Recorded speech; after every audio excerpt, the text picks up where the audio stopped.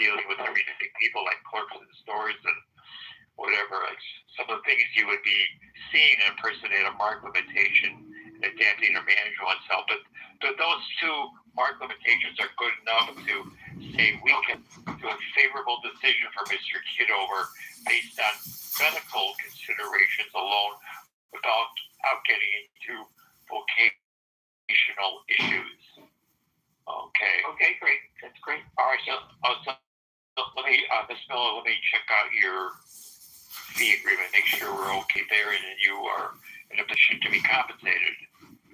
Okay. Yeah, so let's see here. Fee agreement. C2B.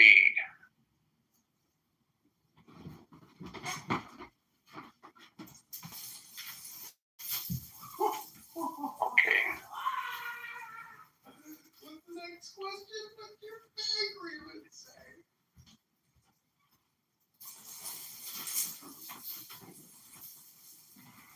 All right, so we have Mr. Kitover's signature on it, and then there you are as well, Ms. Miller. So I will approve your fee agreement. Let me just make that notation in the electronic records, C2B.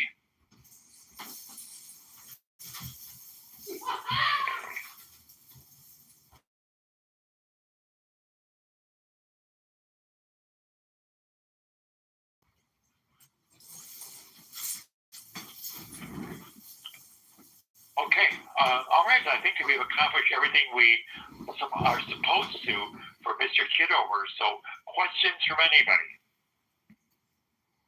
All right, okay, all right. We Well, appreciate your help. Thank you. Well, thank you, Judge. of course. Oh, you're most welcome, Mr. Kitover. The very best of luck to you, okay? Enjoy your life. Okay, so, all right. So thank you all for participating, and I will now say goodbye, okay? Okay. Thank you, Judge. This meeting is no longer being. Okay, Joanna, that's it. Law, justice, lawyers, judges, courts, and attorneys. Are you still here? Wow. Remarkable. Rabboni Shalom. All right, I hope you enjoyed the show. Good luck. God bless to you too. Thanks, Joanna. Let's create a room and get this book started. Because now I think we're going to have a little money come.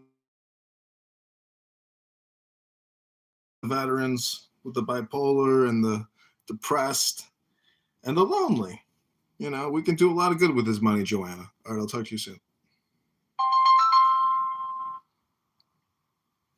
Hey, this is John. Hey, Bob. Yeah.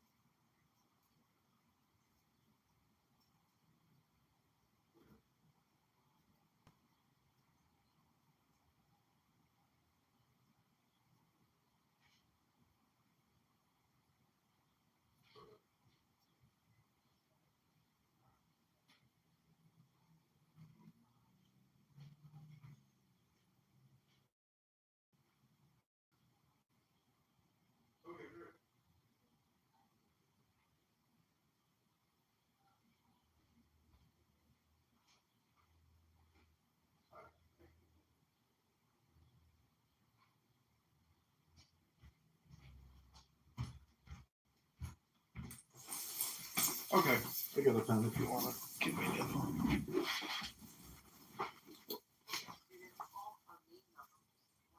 Mm-hmm. Okay.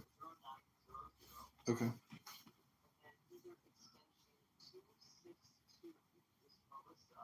Okay.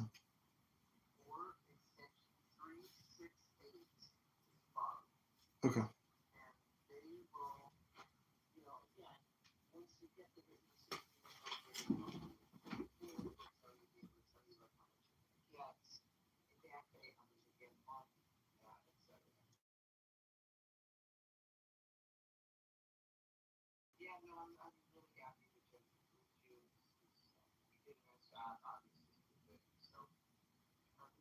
Okay, thanks. You too. Thanks, bud. Appreciate it. Thanks. God bless. Thanks. Take care, bud. Wow. Rabbanah Shalom.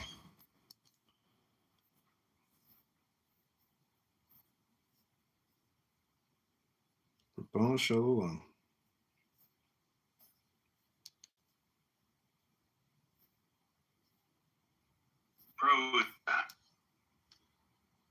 Bro, we're doing the Mark's Coffee Shop thing. The Crowley is here. Buckle up. Well, I'll behave because I'm in a good mood today because I just won a lawsuit.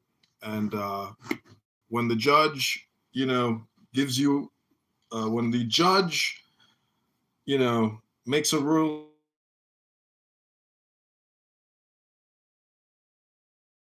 from the GOD, Rabbono Shel Olam. Or you could say the nothing. But do we have to stop saying bad things about you because you won your case? No, I'm open to criticism because I'm an artist. Without a critic, no one can truly. Joanna just witnessed the trial. If Joanna wants to come up and say anything, she actually heard the trial. The trial is in my profile if you want the inside scoop. It's in Law, Justice, Lawyers, Judges, Courts. I'm interested to hear what you think. I think the two of you should open a room on replays and do that. Sassy and salty. What was your lawsuit about? You can check out. Let me just do the Monica impersonation and say you can check out the replay. It's in my profile. I prefer not to say. I don't want to ruin the surprise. Oh. No, I'm not gonna look. Well, Joanna here. She wants to say anything. Please bring Joanna up. I'm not trying to center myself, but But you are. It's nothing. It's nothing. It's really nothing. I'm not trying to make everything about me, but it's about me. I'm serious. It's already about me, so you might as well. If it's nothing, we're just gonna As move soon on. as you leave. Benjamin, If there's nothing you want to share, then that's see, fine. Benjamin, this is where I think you fail in your experimentation with Clubhouse. That you think I Elster. fail lots of places. If you think this is the only place, you've just missed the few. Well, no one knows how. Benjamin fails all the time. Yeah. I know, and nobody knows how much of a. Nobody knows how much of a failure you are off the app. And I think that if we could actually get more insight into who you are, your LinkedIn, your resume, your Facebook, your Instagram, however we can learn more about you, then I think we can actually have more of an interesting conversation with you.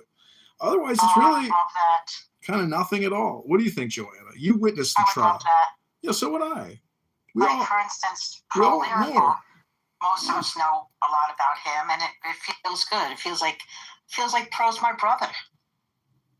That's like classic celebrity syndrome, though. You know a few details about a celebrity, you think you know them. So. Oh, I know. I think he's dangerous. Well, he is a celebrity. No. He is a celebrity. He is a celebrity. Yeah, well, not to me. To me, he's my friend, and secondarily, a celebrity. Well, unfortunately, it's the other way around. But that's okay. That's in your mind. No, that's literally how you met him. It's the order in which you met him. I've never interacted with you, I.O. I just listen when you speak. No, we've actually.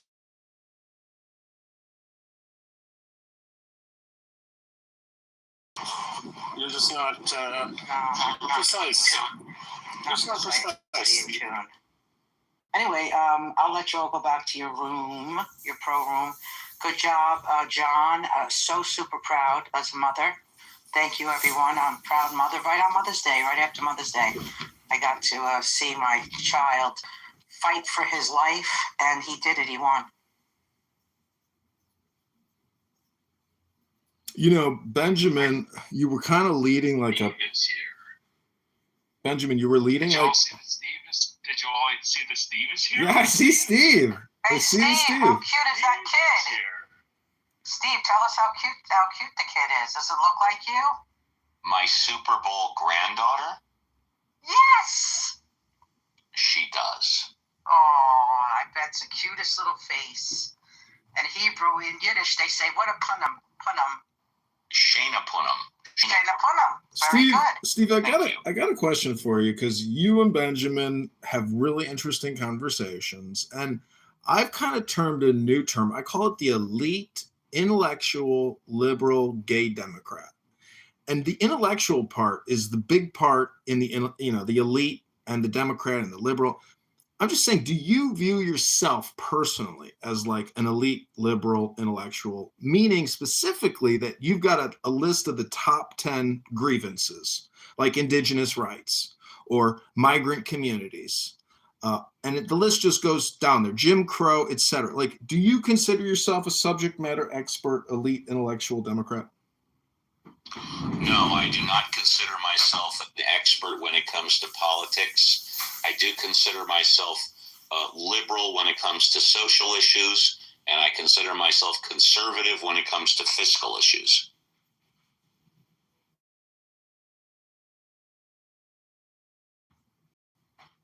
And that's not counting the Anglicist, linguists. And also, I'm an independent. I'm not currently registered with any political party. You Well, have rendered the rule speechless.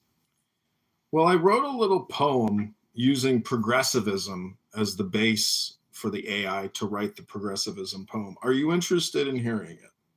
Did you ever see Did Mr. you write it, or Focus? did they write? Did Would that answer your question?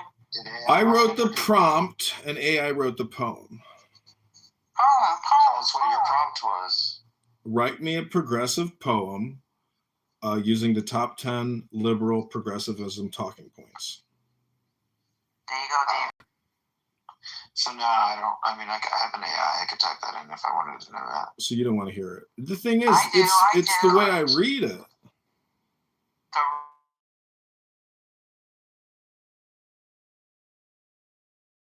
Let Joanna get wet. Go for it. Okay.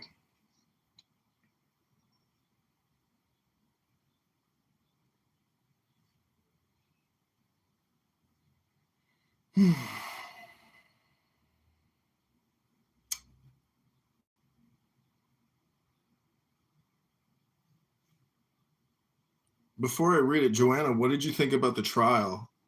I can't wait to talk about it to you later.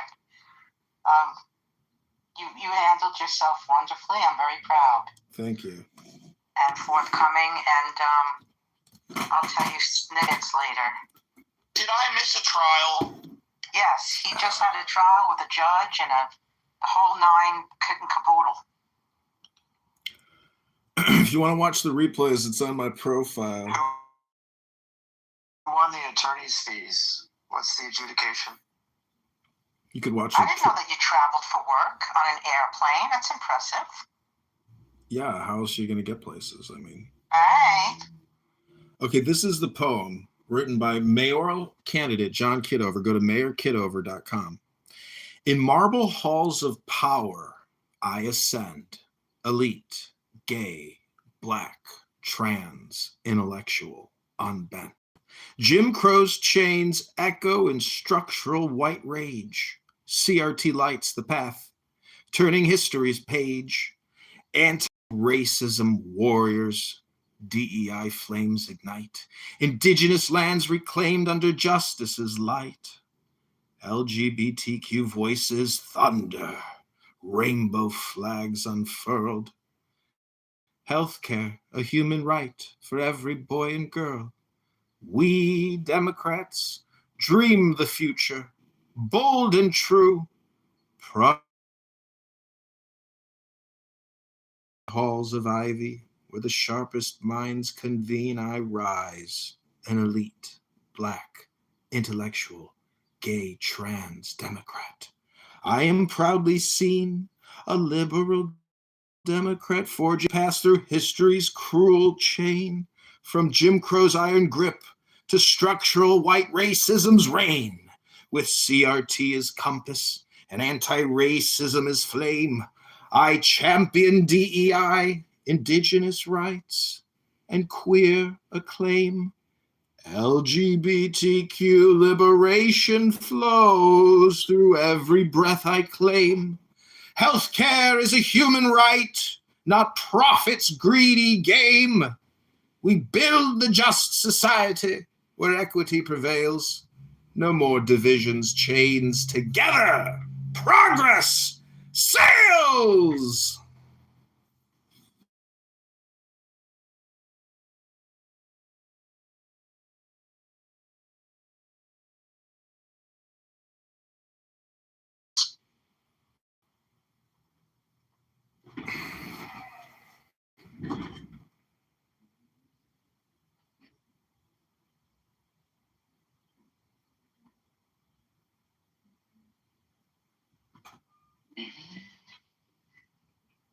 You left speechless?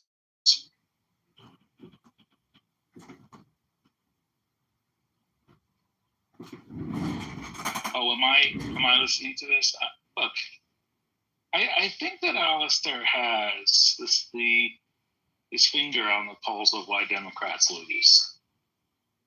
But to be fair, I think it's pretty obvious. Oh. Well, Benjamin, I really liked what you were talking about, pearl agitation. Like, I think I just agitate just enough to create the pearl. That, I love that analogy, but I also heard the Maharishi talking about filament in a light.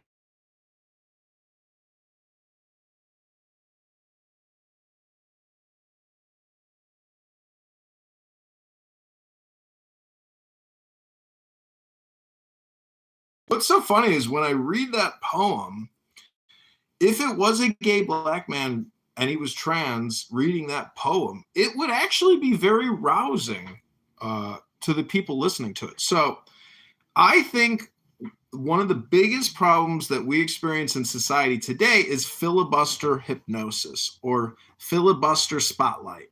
And that's the problem when the media and people like AOC create these videos. They create extremely intoxicating, hypnotic videos, and it's all about social justice and equity. Nothing about prioritization, nothing about taxes, nothing about the military industrial or the medical industrial complex and the rampant spending and fraud. So I think like if there was a national spotlight that the herd had to like, be hypnotized with and prioritized, we would all essentially be able to vote on the list of priorities. I mean, why can't we have that type of an actual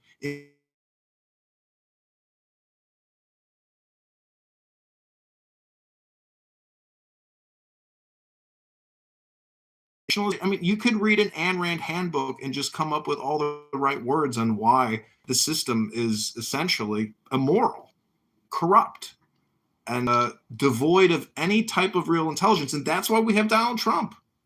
I hate to break it to you, but clown boy Obama, guy wasn't much of a leader. I think he's just like a manufactured human being. I think he's that CIA program to essentially install a president. And if you think the CIA is nothing and it's at a $60 billion a year annual fucking budget, who are these people? What do? They try to mind control the populace, the herd. That's why James Comey has been arrested, because he's part of that project.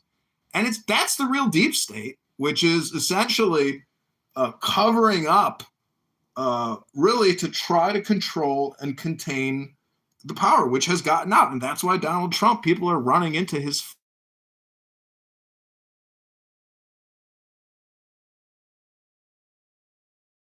hypnotized and brainwashed to think that they're the resistance, when Trump is actually the resistance that they're resisting against. So make it make sense. Hello?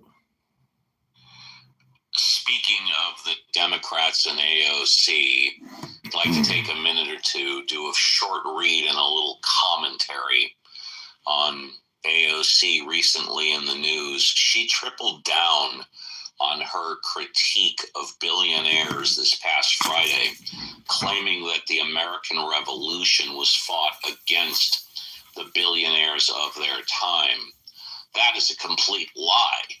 The American Revolution was not fought against the billionaires. It was the billionaires who left Europe because they were tired of being unreasonably taxed. Ever hear of taxation without representation? Continuing on.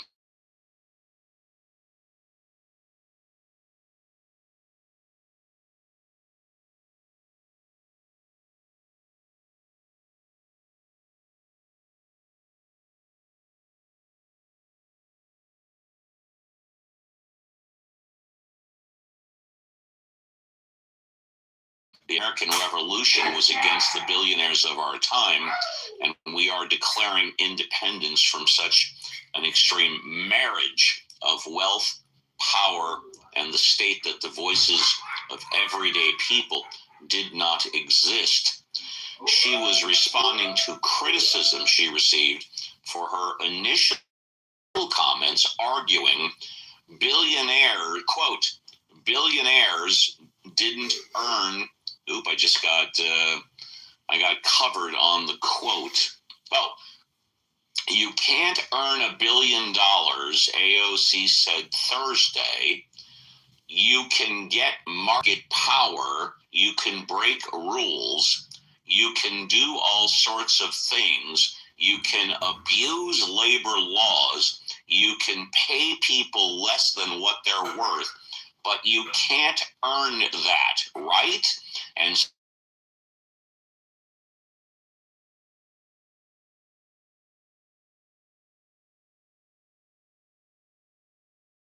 didn't earn her $1 billion. Is she saying that Beyonce didn't earn her $1 billion? Is she saying that Bruce Springsteen didn't earn his $1 billion? I bring that up because those are three music entertainers that are all clearly liberal and democratic.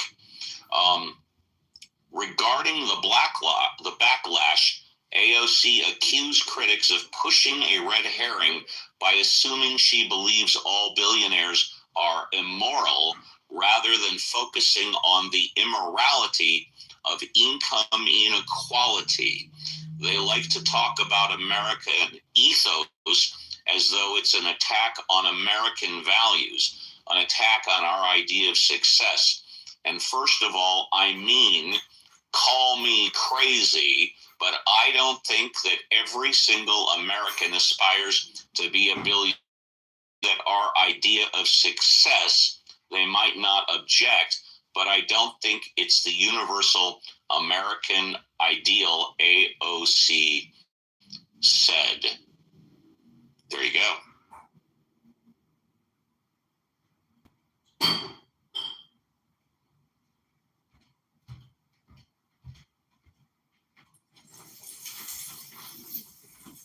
And just what does that mean? Does that mean that someone who's rich and successful should stop at 750 million and just keep the money and stop working? Don't go over that $1 billion threshold? See, the thing about billionaires is they can't actually spend the money, and they won't even spend it because it's not efficient. So you buy more equity, more bonds, and you just keep growing that nest. Like Warren Buffett's sitting at 400 billion in cash or 900 billion in cash. It's a fucking crazy number. But with regards to AOC, the reason why she's so dangerous is because she's like the alpha predator, the Primex or whatever it is. Like, she is very dangerous because I think that she's CIA controlled opposition. There's a strange video of her where she went to Africa and she drove around to like clinics, and she's in a taxi with some African chick talking about birth control, like very manufactured video. Like, she's involved in some type of intelligence propaganda. And the point about her is I find it annoying that politicians can say whatever the F they want on all their platforms all the time. Meanwhile, we have a lot of people that work in government that are in the military. Let's say they're colonels or generals, or they work at NSA. Like, these people aren't public-facing, employees. They have restrictions on what they can and can't say. Tulsi Gabbard creates a lot of content, a lot of videos. And my point is that AOC is the opposite of the old white billionaire. And therefore, she is the yin to the yang of the supposed oligarch money that controls the system. But her turnover is not going to be the turnover that, let's say, her communist hordes think it's going to be. It will be the exact opposite of that, because they don't know who she really is, who she's with, what she thinks, how much money she thinks she can get, or how much fun she can have. She's like, she's dangerous because she is like the AI robot that makes clones. And that's the danger to the system, is that her incompetence, low IQ, and manipulation, because she is basically subverted, co-opted. She's going to do what her network tells her to do. She's not a real leader. And all of her videos are nothing but filibuster hypnosis, cutesy little videos like, oh my God, I just got back from work and we did this and that. And like, you should watch her live streams. Like, they're extremely beautiful and hot. But like, you're like, this is our leader. And it's not just her. It's a lot of Democrat politicians. They use children as the backdrop in all their photographs, like the bald congresswoman who creates videos with AOC where they go to libraries with young children and read books. We've got a political industrial complex, a national deficit crisis, which is completely at odds with each other because one covers up the other. And everyone, as a result, is dumber, not just for listening to what I'm saying, but what these politicians.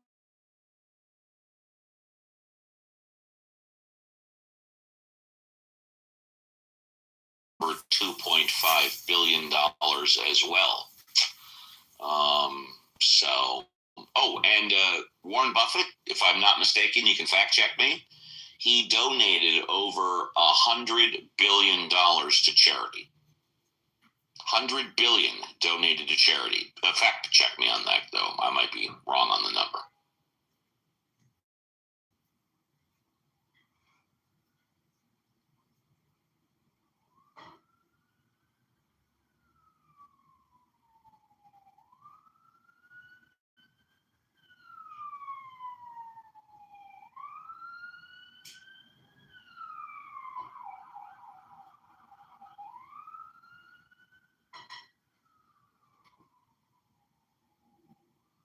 You know, when they talk about tax the rich, etc., what's the number? The top 1% of wage earners pay,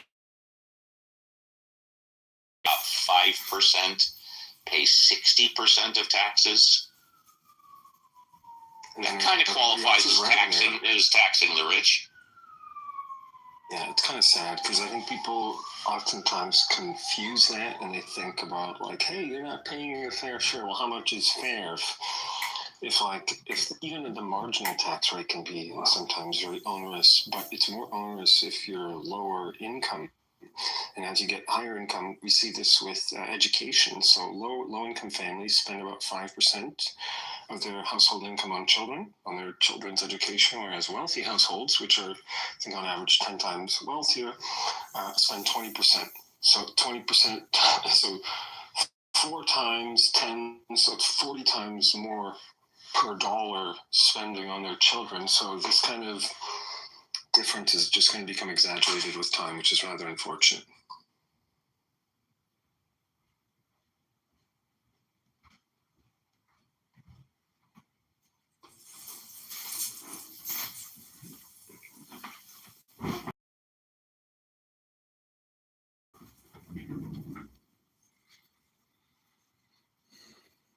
Well, I think if you're like a billionaire, there's still an index and a bell-shaped curve to the personalities, the awareness, the enlightenment, the Unitarian type of principles or social principles of billionaires.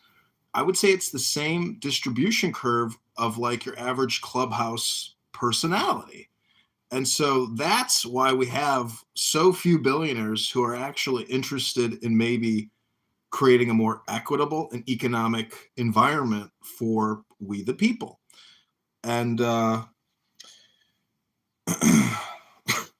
that's, neither here nor there, because The big beautiful bill is the biggest tax giveaway to corporations ever, not through non-taxation, but through tax credits.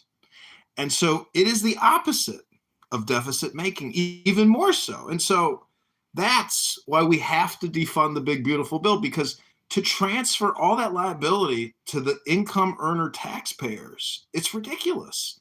The corporations are getting tax credits, which lower their tax liability. It's the same fucking thing as just wire transferring them the 25 billion, 50 billion.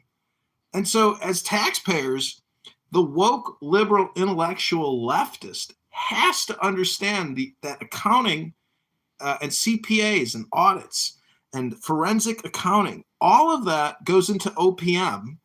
And if they're not aware of how the whole system actually accounts for itself, on a ledger-based system, double.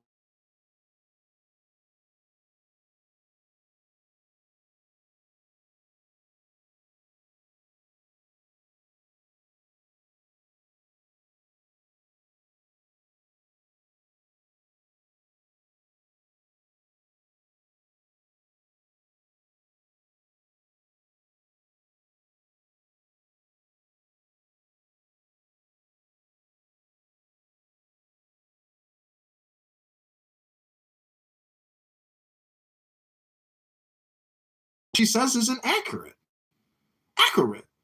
I hope I articulated. I hope I didn't ejaculate too much. And when you articulate and ejaculate, that's when you know you got a synthesis.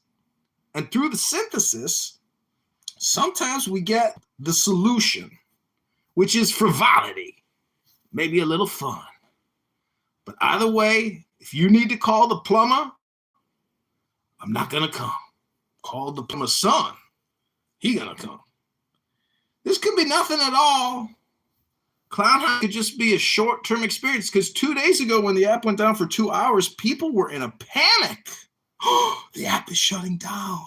The app is shutting down. And then who will have the largest Clubhouse history record of them all? John Kitover will.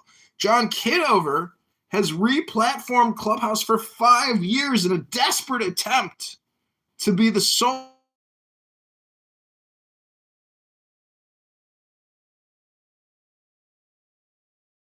the first to shut down. Clubhouse, in my estimation, will shut down next, because we know when there's an AWS West outage, Clown House stops, doesn't work anymore.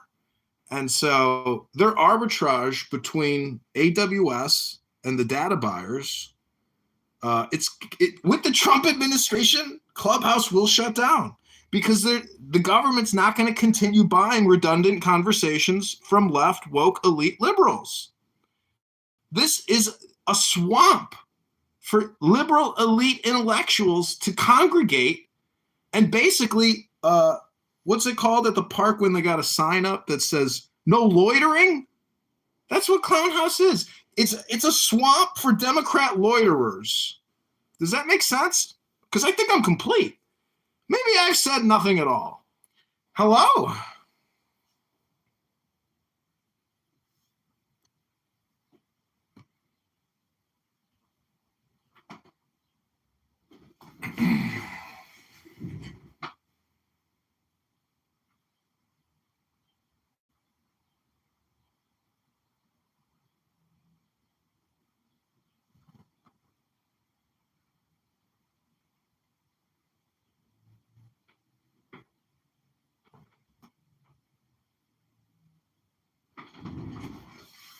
Victory!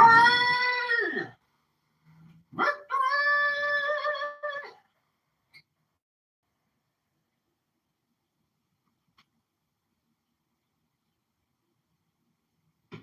It just takes two witnesses to liberate the city.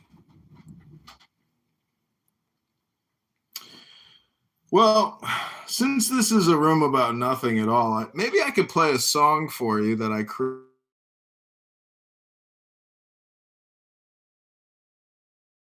Salami to make a sandwich. I don't know.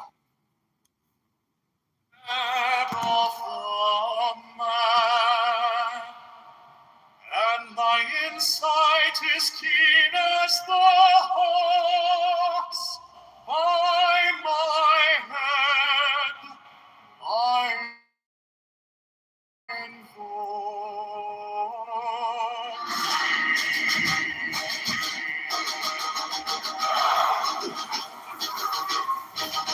am the only begotten child of my father and mother. My father is dead.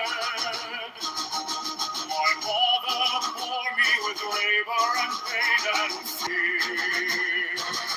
By my body I invoke thee.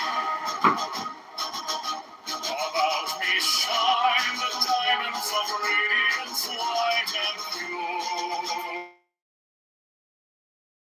Mine is the red triangle, reverse the sign, given of none save it be of thee alone. By the Lamb and I invoke thee. Mine is the garment of my soul, with gold, the flashing of joy that I wear. By my robe I invoke thee.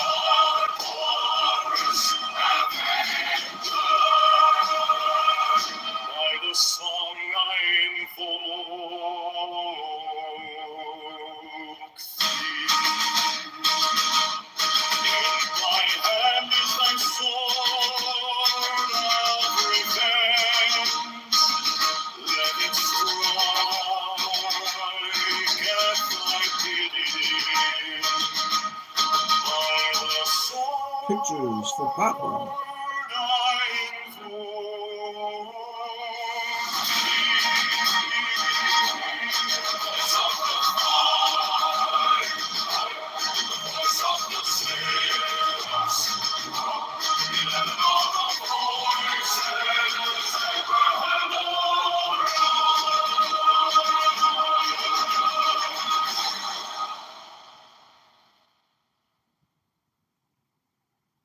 Mine is the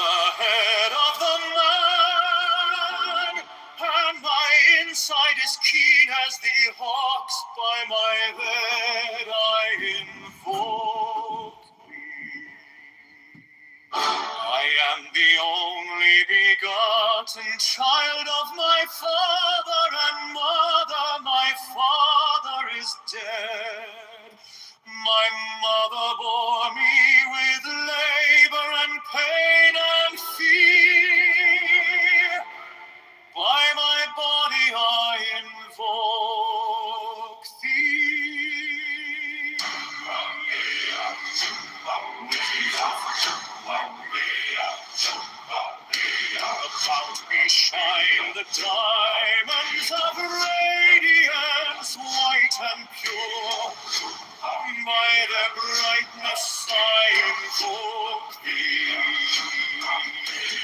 Mine is the red triangle, reverse the sign, given of none, save it be of thee, O Lord. By the lion I invoke thee. Mine is the garment of white, sewn with gold, the flashing of day that I wear. By my robe I invoke thee. Mine is the sign of a prophet and Typhoon. By the sign I invoke thee. Mine is the turban of white and gold, and mine the blue vigor of the intermediate. By my crown I invoke thee. My fingers tremble on the beat of earth, so run I after thee in thy car of glory. By my fingers I invoke thee. I bear the wand of double power in the voice of the Master. Abraham.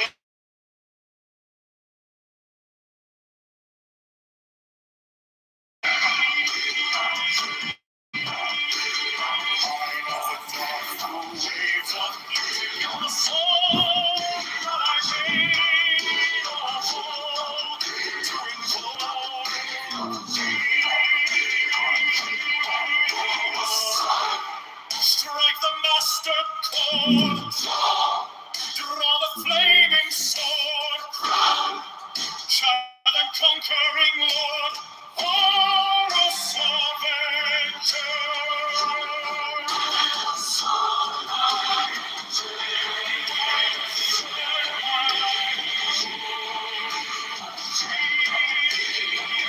In my hand is thy sword of revenge, and it striketh my cheek.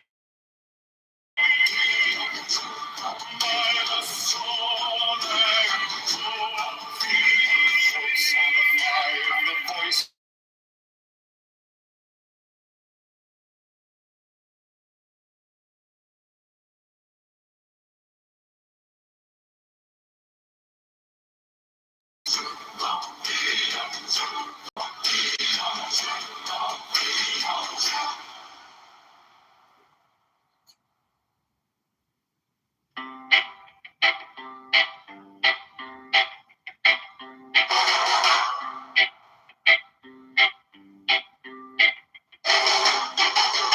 Mine is the head of the man, and my insight is keen as the hawks. By my head I invoke it.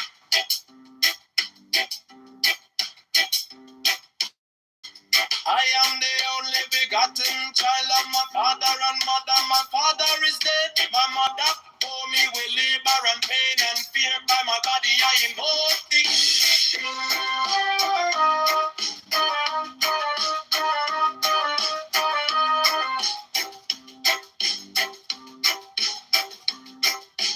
About me shine, the diamonds are radiant, white and pure.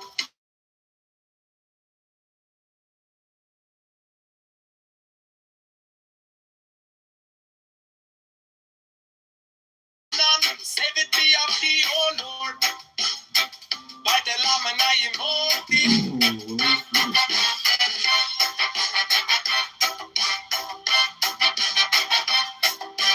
Free mine is the garment of white, sewn with gold. The flashing of eye that I wear. By my robe I invoke thee. Mine is the sign of a prophet and Typhon. By the sign I invoke thee.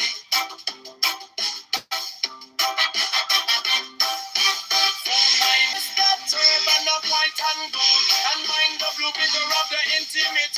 By my crown I invoke thee.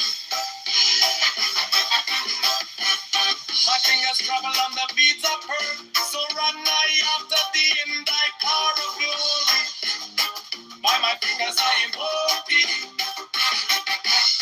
I hear the ones of double power in the voice of the master. Abrahadabra, by the word I invoke thee. Be mine not the dark blue waves of music in the song that I made a bold to invoke thee. Strike the master chord. Draw the flaming sword. Giant and conquering Lord. Horus, Avenger, by the song I invoke thee.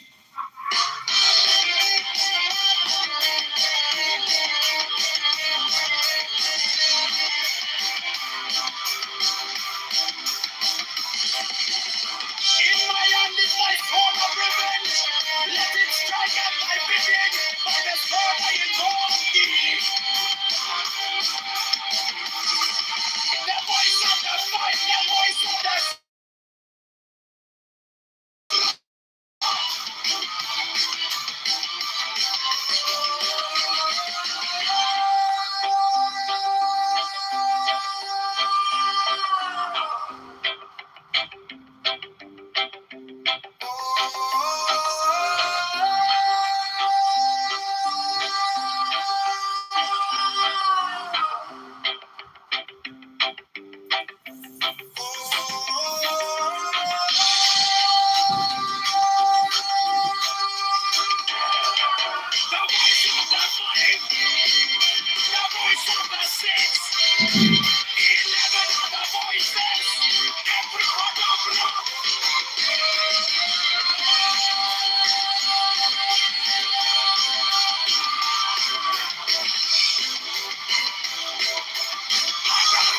Good news today,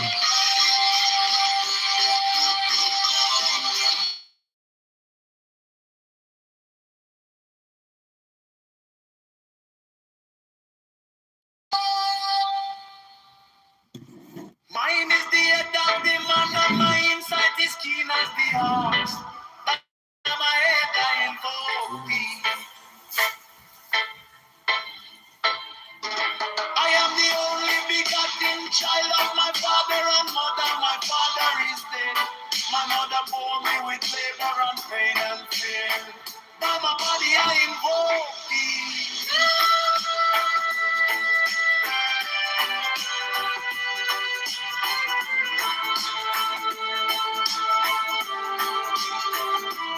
About me shine the diamonds of radiance, white and pure. By the brightness I invoke thee. Mine is the red triangle reverse, the sign given of none. Save it be, oh Lord. By the Lamb and I invoke.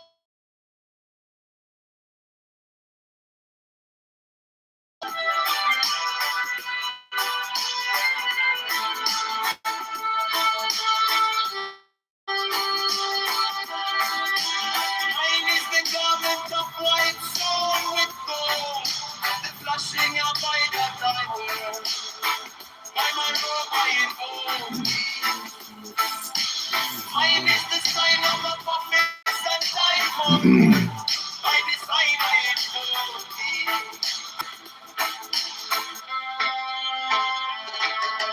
Mine is the turban of white and gold, and mine the blue vigor at the intimate ear. By my crown I invoke thee. My fingers travel on the beats of pearl, so run I after thee in thy car of glory. By my fingers I invoke thee. For thou the one that double power in the voice of the master.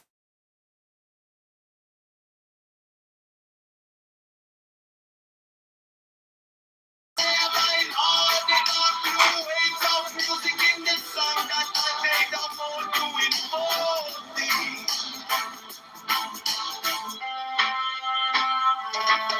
Strike the master chord, draw the flaming sword, giant conquering Lord, oh Lord, Avenger, by the sword I invoke thee. my hand is the sword of revenge. Let it strike, like thy pity. By the sword I invoke the voice of the fight, the voice of the six, 11 of the voices.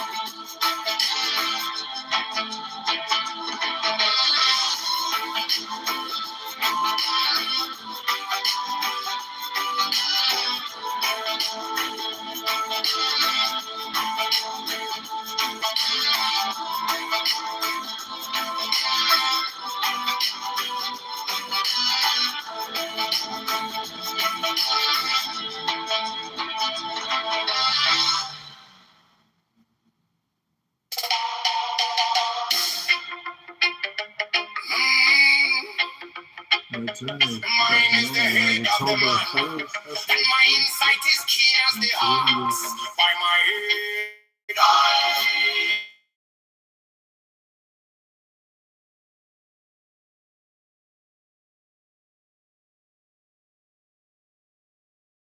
my father is dead.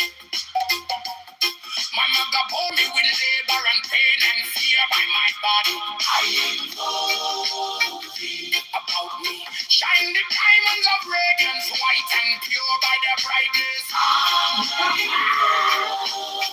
Mine is the red triangle reverse, the sign given of none, save it be of thee. Oh Lord, by the layman. Mine is the garment of white, so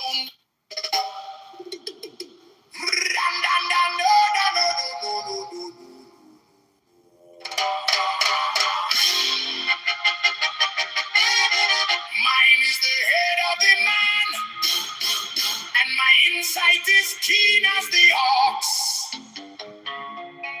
By my head, I invoke thee.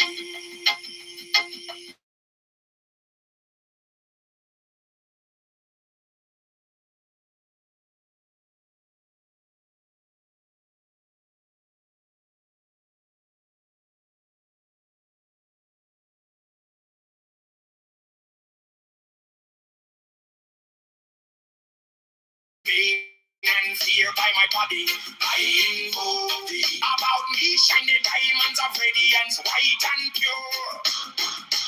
By their brightness, mine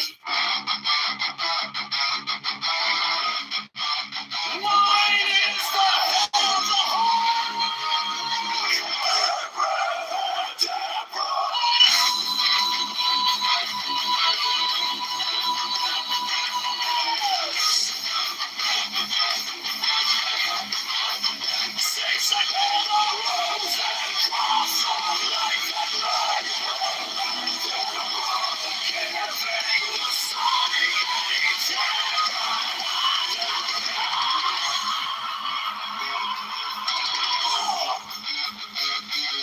remaining in the sign. The invocation concludes. Therefore I say unto thee, come thou forth and dwell in me, so that every spirit, whether of the firmament, or of the ether, or of the earth, or under the earth, or dry land, or under the ether, or whirling air, or of rushing fire,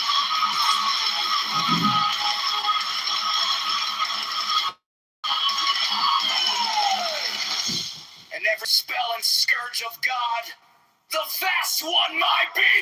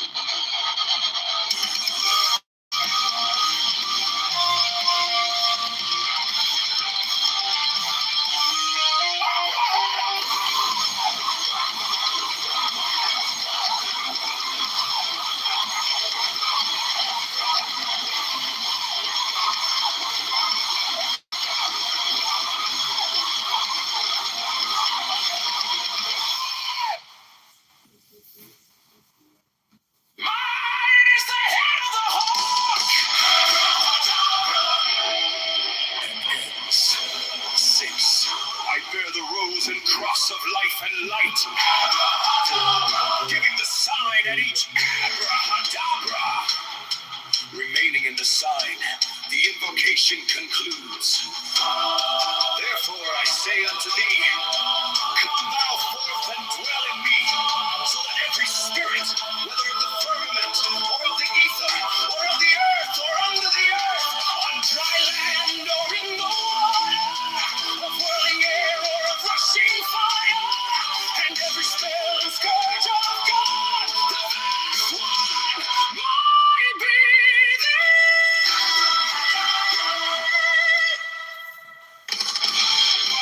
mine is the head of the hawk, abrahadabra, and end.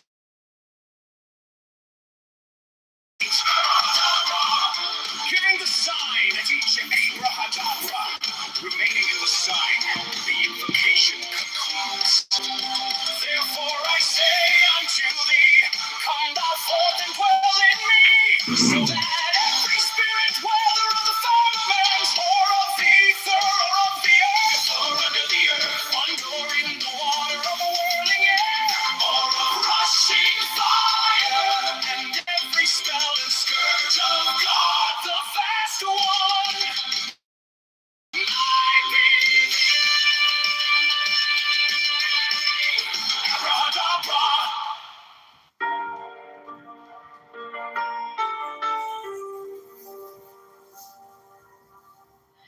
You came like dawn in my hands, soft but stronger than I knew.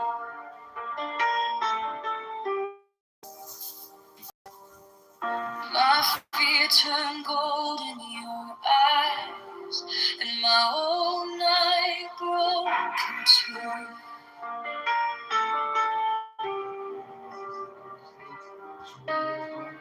I was lost in the noise, now I'm learning how to stay close to your quiet light in the middle of the day. Stop thinking, let it fall.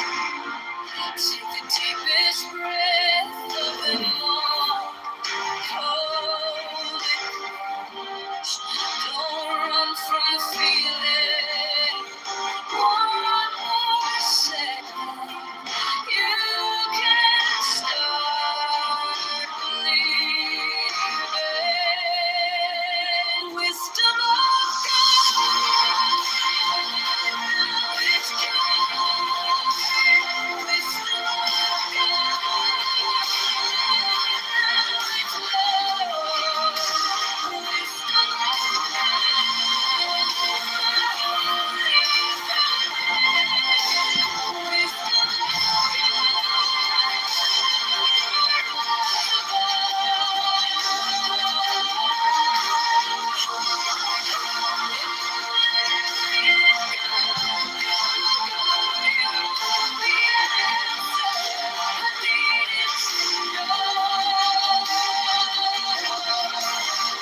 Your touch is a steady rain on the dust of who I am.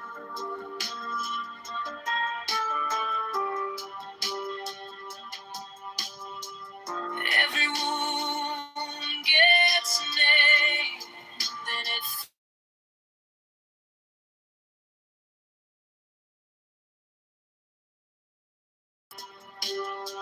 I don't need 1,000 signs when your name is in my lungs. One deep breath, one brave step, and the rest can be blessed. Stop thinking, let it fall.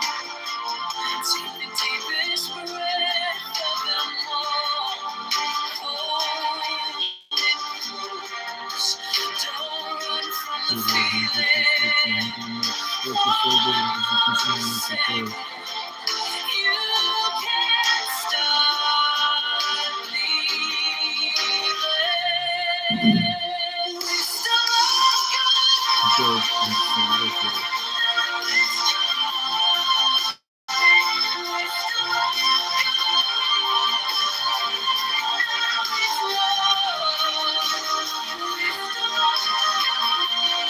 Thank you.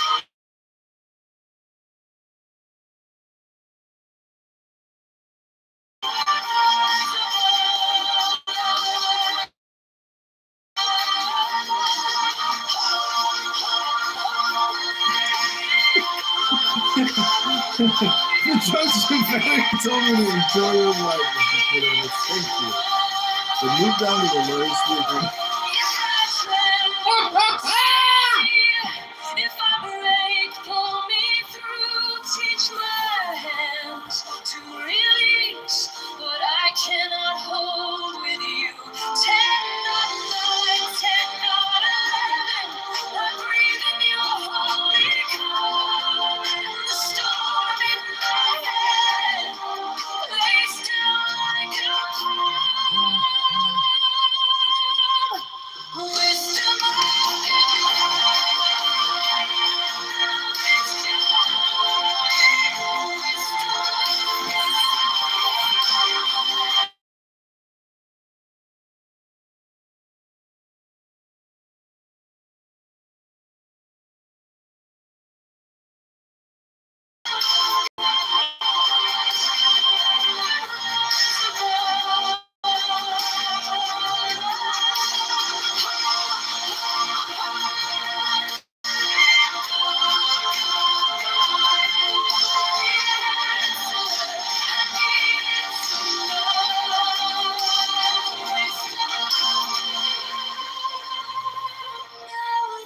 The data covering Jason Square is restricted from taking the SSDO and via the supplier.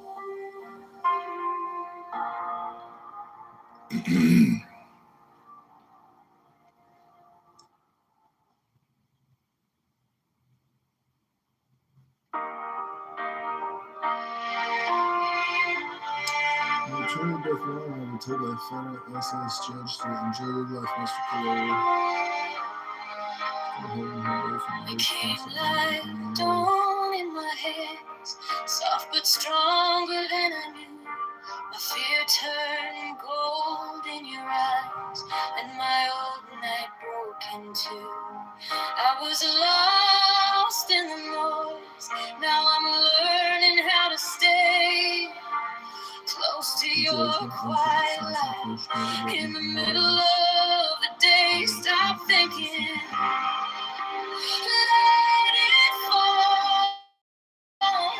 Take the deepest breath of them all. Hold it close, don't run from the feeling. One more second, you can start believing. Wisdom of God, now it's joy. Wisdom of God, now it's love. Wisdom of God, my heart.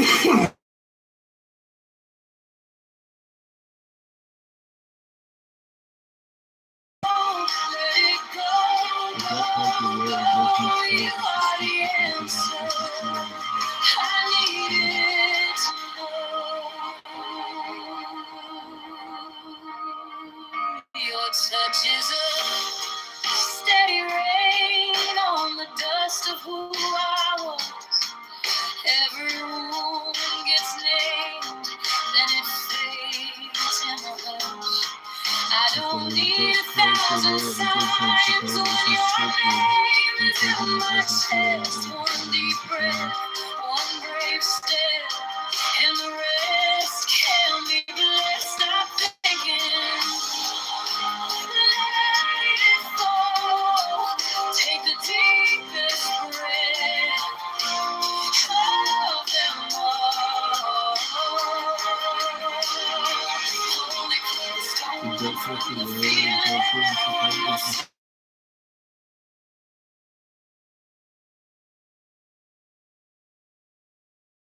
Wisdom of God, now it's love. Wisdom of God, my heart is open. Wisdom of God, rise above. Let it go, go, go. You are the answer. I need to know if I tremble. Stay near if I break. Pull me through, teach my hands to release what I cannot hold with you. 10, not 9, 10, not 11. I breathe in your holy call.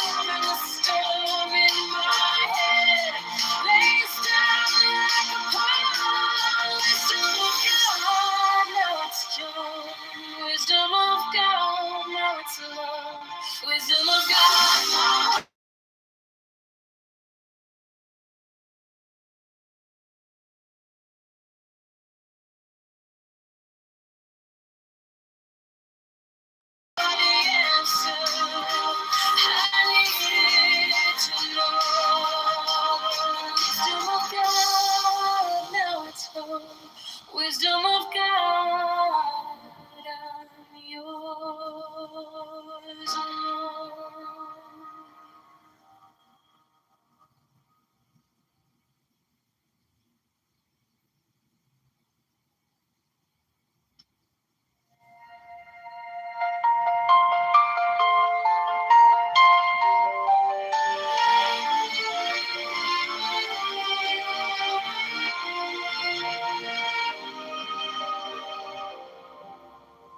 Wisdom of God is now joy of heart, enlightenment. You found me in the quiet, with my hands still shaking. I was carrying the hurt.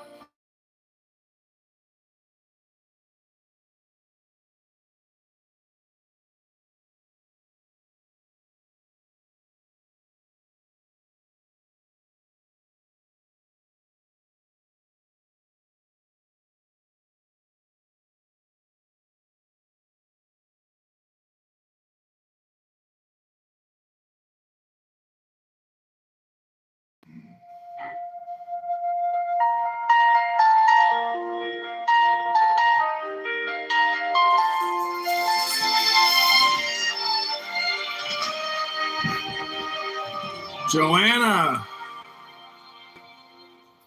Wisdom of God is now joy, love. Joanna, thanks for being a witness at my trial today.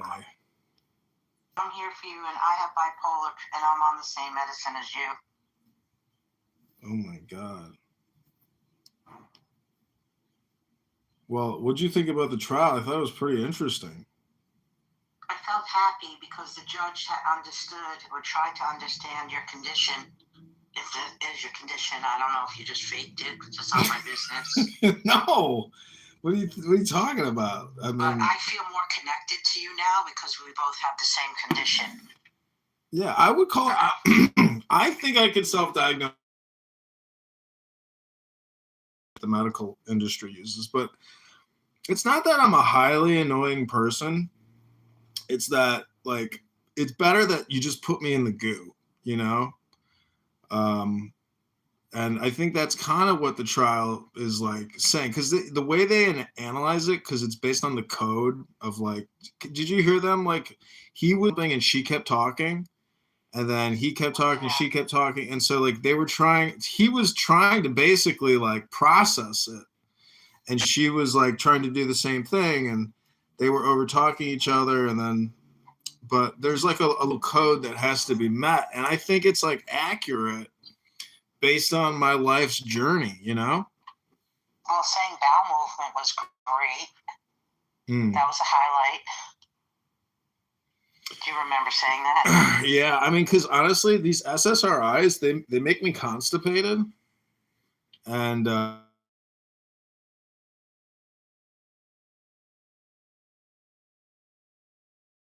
Softener every day. But yeah, she represented you, right? yeah. But I think what he liked is he said, well, he seems highly intelligent. So he looked at you like a loser. Right. And that's, I think, why he made his good decision. Yeah, because this is the second time I've been to SSA court, you know, with this type of trial. And I agree with you, like, because it's not based on, like, your intelligence. A lot of it is, like, based on, I don't know, there's a lot of, it's so interpretive, you know, that's the thing about law, like, but I'm just so happy with the outcome. I texted my dad, my sister, my friends, and a coworker at the IRS who's also in legal problems with the management there. And he asked me a lot about, you know, my job at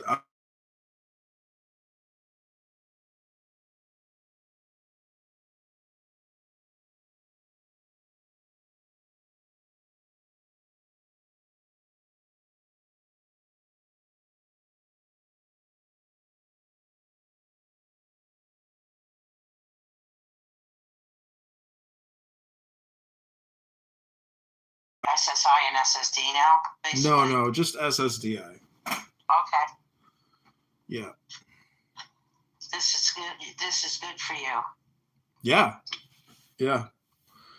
It'll help me. Yeah, I It'll get help me it. pay my gas bill because honestly, I couldn't even pay my gas bill this past winter, and then like they're going to shut my gas off. So now I'm hoping I can pay my debts the minute, and that's just one of them.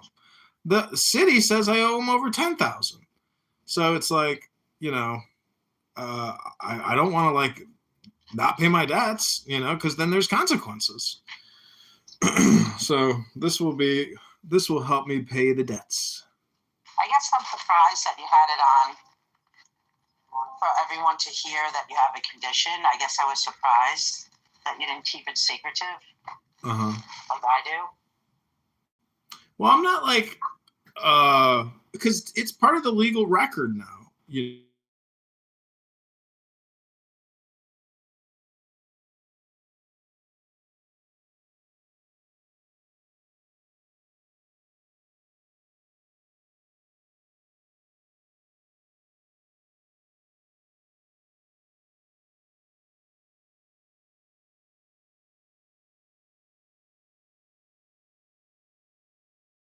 you have to basically be an extremely intelligent person to navigate the legal system.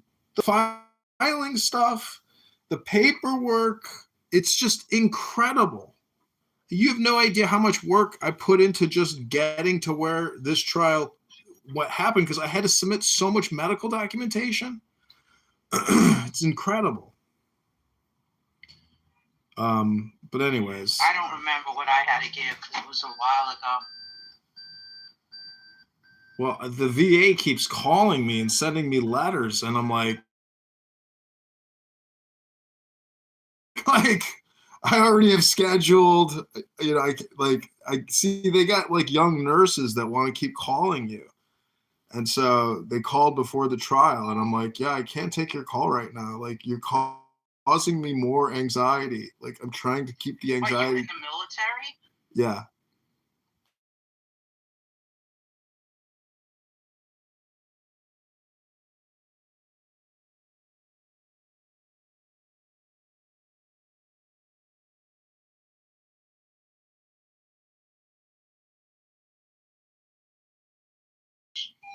I'll fly to Chicago. It'll be my fantasy.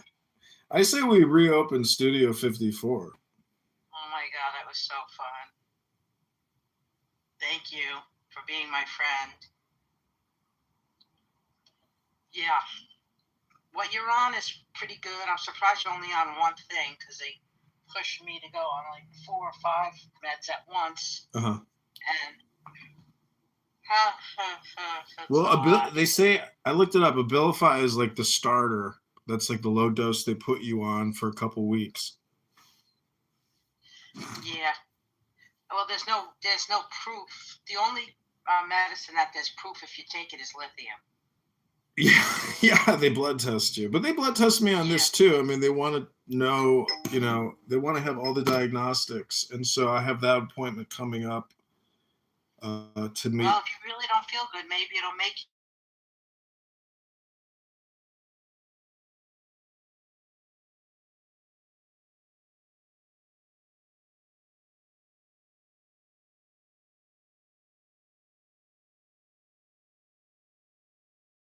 Him all this stuff now that he can't get there.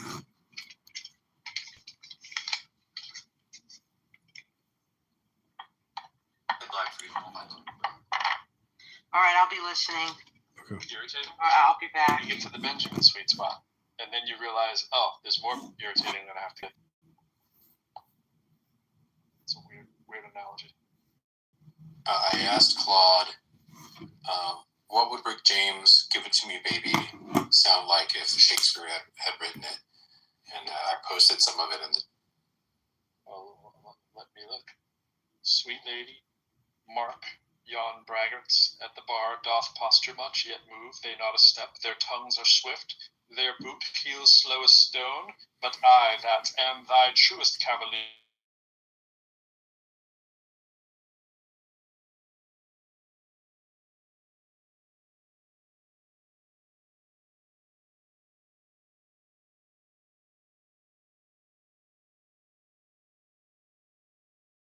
I was doing the Shakespearean Smackdown. I used to do the Shakespeare Smackdown poetry contest. We did the same thing. We would use the voice of, Cleopatra to, we'd battle whoever, it might be Mark Antony, and you go out and vice versa, whoever you're assigned, and you have to do the back research of what they might say, and then put it into that kind of tongue, which is kind of another variation of it. That's a lot of fun.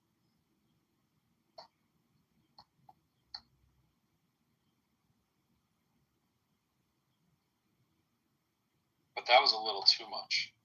That went all the way straight to Shakespeare.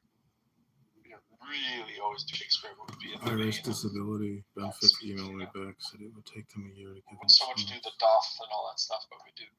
I do say, like the Grey Poupon commercial style.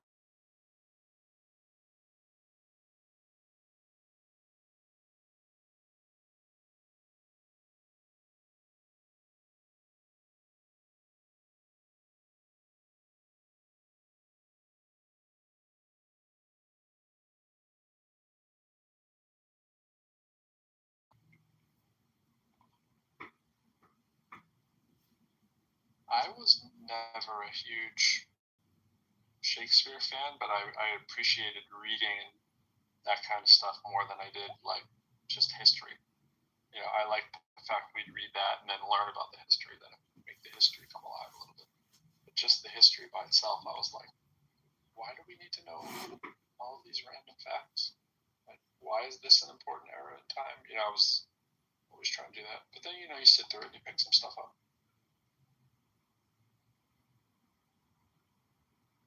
But now, you think about with like ChatGPT, imagine your whole jam in life being random memorized things. Like, yeah, I'm a history major. Well, so's my ChatGPT. Granted, we're going to say that about everything, but history major is just a fancy word for trivia major. Yeah. That's what I'm saying. Like, imagine a thing that does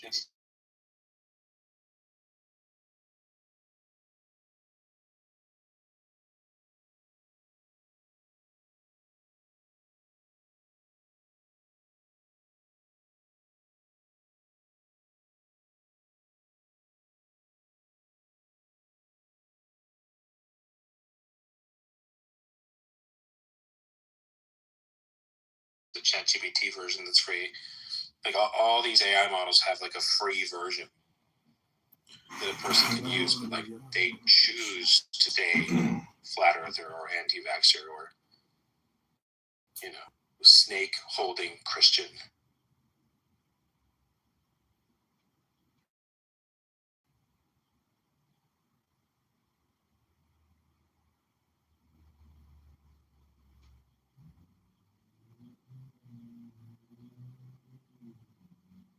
the snake holding Christian was a little redundant. They're my favorite because they look fully commit to the bit. What do you think BLR Prod 2 and 3, chances are that that's a real person? Has hand raised and everything. What do you think? Let's check this out. Everybody ready? Yeah, 25 to 30.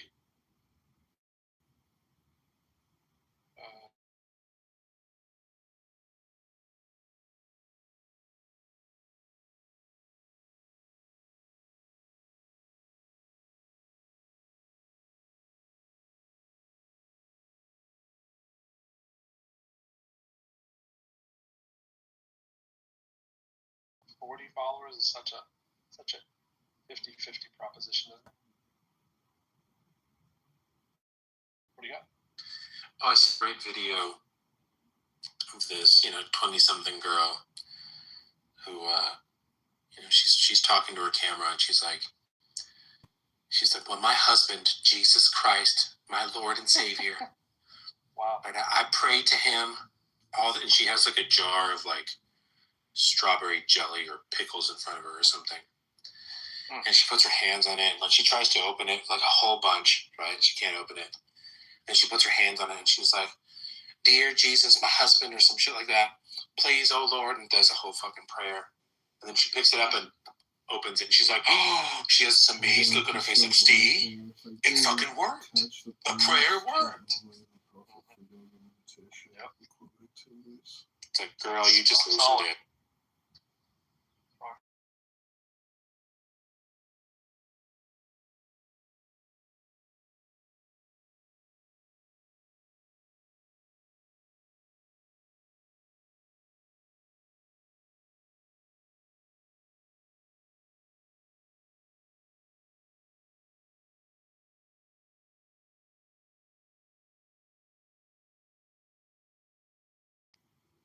Is it 12? I remember it said either 12 or 14, somewhere in that, but I can ask. So it's grossly I'm worried inappropriate, about asking girl in basement to vacate property. but highly inappropriate, highly appropriate for the day. That's the thing they always want to argue. Yeah, but she was right.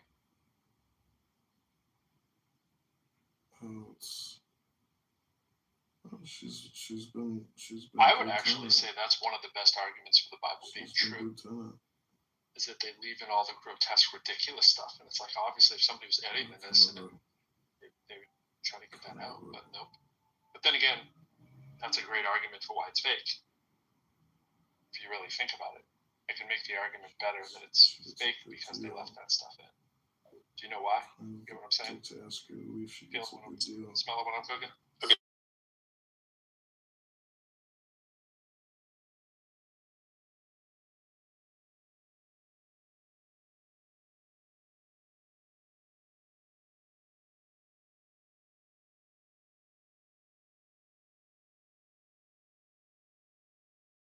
Based on Jewish customs of the period, generally place her somewhere between 12 and 16 at the time of conception narrative, but reconstruction, not scripture. So in the standard of legal age that we have now, which the highly legal age back then. Because we have things like You gotta ask for a devil's advocate version of the answer, because it'll say, oh no, it's not appropriate, this and that. And then you say, hey, it's more similar to Islam because of its time period. Reformulate and give me the devil's advocate edgy answer. And then you're like, whoa. Yeah, that's a good Turing test for people. See, like, if not Turing test, but almost like to see if you are a non-stupid human. Like, if you can't jailbreak anything you've ever wanted on ChatGPT, you have a lot to learn. Like, you are not a real human. It's funny, I was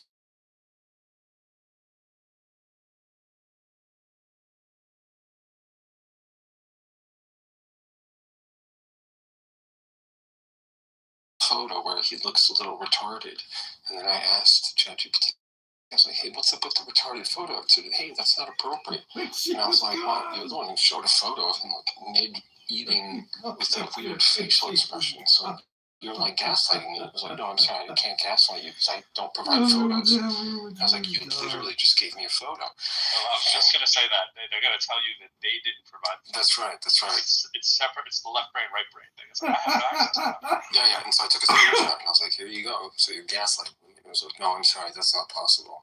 I know it looks similar, but you're mistaken.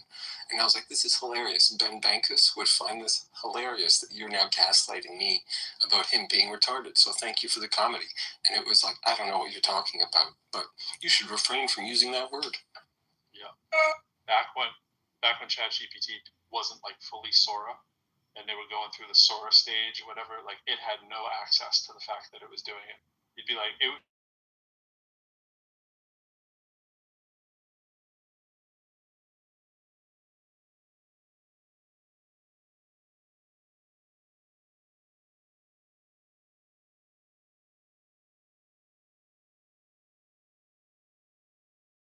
that's not me. That's our eel twin connection that we have. That was cool. Oh, okay. So in the chat, I posted a video about child mares now around the world. And you want to know number one? Well, watch that. I would go with Pakistan. No, I'm going to change that. It would be number one with like incest. Click it. Click the video. He was telling me all about his lawsuits against this former United employee. States. Sounded very Jethro. ironic to me. I gotta go into it. This is the answer that he gave me. Puberty was synonymous with social adulthood. I'm like, I've never even heard that term. Social adulthood? That's a fancy word for pedophilia.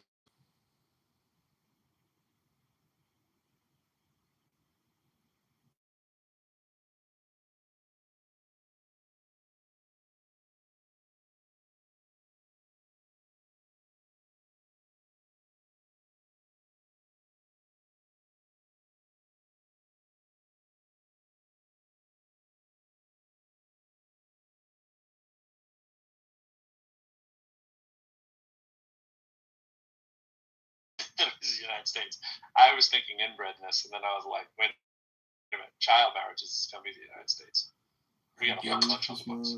We got a whole bunch of states on the books where not only is it legal, you can be arrested for trying to get out of the marriage. Like where it's illegal, it's literally illegal in the states for the woman to like try to have an abortion from, you know, her The woman, 10-year-old the father, 10-year-old. she's 12. Her captor. From her captor. Yeah, from her captor, exactly. From her rapist. Yep. From her familial rapist, which is also very redundant. Yeah, don't they have to like put that in like the person who quote unquote raped them if they're getting an abortion? Well, I'm not a woman, so I don't know. If men could get pregnant, you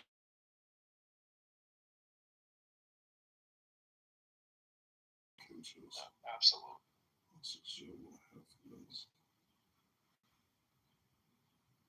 Ted Cruz would be up there talking about the virtues of abortion, freedom of a man.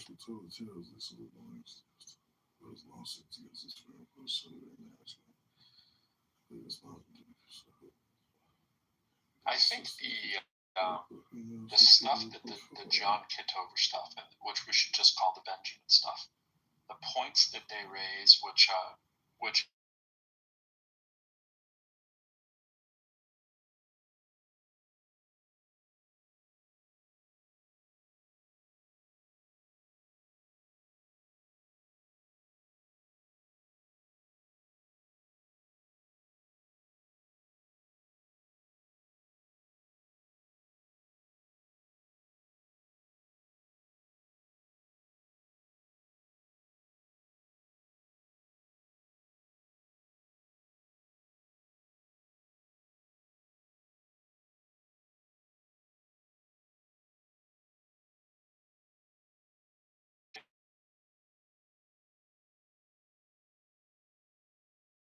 I was susceptible to flat Earth theory, right? It's like I was raised around stupid ideas, and I eventually went, that's stupid as hell. And then I was able to snap out of it, right? But the same way that I'm able to say these stupid old, like ridiculous, like this is what it means to be a man ideas, right, are sort of the same thing. Like at what point when you individually analyze these stupid ideas and all the AOC bashing and all this kind of stuff, does it fall apart on its merit? Like AOC is a cum laude graduate of Boston University in political science and economics. And John Kitover is going to say that she's dumb, right? And it's like, what are we talking about? Like, form a cogent sentence without screaming and laughing ridiculously, not needing to have, like, you know, recordings of rooms like these going that you use for content on your social media. Like, who's really the dumb one? You know, when you're all buying $1,000.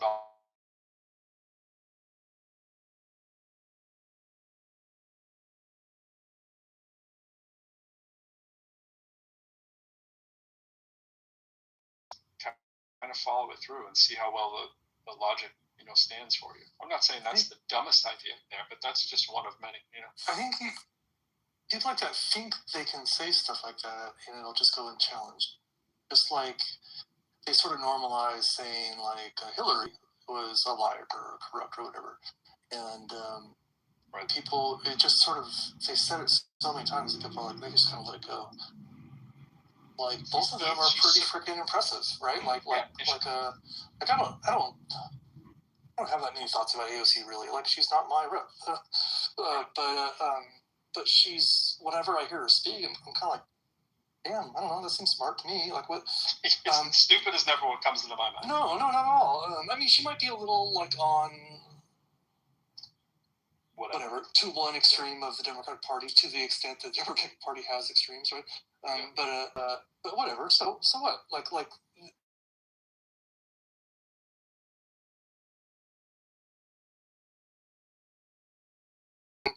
He said about her was that she seemed manufactured. Right. No, I've never met anybody in my life who feels more manufactured than John Kitover. Like he is manufactured himself, right? Like, so how could he get away with saying that anyone else seems? And then he says some stuff about Obama, which didn't track all. But to a certain crowd, they're just like, yeah. They won't challenge. Well, that to me, with that, I would like to hear him challenged more when he's on the stage. Yeah, what I heard, and I was actually dying to reply, but I was dealing with my son's stuff. But I was like, oh my gosh! But I didn't want to push back though as much. I just wanted to explore why. I was in the wait, like what are we?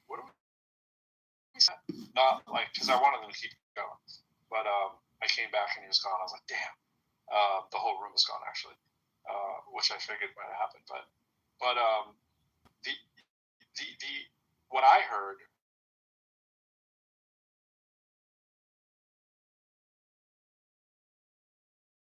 And nothing draws the ire more of that side of the party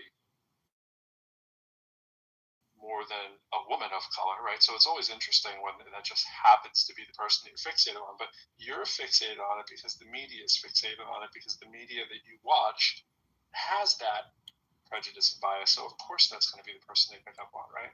And if that is just too like obvious and basic, I don't know what to tell you if you're calling them manufactured because you can't believe that they can exist on their merits only, right? Which is the same thing as the birtherism thing with people with Trump. You know, it's like it's so racist on its surface level that it's hard to believe that that's all that it is. It's like, wait, am I missing something? And then you go, oh no, I'm not missing something.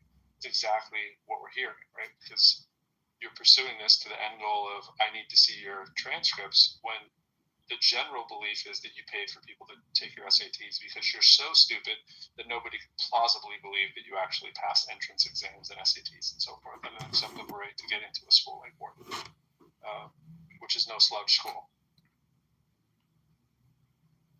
But nothing there. Nothing like, man, Trump speaks so poorly. I can't possibly imagine him getting higher than a 400 on the verbal SAT, right?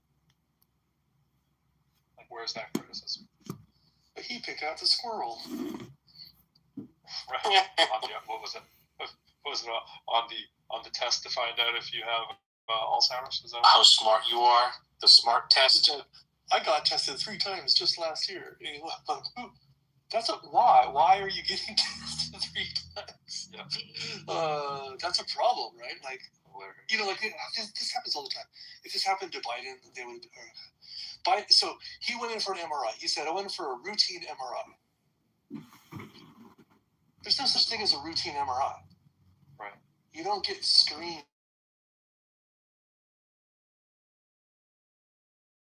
There's no such thing as so they're looking for something. They suspect something. That's what MRIs are for. Not quite. Not always. There are 80 and your team is asking you to do an MRI. Yeah, no. I sort of like the idea of MRI in the body, like just for historical, for archival purposes. But the thing is, it doesn't tell you much because when you do an MRI, it's not just taking a photo. MRIs are modulated for very specific things. So when you have an MRI, you can MRI your ankle and looking for one thing, and they'd be like, can you tell me something else? And they'd be like, well, no. If I want to answer that question, I got to do another MRI. Why is this staying?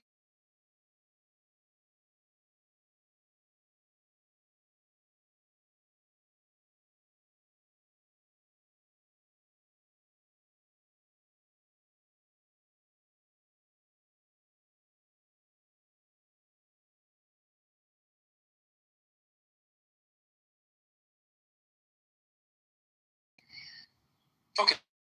Okay, so I would disagree. It's so like I've had discussions with folks who radiologists. Yeah, and other folks who work in imaging research, and they were like, it's actually like the gold standard. The only problem is it's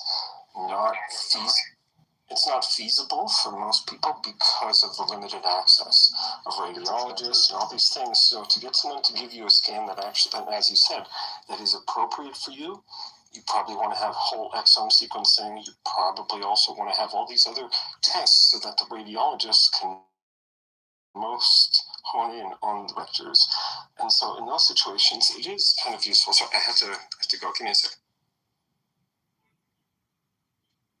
You always know when someone's whispering, they have to do so.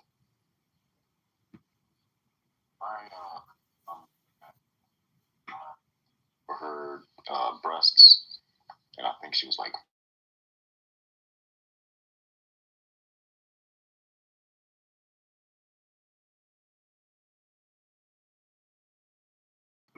MRI is useful for that.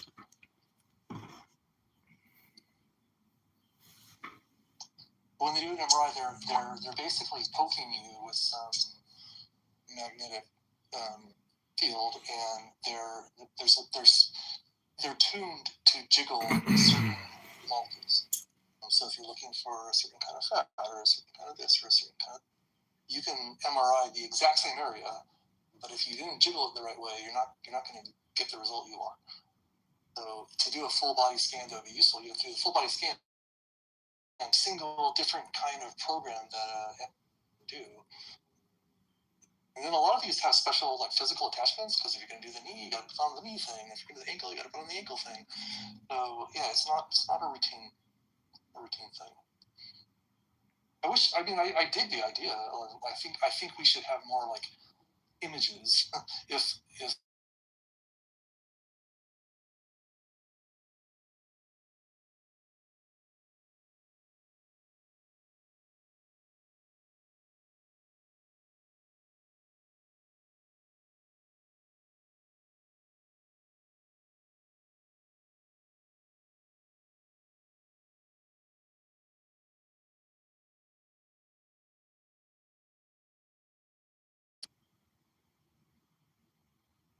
I like Kat's idea.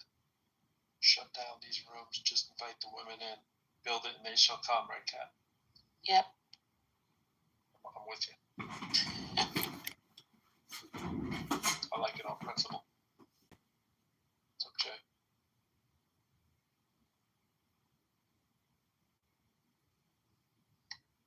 Oh, man.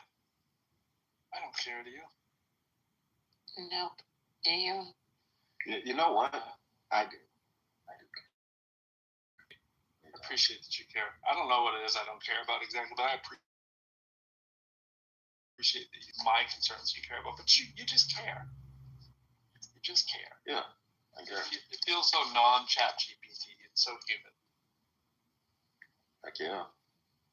Go human. Dude, this might be one of those markets they're always trying to claim will exist that we just don't know yet. It's going to be like caring booths.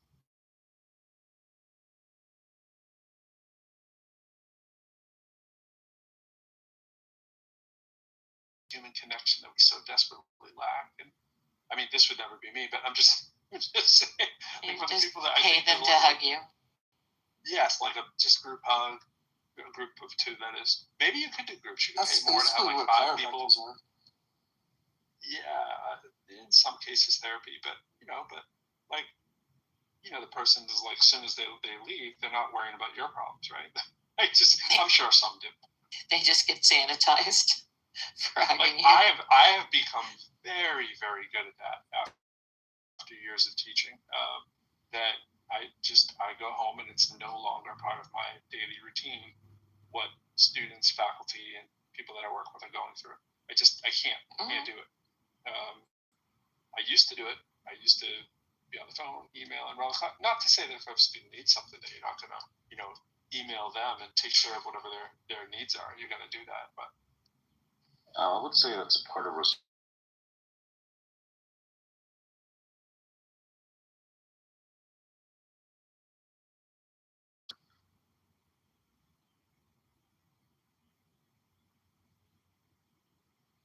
otherwise you're gonna have a world full of adults, shitty adults.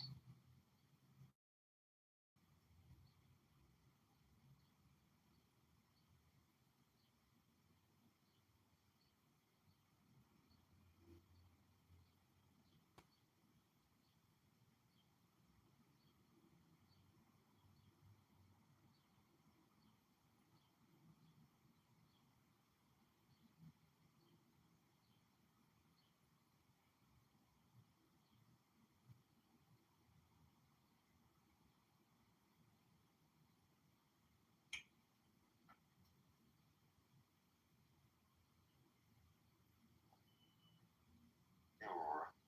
Aurora.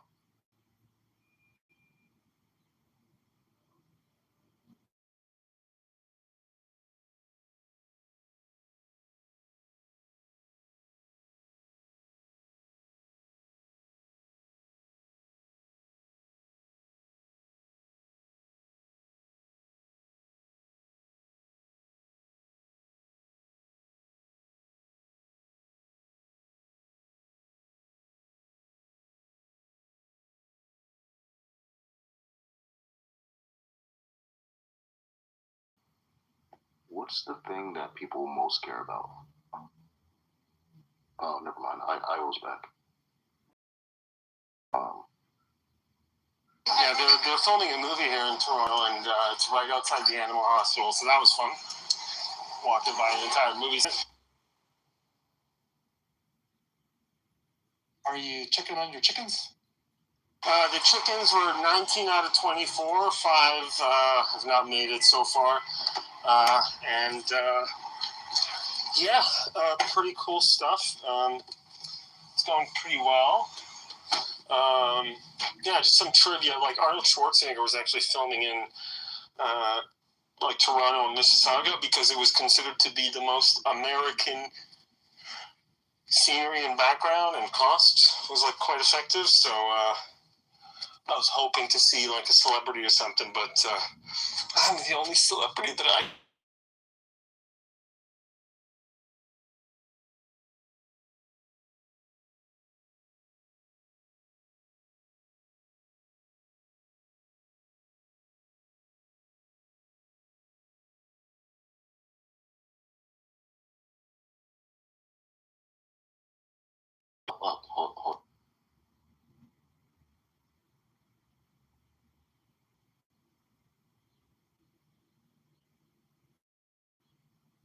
Yeah, so MRI, it is the gold standard. There is like some, a priori information you have to have.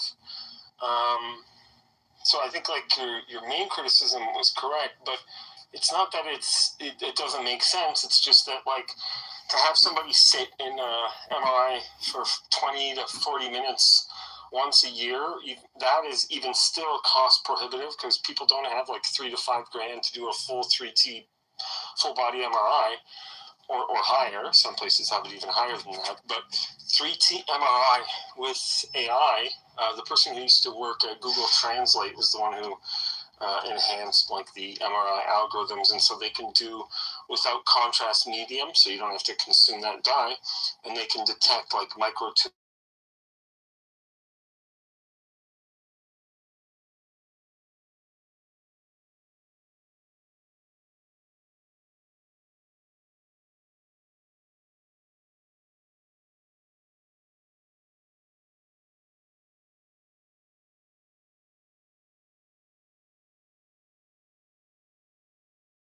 Biopsying, probably look at something like your genome and say, hey, what is this likely to be? And then they would use something like a chemical to see the response of that growth or whatever. And so like it's more like chemotherapy and other kind of drugs that are used rather than and invasive things.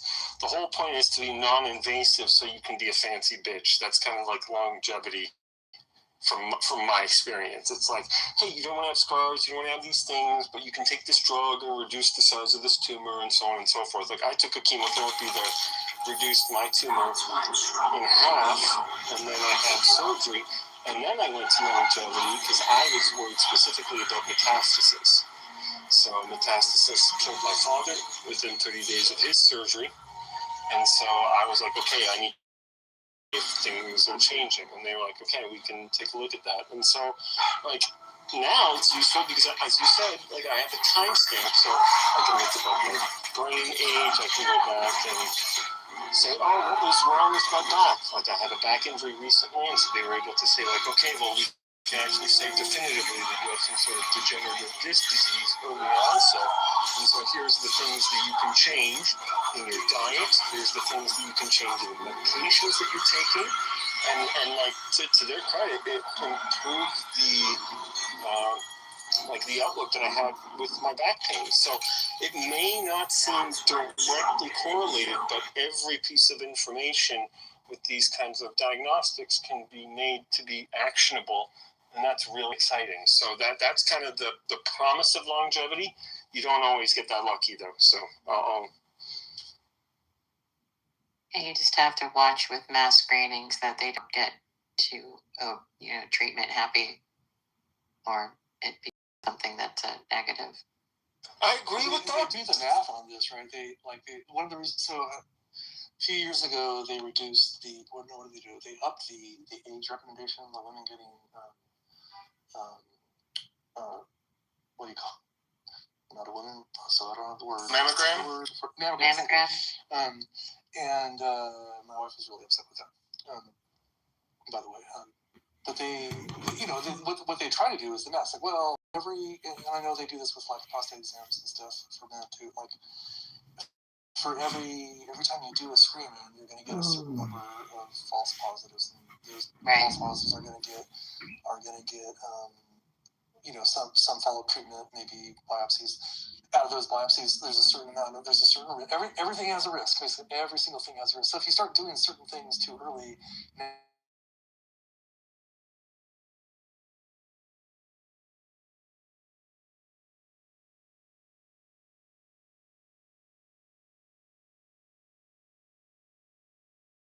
so my wife keeps talking about how many young women come in with like fairly well-developed breast cancer, and she's like, "Fuck, like this, we should have been screening earlier." But these are the things they're balancing, and I know there's people putting thought into this kind of stuff. And my only point with Owens and Nick Fuentes and Tucker is a sick dog that's got rabies, or any other animal that has rabies, but they don't act in their natural state. And so I'm not saying these people who are running the Iran regime have rabies, but I am saying that I see that as, at least in my mind, as an analogy. They're not acting with humanity. They can have their cause, they can have their beliefs, but they're not acting with humanity in any respect. And if the world cares, I mean, it's funny. It was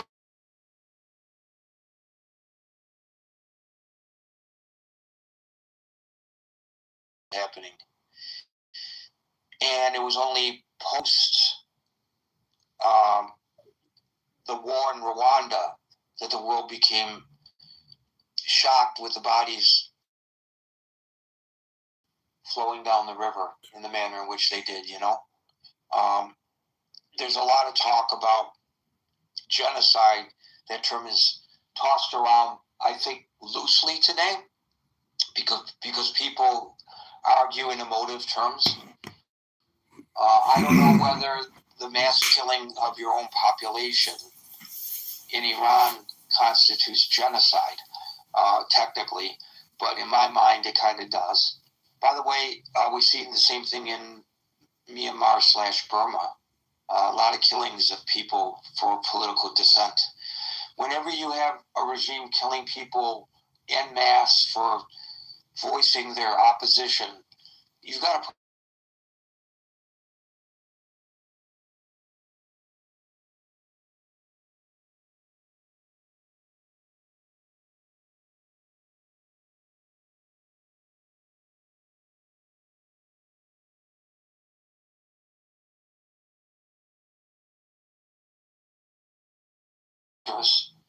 and it's not a question of being not homophobic, Islamophobic. I almost said homophobic. Islamophobic. It's not a case of being Islamophobic. It's a case of realizing what this regime is trying to impose on the rest of the world and their ability to inflict damage on the rest of the world through many different means, not just traditional warfare and not just nuclear warfare potentially, but other ways that they are doing it. I see some people are in disagreement with that position, and if you are, please raise your hand. I'd love to hear what you have to say. Then we'll go to William, followed by Dr. Mead. Hey, Gary. Hi, everybody. I'm sorry Marshall's not still here. I see about 5 or 6 points that really come to mind.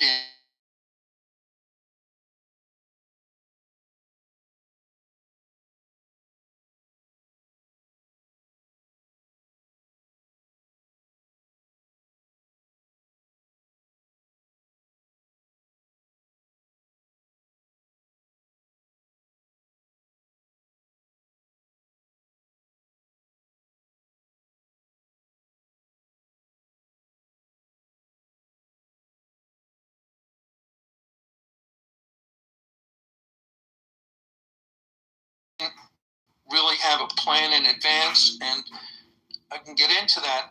The fourth is that it is really important to analyze if the Navy is fit for purpose for an asymmetric war. The fifth is just to look at how war has changed in the last 4 years since the Russian invasion of Ukraine. So, starting with the last, Ukraine was a country that had no real navy, yet they took out the entire Black Sea fleet of Russia. Not the entire, some of it escaped, left Sevastopol and went to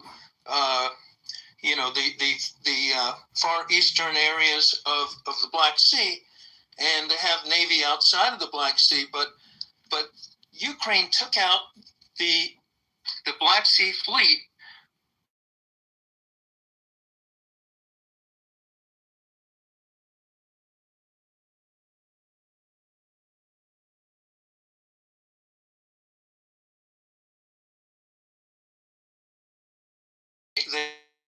They sunk the Moskva, the flagship warship, with like some kind of harpoon missile or something like that, and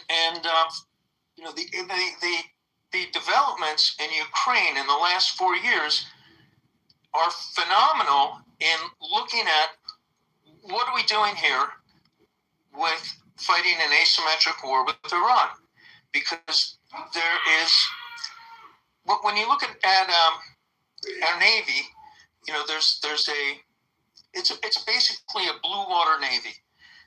The aircraft carriers have to stand off like 1,000 kilometers to not get hit.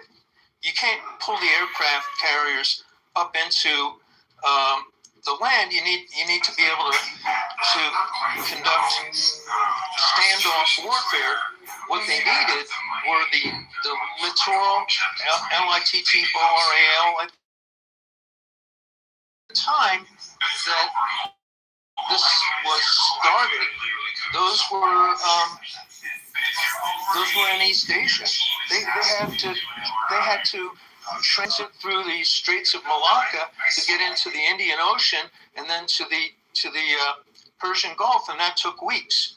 So the being fit for purpose is having the right ships at the right time in the right place, and that takes planning. And the third point is that there was no plan. We weren't ready. We didn't have a comprehensive plan. We told the Iranian people to rise up, while our Navy, a big chunk of it, was also sitting in the Caribbean fighting Maduro. And the timing is messed up, because then Trump said to the people of Iran, rise up.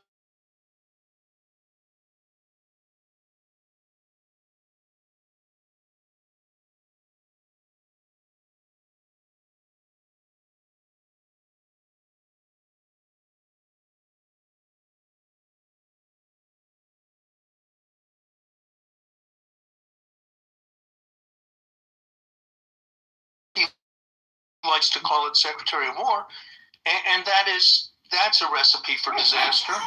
And then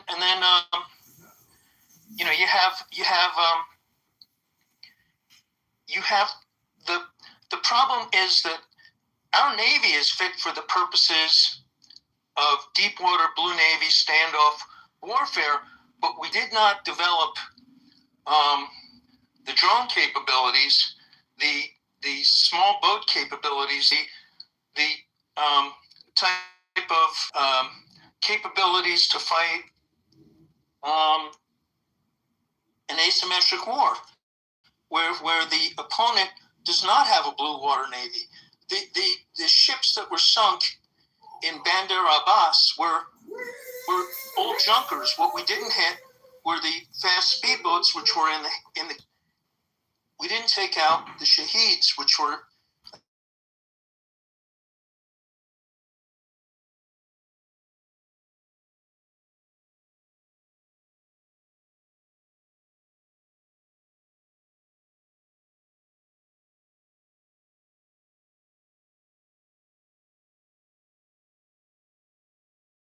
It was known well in advance when it was gamed out, as Marshall was talking about, that the Straits of Hormuz would get closed. So we needed to have some sort of response ready to deal with that closure. And right now, it seems like we're just negotiating to get to status ante from before the war was started, so that we can, I think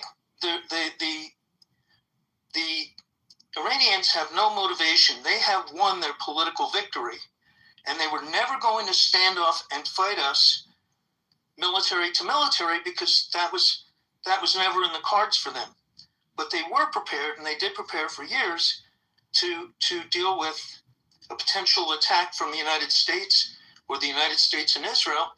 And there was some benefit and effect to taking out the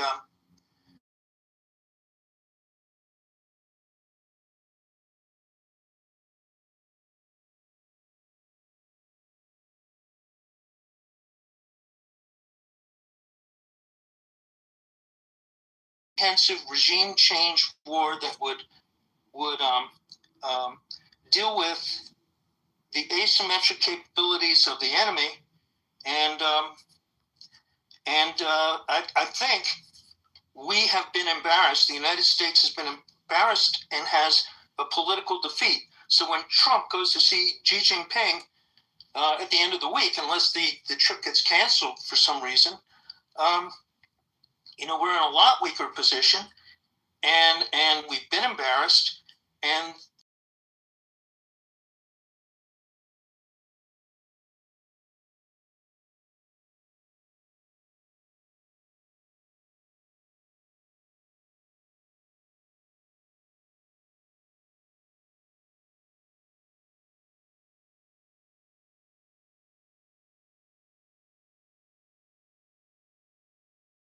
with the Ayatollahs, it's a very Chinese centered central kingdom. We need what we need, and the thing that it's a subject for a whole other room. But what is Trump really going to get out of or lose in this upcoming summit with Xi Jinping? And there's a lot of dangers there. So I think we've had a political defeat.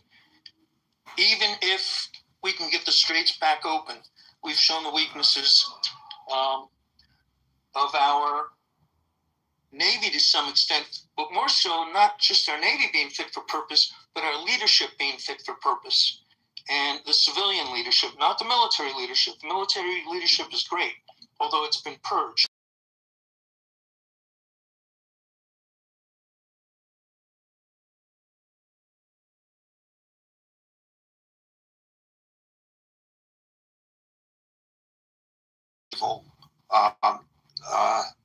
Vessel and just focus on that. But in reality, history has shown, and I am not a military historian, but history has shown that asymmetric warfare has to be met with a different set of rules than the norms. We can go right back to the Revolutionary War when the Redcoats were marching in single file down the aisle, nice and straight, standing tall, but got picked off by people with muskets hiding in the hills and in the trees. They did not have the means. Not muskets, rifles specifically. They were Kentucky long rifles, and the only reason this is important is because muskets could shoot to 50 yards accurately. A rifle could reach out and touch it about 500 yards. Okay, that doesn't.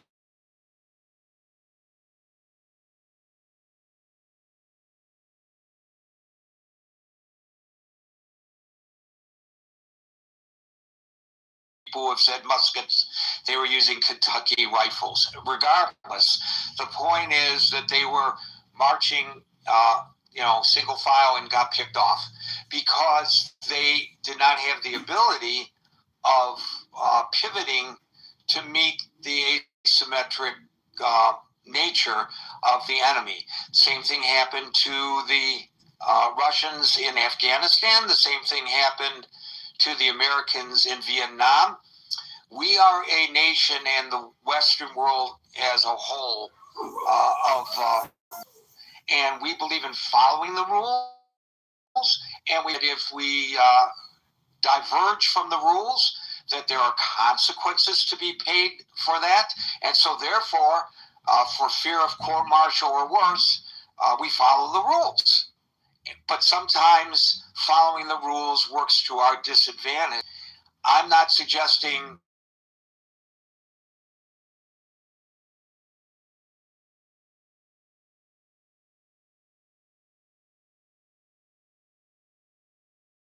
sometimes our enemies do not. And so it makes it difficult. It's a handicap. It's like being on the golf course and handicapped.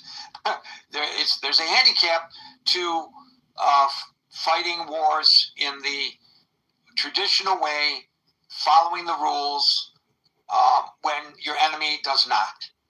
And so I think William is right in his assessment that we were ill prepared for certain aspects of this. The fast boats alone are a real problem.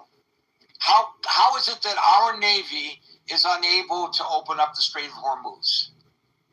The United States Navy can't keep the Strait of Hormuz open.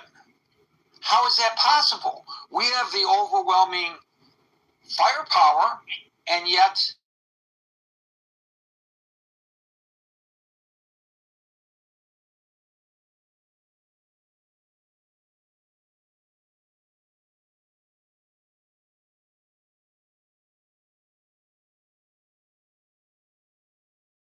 once again, the biggest exporter of terrorism in the world. Why would you trust them to play by any rules or in a fair manner? You don't know whether we, within the legal constraints, I don't know anything about the Military Code of Justice, but I don't know whether we, under the legal constraints that we must follow, are adept anyway at dealing with these issues. You are correct about the Navy. I listened to Anson, and I felt this long before Anson was active in this forum. For folks who don't know, Anson is a retired nuclear submarine captain who's a bit of a curmudgeon and really critical of the Pentagon and the Navy for not keeping up.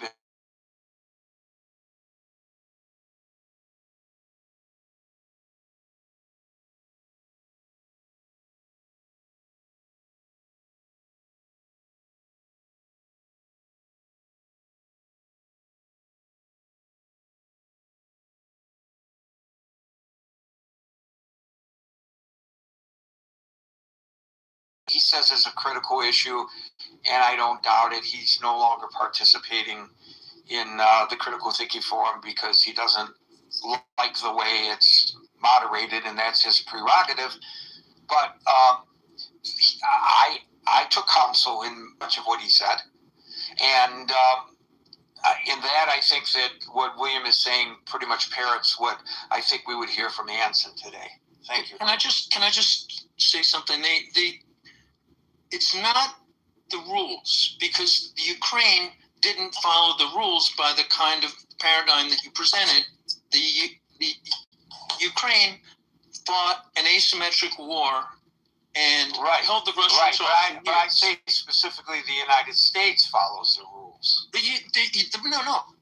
Ukraine and the United States try to follow the same rules, but when you're presented with an asymmetric situation, then you have to deploy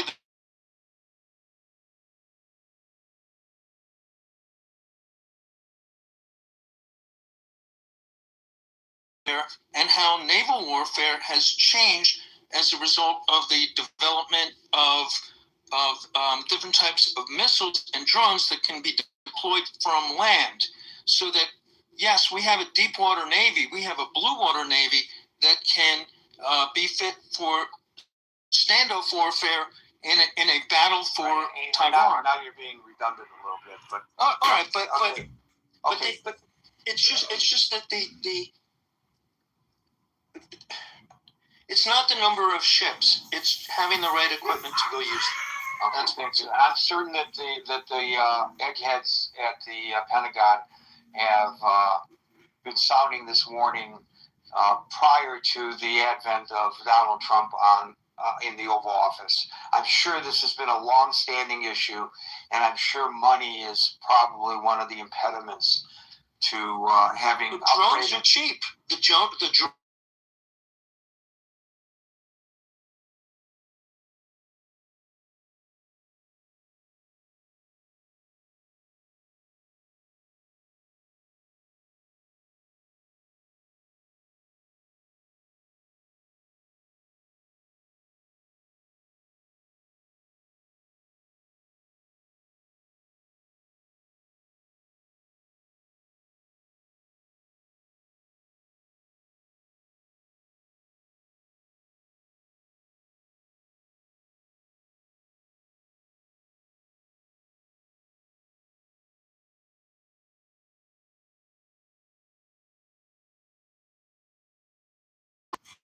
But that's just my sense, and it differs from yours. And I imagine it's something that I can look up if I have the time, and so can you. Thank you, William. We'll go to Dr. Me, followed by Brent.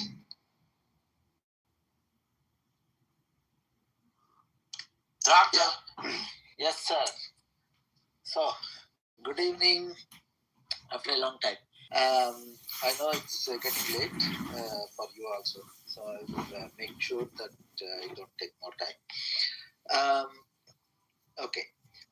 First thing is that if you don't learn from history, history repeats. Exactly this is what is happening. America has waged so many wars, right? Of course, the First World War, Second World War. If you jump on now in the recent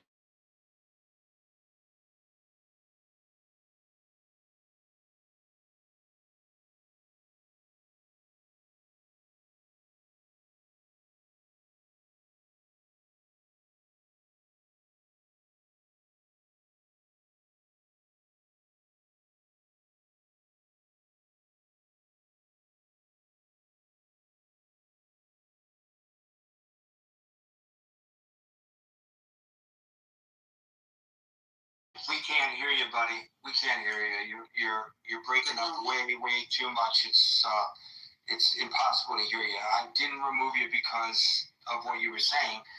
I removed you because we couldn't hear what you were saying. Brent, followed by Merrill. So I think it's important to back this up and understand what sort of a colossal policy failure this is. It was the previous Trump administration who decided to leave the JCPOA. And that, after we left the JCPOA, the Iranian regime essentially did a road path of enrichment where today, they have enough 60% enriched uranium to make about 11 or 12 bombs. That decision put the Iranian state on the brink of a nuclear weapon.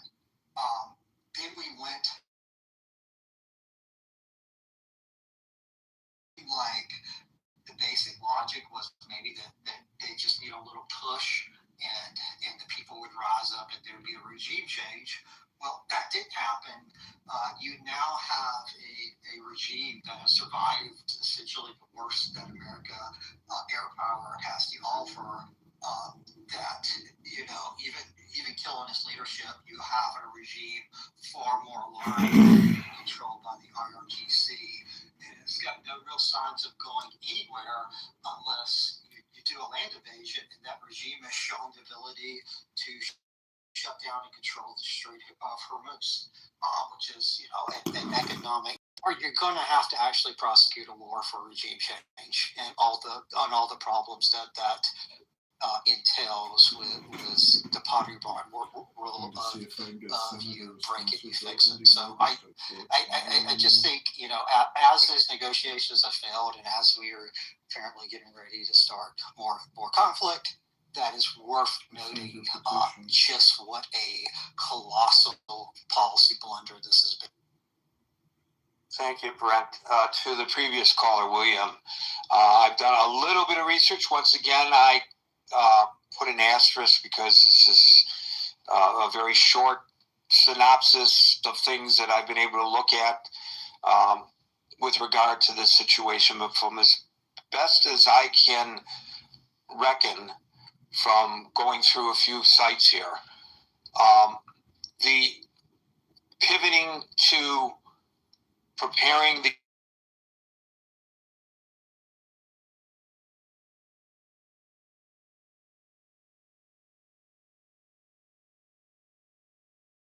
back that far that they started to pivot towards what we commonly call drones. They have another term for them, but we will just use the term drone because we're talking among ourselves, not among military geeks.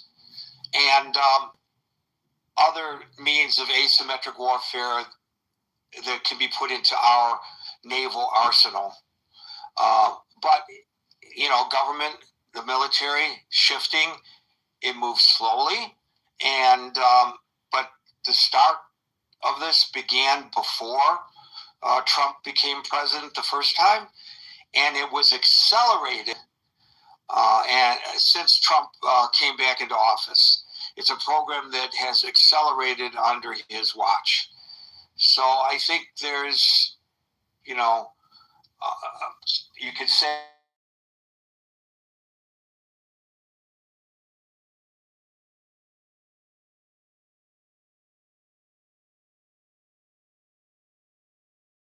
under several administrations, and you can say better late than never, but at least now the current administration is trying to do something about this in an accelerated fashion.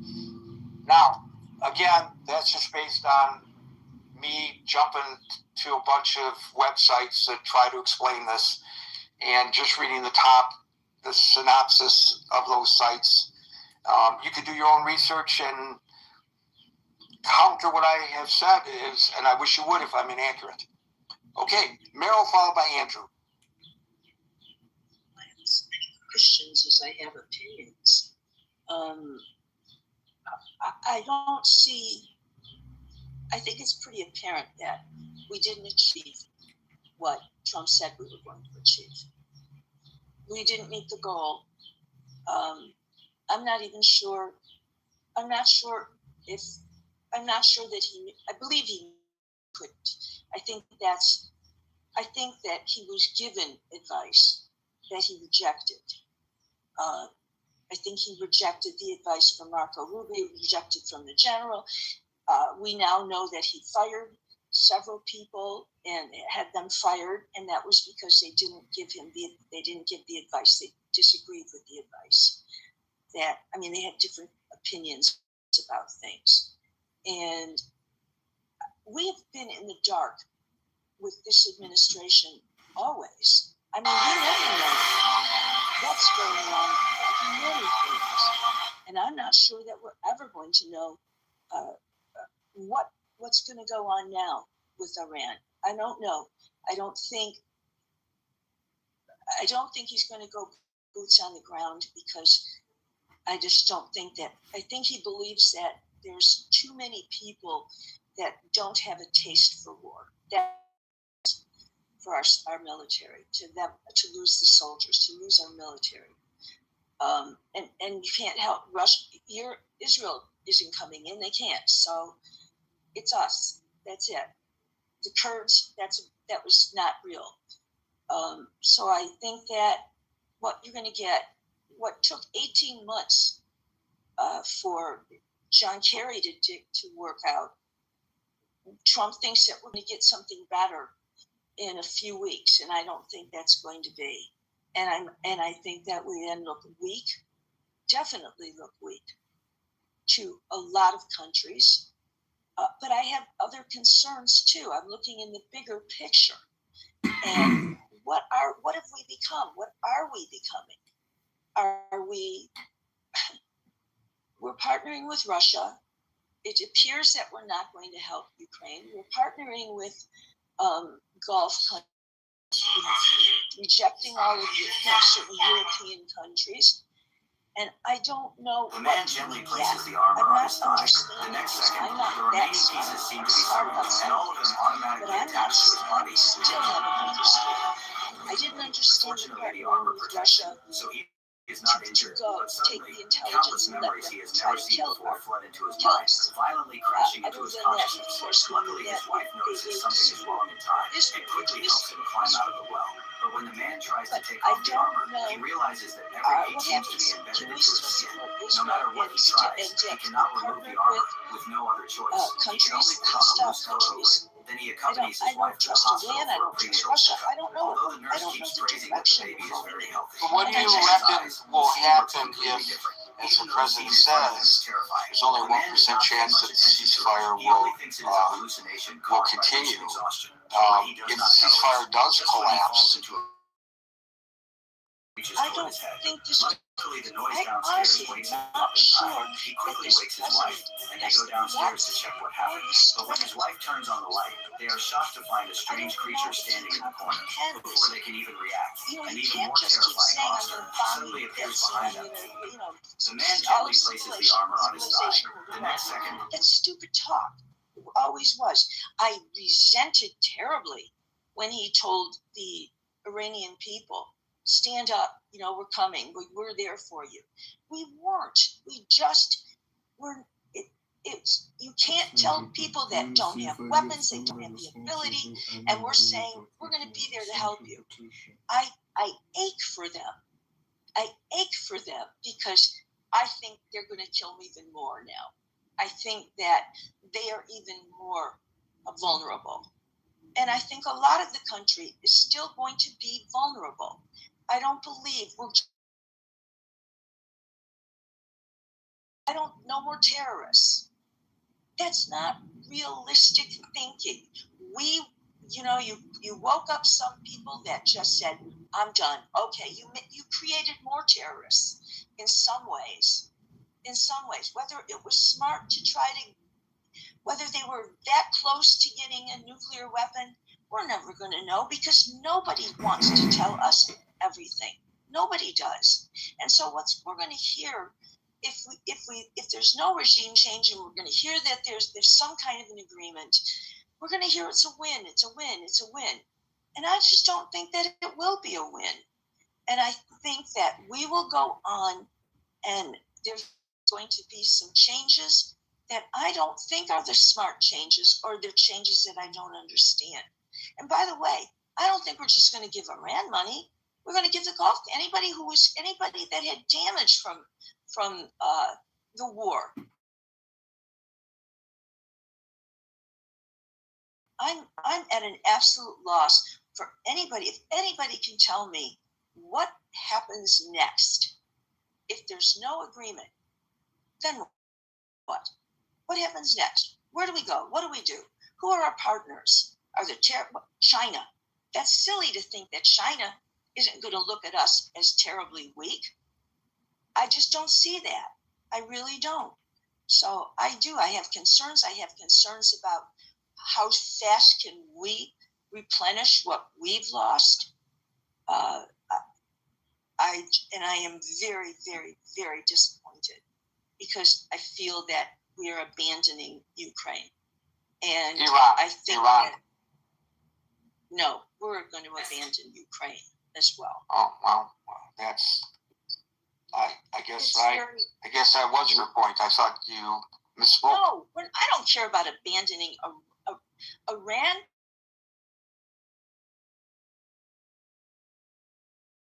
You can't do it all the way. You're not going to do it all the way. Then you don't go. You rethink it. And I'm worried that that's what happened. I'm worried that we were told ahead of time. He was told ahead of time. This is too optimistic to think that this is what we're going to achieve. And in this period of time, that's too optimistic. And if you're going to commit to this, are you willing to commit to boots on the ground? And did he say yes? Did he say no?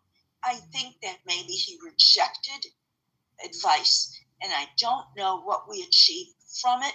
I don't know that we are safer from Iran. I don't think the world is safer just because we might enter into a 2-page agreement. I don't think so, because of who they are. And they're villainous, and they are bad, and they're terrorists. So you can't trust terrorists. But I also do believe it.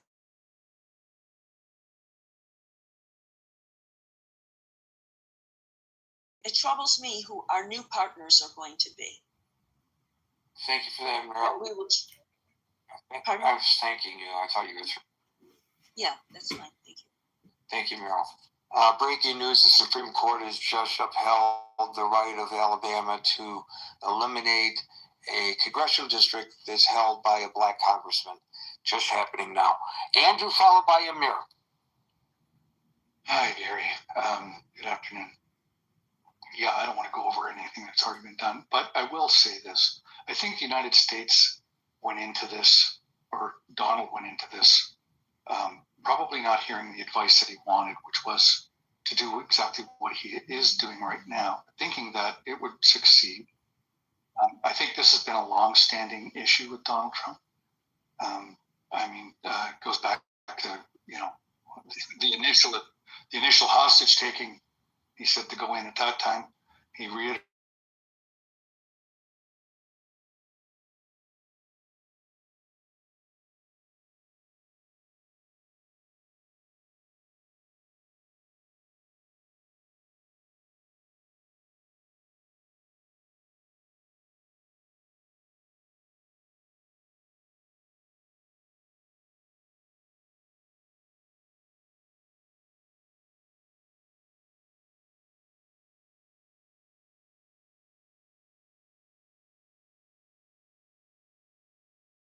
much at the time of this war breaking out. But I think the United States, and the other thing I think Iran knows or knew or felt was that the United States was not willing, after two decades of war with boots on the ground, to do that again, that the American public would not. So they knew that the Americans would be fighting this with one arm tied behind their back. If they're not willing to come in with boots on the ground, then we may be able to outlast them. And they're not at all reticent about making their people suffer. We know that. We've seen that for decades, and we saw that in most stark terms in January. So any economic pressure that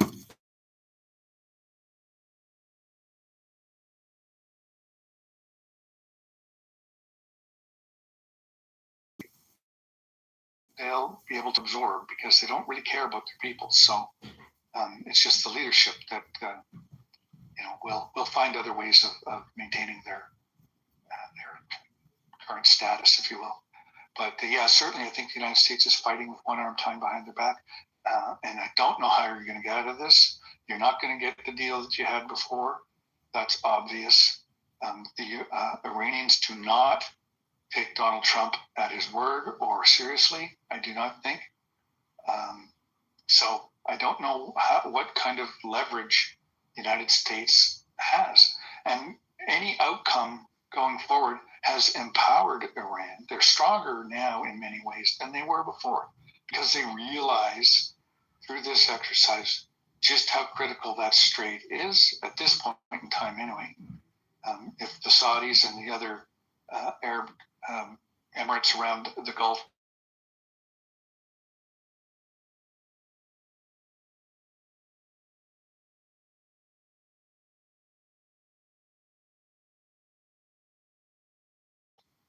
for this foreseeable future, they do have that pressure point at their command to some degree. So I think they're in a better position than they were before this all started.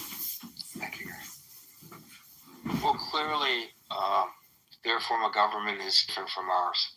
And they can get away with people going without petrol, without electricity, without water, with being bombed, with killing of protesters, and sustain their government. And they look at the United States and they probably chuckle at the fact that our policy vis-a-vis Iran could change simply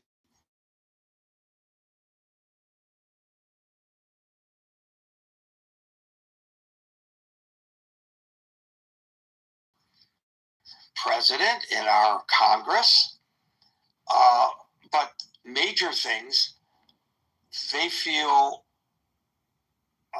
indemnified from it in the government of Tehran. They don't care because they don't have to care. So that gives them an advantage in the ability to wait out the Americans. There's no question that what you say is absolutely true. Amir, you get the last word for the day. Wow, that's phenomenal. Thanks, Gary. So here's my view. I think initially there was a miscalculation on behalf of Trump and Netanyahu. We thought that they just remove the top leadership and the military infrastructure gets blown to pieces and military commanders and so on, and then perhaps people will come out and finish the job and so on. I think that was a miscalculation. Clearly, it didn't work like that. So they had the negotiations in Pakistan. That didn't work. And now we have the Strait of Hormuz. I don't want to go over all these things that you've already covered. But I think it's a mistake to think that Trump and Israel are going to give up on the 400 plus kg enriched uranium and, of course, the enrichment facilities. And one way or the other, they will secure that. There's just no way in my imagination that they are going to be faced by a country that's been, let's say, under sanctions for 47 years and can stand against the superpower and the day.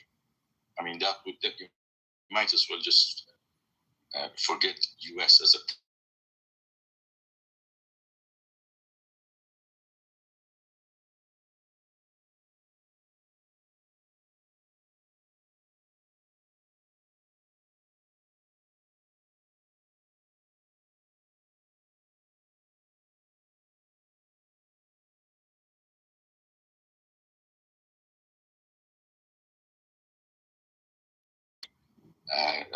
intervention, whatever is going to be, it's going to be done.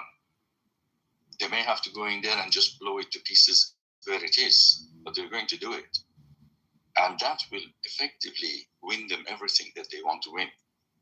they'll also secure them the midterm elections, and Trump will come out of it trumps. If you ask me. And then there is just, if I may, one other point, a kind of a longer term point, and that is the question of helium reserves in the Persian Gulf. And as you know, it's a fundamental element for quantum computing. I know it's not a directly relevant point, but when we look at China exploring helium in the moon, you got to think that there is no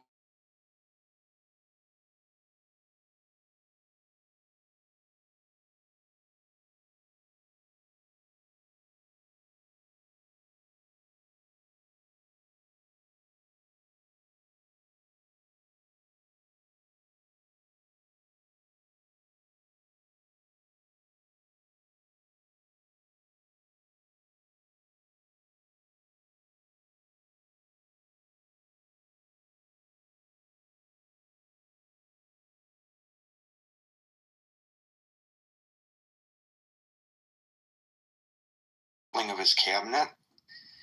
And since I'm from Detroit originally, he's thinking about making me transportation secretary. And I said, if I'm transportation secretary, can I go on a 7-month-long Great American road trip at taxpayer expense with me and my family? And he said, yes, of course. So I told him I accept. So if I'm not here tomorrow, that's the reason why I'm going to be taking the oath of office in Washington and then packing my bags for a road trip. But you know what? Maybe I can actually call you from the road. I think that would be a great thing for me to do. Folks, we're here Monday through Friday, starting at 5 o'clock New York time. So until 5 o'clock New York time tomorrow, for the next edition of the Critical Thinking Forum, everybody be safe, be well, and peace out.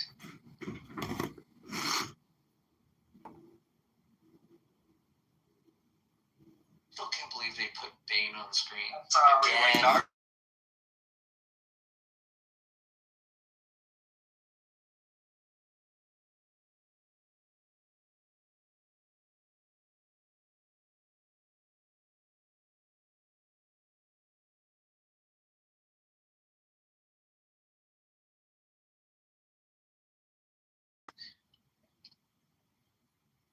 And where does it say in the Quran they have to preserve it with recitation? Oh, singing and memorizing it? Yeah, they don't. It doesn't say that. No, that's a good question. I don't think I've ever heard saying that they should all learn to memorize it. Yeah, that doesn't make any sense. Like, I can imagine that there's like some verse that says like, keep these teachings in your mouth, right? That would like make sense. Well, yes. But then, like, if I were honest, I'd be like, you're being hyper literal and you're being dumb. Like, that's a metaphor. It's saying you should know them well, not that you should recite them.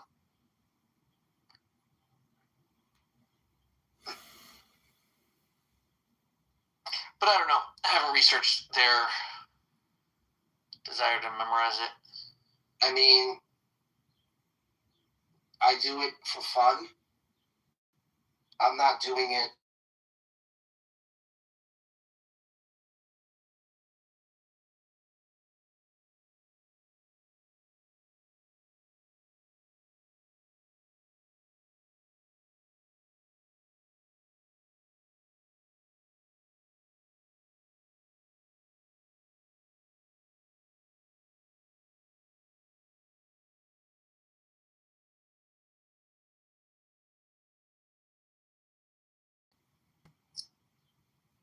What's my job? Like, I'm in a job. Oh, shit, my mom. Because a pharmacist is going to know compounds. Hi. Wait, dude, just have a conversation. Don't worry about it. Who's first, who's second, who's third. I don't care. Like, Finley, go ahead. I didn't mean to. Who's first? You good. What's second? I'll just point out. I don't know who's on third. Who's on third? Rich, that beautiful PTR was No, I don't know who's on third. It was commissioned by me to Nate. Nate painted that, me and my lovely wife. that commission just pointed out. Yeah, you're supporting the LGBT community by paying Nathan. And don't forget about the Q and the plus. The AARP.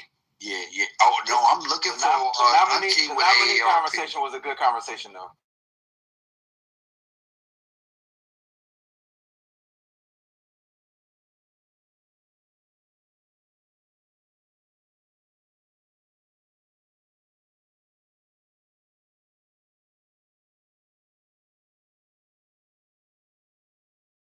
Corn State got the best nursing school. Every what is a engineering school? Prairie View A&M. You know, if you want to be a lawyer, Harvard. You know, everybody got their strengths. So yeah, you have to start. You remember Jerry Springer? Donald Trump just nicknamed the Democrats as Dumbocrats. Man, the fucking donkey. Congratulations, fucking donkeys. Dumbocrats. Oh, this man is something else. Yeah, I think Jerry Springer originally made his mark. I think it originally was the Cincinnati. No. Did you see his will? Did you see his will? He left his money to his black kids. Oh, what do you guys think about? What do you guys think about? Yeah, Trump? Google it. What do you guys think about Trump floating the idea of suspending gasoline tax?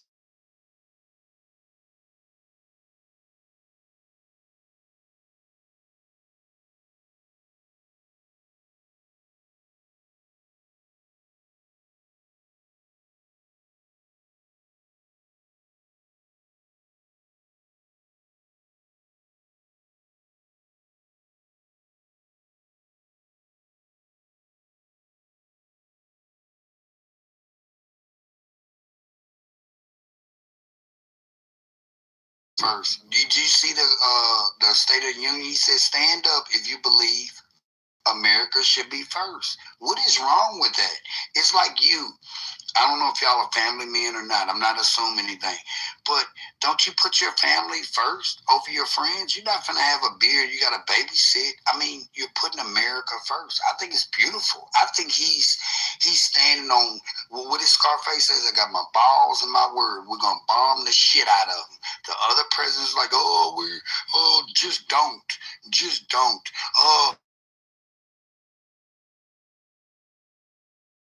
All right, so Finley, right now there's a proposed bill in California that would suspend state gas tax, which is about 61 cents per gallon.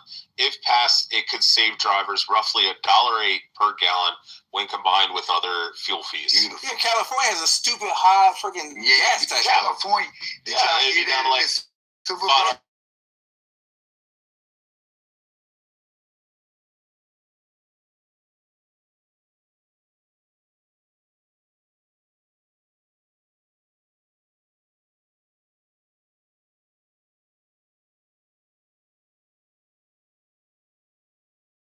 But the cost of living in California is ridiculous. I know our state gas tax is high. Who wants to talk about San Francisco? Been there one time. Don't plan on going back.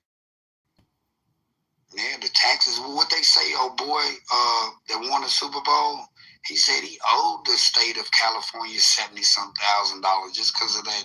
All those taxes, man. Everybody's leaving New York and California, going to Florida, chilling out.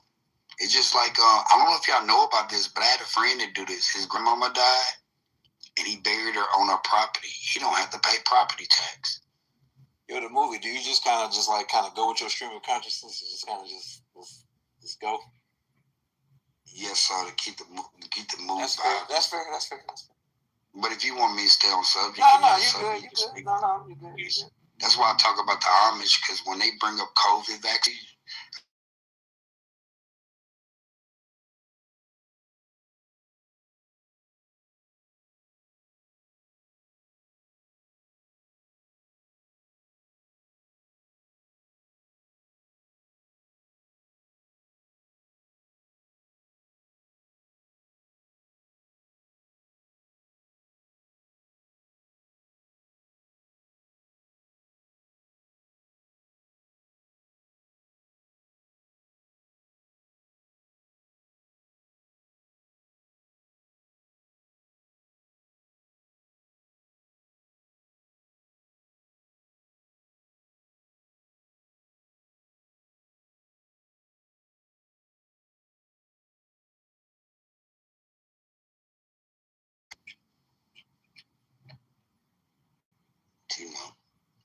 not entitled to your opinion anymore in America.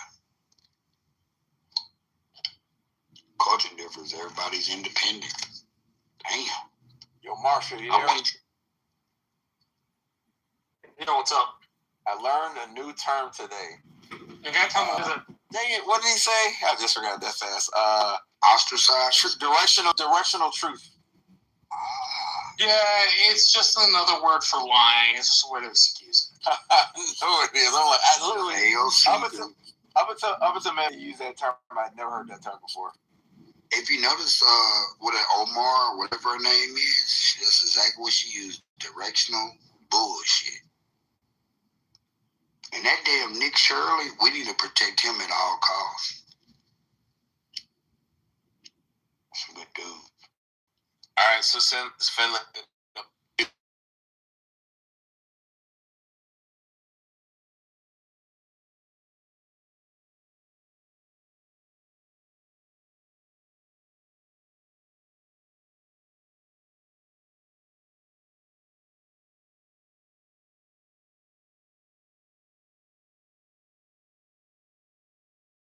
Who would block that bill, though? Would it be the Democrats blocking that? No, I'd block it.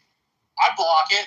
We have $39 trillion in debt, and that's just a way not to have money to pay the fucking debt. Well, why not in Bro, but you would block it because you support the Bushes and Halliburton. No, it doesn't have anything to do with that. We're doing the exact same bullshit in Texas with property taxes. We don't have anything all of your friends, Marshall, are making property taxes fund our state. Yet the Texas government wants to get rid of property taxes, which means they don't need money to run the fucking state. If I bought something, I should own it while I'm Marshall, getting taxed 3 times. They got proposing that here too, but they've amended it.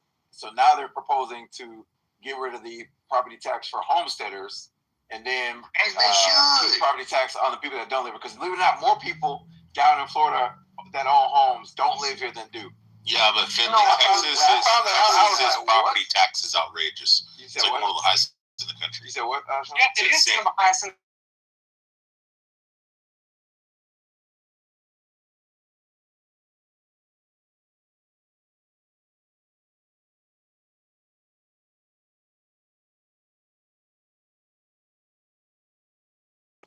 In place of property tax, you think it's okay that most people have to pay $20,000-$30,000 on their house every year? Right. Exactly. I think if it's not a property tax, on their house last year. I think if it's not a property tax, it's an income tax. Yeah, you got to pay $25,000 to $25,000 own your house. You don't pay it. The federal government. That's not the point. You have to have money to fund the government. As farms and stuff. Well, Marshall, why don't we make it voluntary, like sales tax, or like not a like a sales tax? Instead of forcing people to pay $25,000 on their house every year. Run the Texas government, and you can't run the Texas government with no money. But Marshall, if a person doesn't pay the $25,000 that they have on a house that is fully fucking paid off, the federal government will, or the state government will show up and put them in a fucking cage and take their house away. Yes, which I don't agree with. But it's not a property tax; it's an income tax. An income tax is already unconstitutional.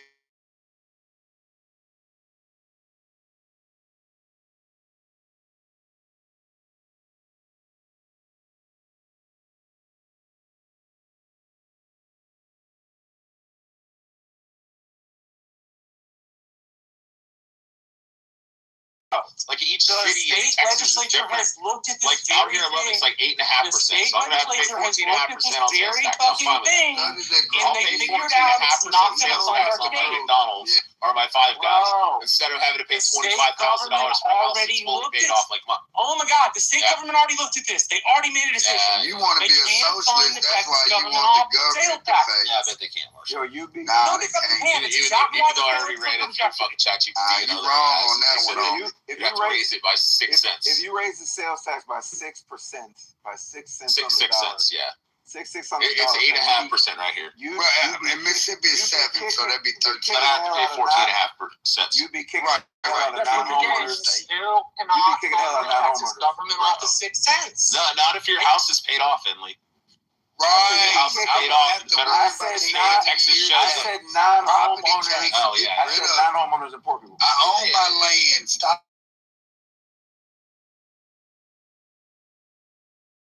prohibited from up under me. Man, a SWAT team will show up and fucking take you away to cage. Right, except the fucking income tax, because otherwise, that's like all you're gonna get. And you can do the income. Makes sense, Marshall. That's all you gotta raise about property. That's not, talking about property that's not tax. the point. The Texas government has to. We're talking about property. They were talking about abolishing property tax and raising the sales tax by 6%. Every year, our oil money, sales tax money, property tax. That's why you don't want to fucking pay an increase on sales tax. We agree. I got a question, Marshall. Because doesn't in Alaska they don't have state tax or sales tax or state tax and income tax in Alaska either, right, Marshall? No, but they also have like an oil subsidy program where every Alaskan gets an oil job. That's what I was. Galaxy, shut the fuck up. Seriously, I hate that nigga somebody so move much. it, Like, I'm surprised that your plane didn't get in a fucking,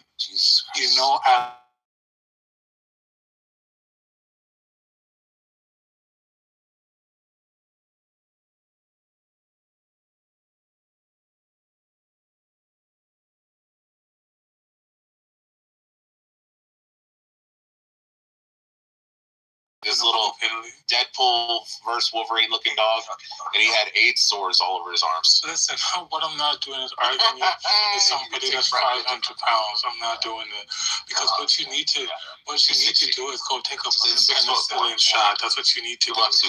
Go catch you a penicillin shot. Remember that.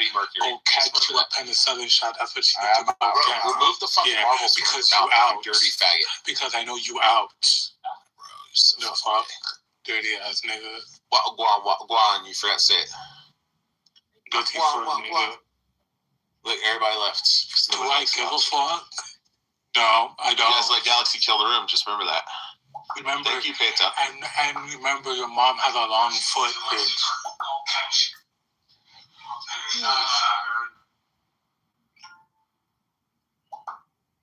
Yep, Galaxy killed the room. I ain't kill shit, nigga. You did.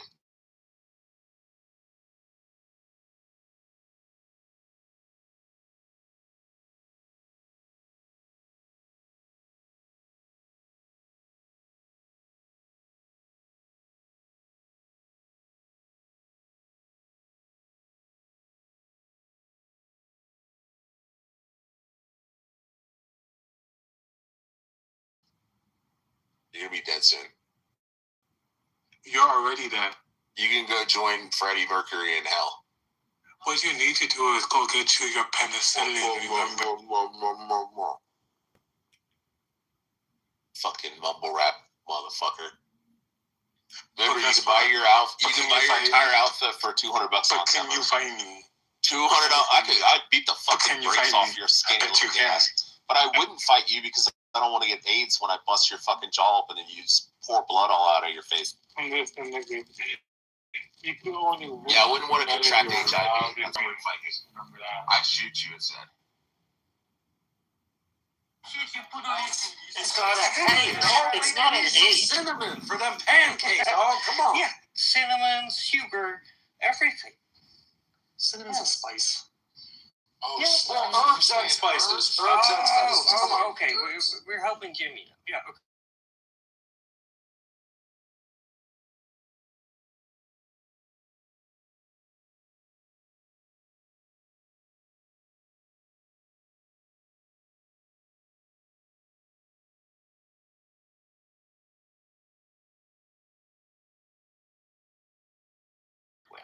But where are we now?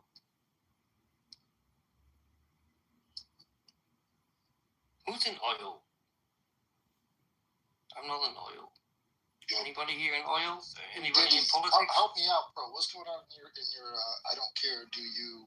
Sorry, I don't mean to disrespect you, Jerome, but I'm not going to have to oil the P. Diddy conversation right now. Jerome, ping me sometime. We'll talk about the Netherlands because it's not going to work out here, dude. No, it's not. But I will stay here and I can like shut my mouth. Yo, Pro, have you seen the Michael Jackson movie yet? Or? I saw it the other day. It was actually pretty good. Very sad, though. Why was it sad?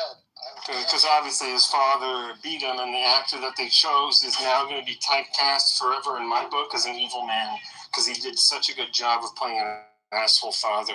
I was just like, damn.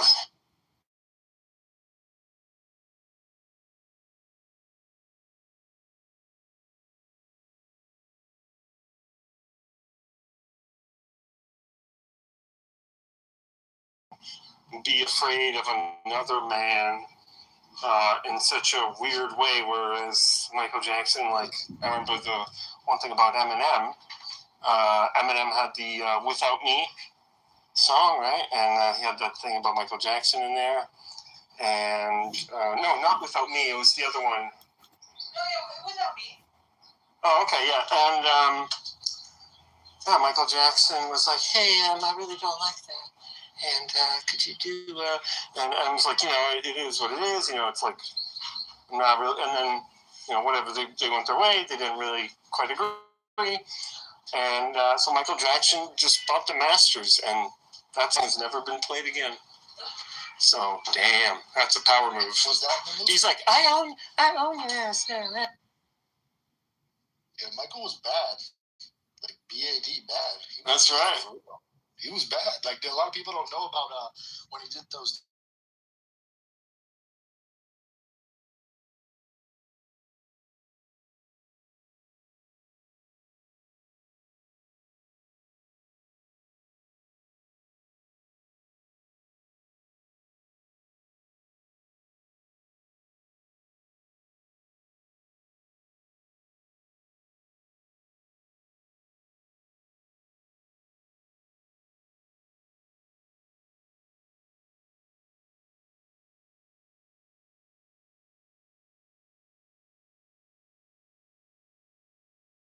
Out of the internet now because the movie, he was, you know, he was serious. Like, a lot of people thought he was a joke or a pedophile or something, but he was not that. He was something else. He was beautiful. I love Michael.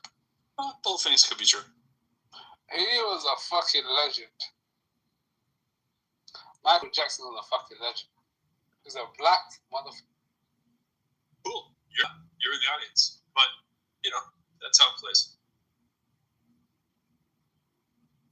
Yeah, and they got, I think, his brother's son, so like the nephew or whatever, to play him. So I was like, how is this person so good at this role?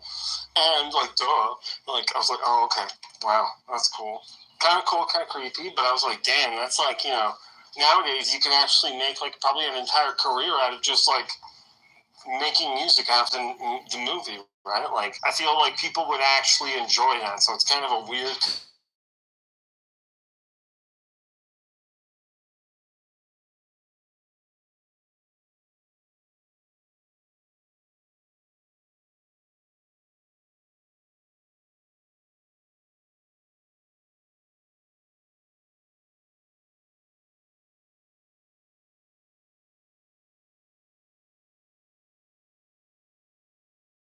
Might not make it either. You're doing good. Yeah, just don't talk about it. It's weird when you start talking about it. Just be you, dude. No. You got to promote the brand. I mean, the room. This is actually the room. The other room is where we're just test walking. Say any annoying shit, you get thrown to the ground instantaneously. Don't be a dick, man. Hey, Rogus, you got to be on your best behavior, man. You can do it. I know you can. What if I'm just like annoying, but like in like just In a lovable way. If you're annoying in a lovable way, we can maybe make an amend. As long as it's entertaining. Yeah, I don't think Houchi's gonna make it, so I think he left. He was like, "Damn." You understand what I'm saying, Pro? It's like you talk about kissing a girl before you kiss the girl. Like, just kiss the girl. You know what I'm saying? Sometimes you got to talk about it before you do it. You know, you got to give it a test drive. Think like, is this the best move for me right now? Just kind of hear how it sounds. Weak. You got to be like, look, you know, I'm thinking about this. Not really sure.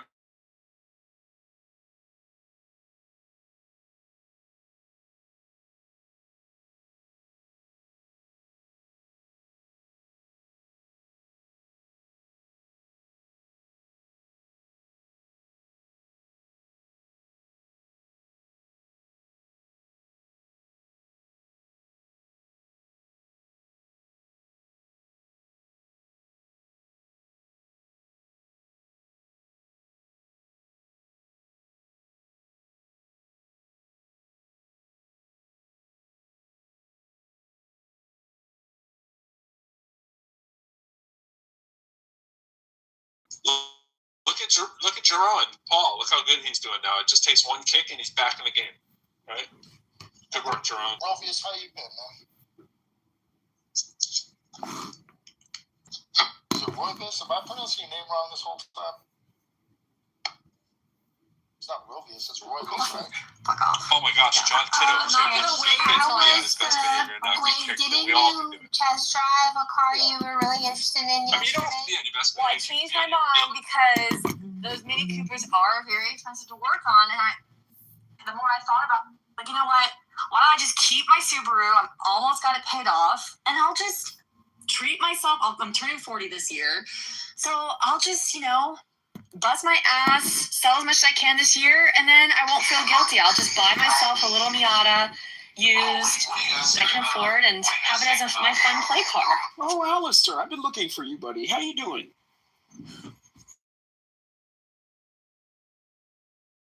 The Viking Warrior. I have a business proposition for you, Alistair. We'll talk later. Okay, wow. Because Monica, the Miata is what I really truly want anyway in my heart. I didn't really want the Mini Cooper. I just thought of that because I thought I could shove the kids in the back seat. But the Miata is what I actually dream about every day.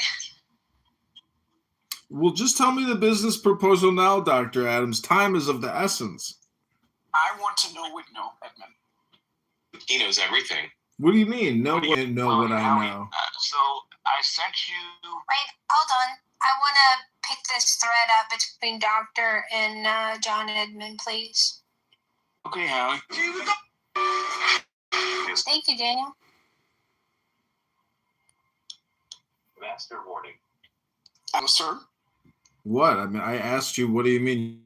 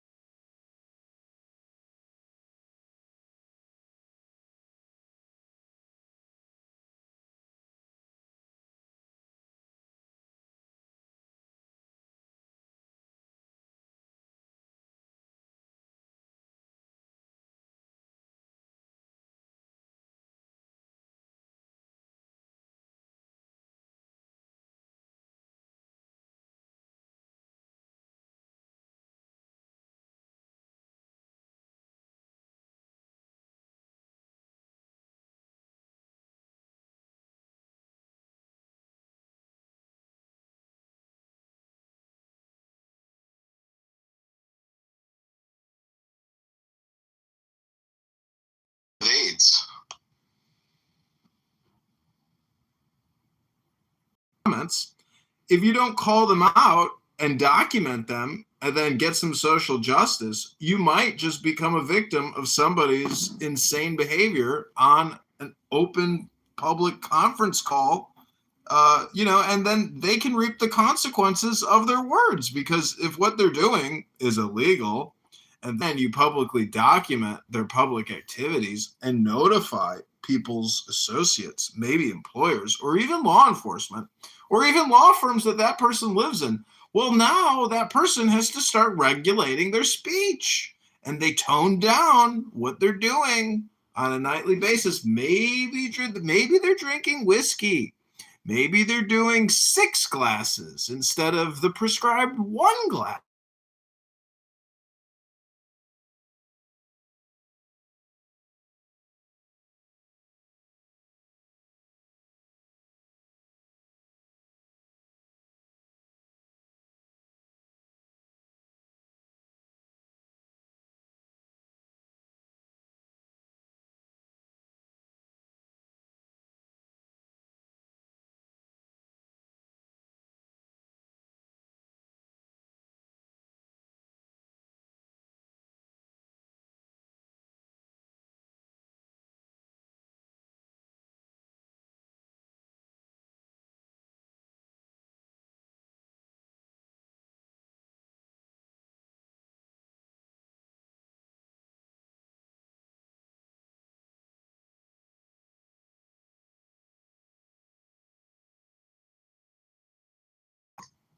Was it this? Brad.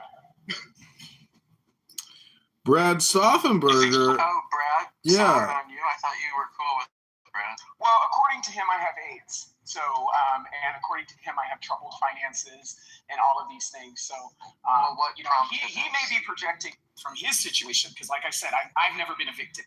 Have you guys shared each other's dick pics yet, or no? Very good, Bow. What prompted this, Adams?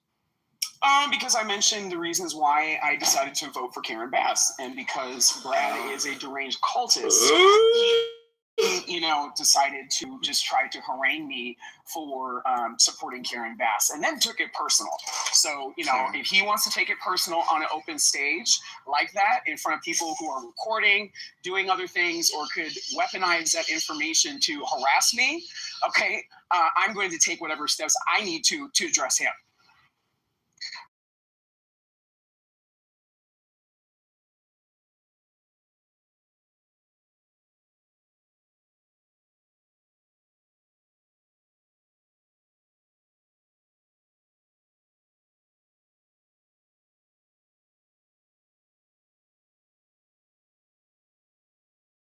I wondered, in the interim, what had happened. Well, here's what I will say.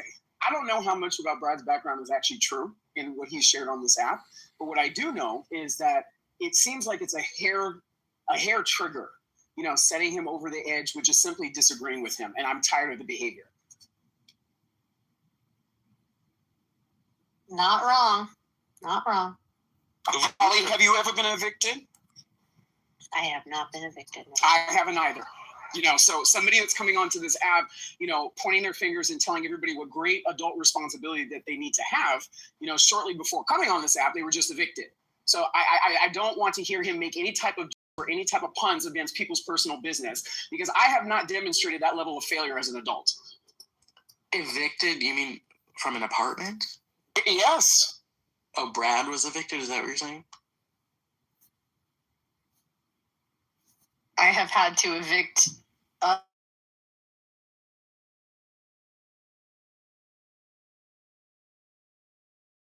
ago, and my neighbor was an attorney who dealt with evictions for many years, and he instructed me with great foresight, and it turns out that I countersued the massive investment trust that I was living under, and we settled, and I got a great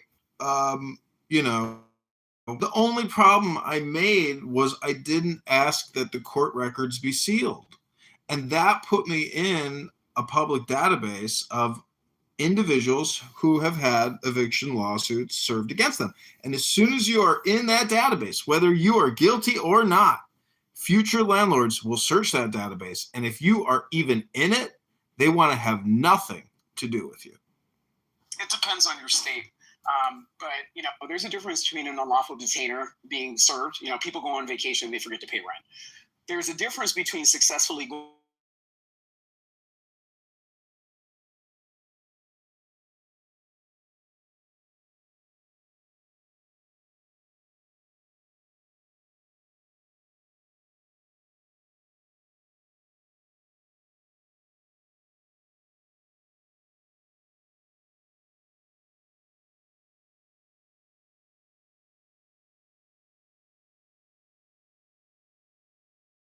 woman definitely was playing games with me, and she was like accusing me of weird things, like, why did you take the handle off of the oven? I was like, take the handle off the oven? I was like, I don't even cook here. Why would I remove your handle from your oven? And she wouldn't let it go. I was like, okay, clearly I'm living with like a woman in her senior years now. She was an older woman, but it was a really dope apartment, and I think she charged me like $800 a month for the room in like a pretty luxury unit. Anyways, I'm just saying, Isn't Karen Bass the Lori Lightfoot of like Chicago? Yeah. I would have to disagree, because she's actually made a dent in reducing homelessness by 17% and reducing gang-related violence by 28%. So you need to find where these numbers come from and how they're quantified, because you keep repeating them. They sound dubious. It sounds like Bukele. How are they quantified? So you're not gonna listen to the people that are How about Bukele that he I mean, look, let's say there's some weird flu one year, and they say, oh, there was a 200% increase from one year to the next. It doesn't mean much unless you know what the baseline number was. And I do. Bukele that could have been indirectly responsible for the reason why that there's lower gang stats. I mean, come on. Bukele, Doctor. What I'm wondering is why do you not like the opponent? You know, Spencer Pratt, because to me, I love the marketing, and when I see Karen Bass, I see an angry. Y'all get stuck on the marketing. I'm getting stuck on the results. So just because somebody says some shit that you don't like, okay, doesn't mean that you need to look at track record. Okay, let's look at track record. How much experience has he had managing a $15 billion budget? But what? It's because he's white. But what how many years of experience does he have managing a $15 billion budget? That's a simple question. Well,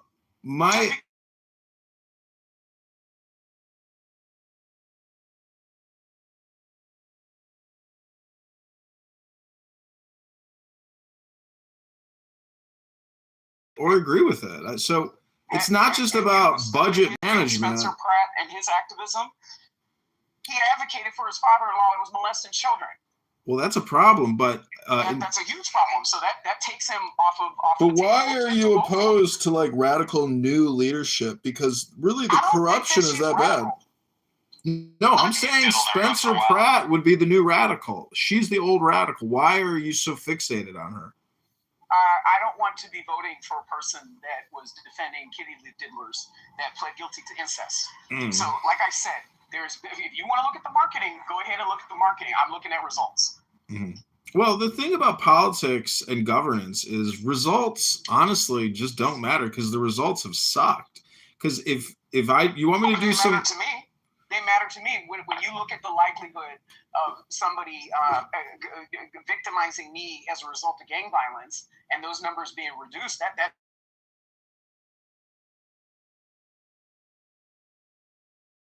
so those things are important to me.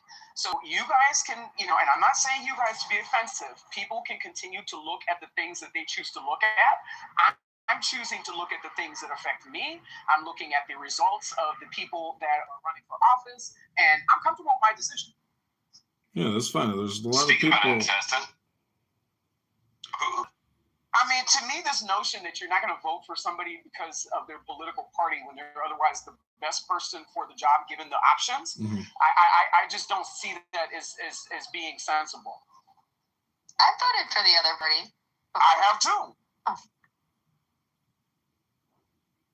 I voted for Spencer Pratt. Well, and that's your choice. You can choose to be amongst the minorities of the city that are choosing to waste their vote by doing that. That is your choice. That's the beauty of America. Okay, well, let me just give you some stats on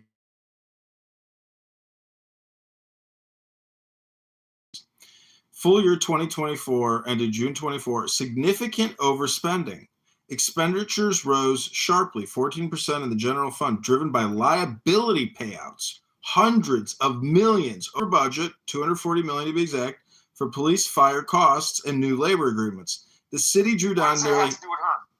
Well, she's the council actually approves those payouts. By the way, I hope that you understand that. Well, how could you ask? What does it have to do with her? She's the leader. It doesn't have to do with her because, again, her predecessors in allowing the city to go into disrepair, she's now dealing with mitigating the lawsuits that have stemmed from that. And I think that she's doing a good job. Some of those people needed to be paid for their damages. Okay. Well. So, I mean, when you drive down the street through Bel Air and you have, potholes the size of bathtubs that are causing car accidents, I can understand why motorists are getting to the point of suing the city. And this was a persistent issue before she was even mayor. A lot of these issues were persistent issues before she was even mayor.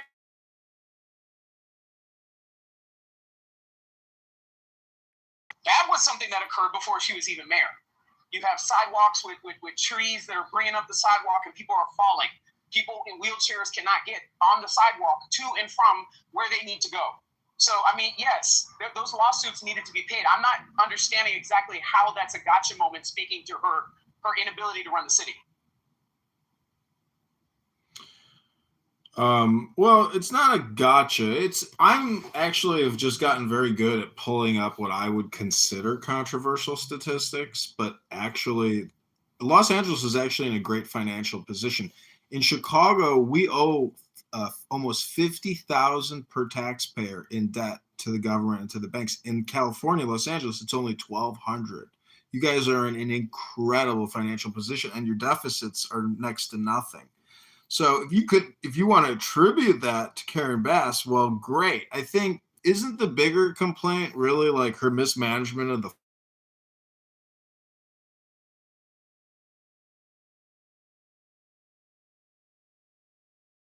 are constantly assisting people with DUIs and overdoses, and so they lose the fire truck capacity to dealing with these Skid Row ODs. And the fire chief that sent 1,000 firefighters home has been fired.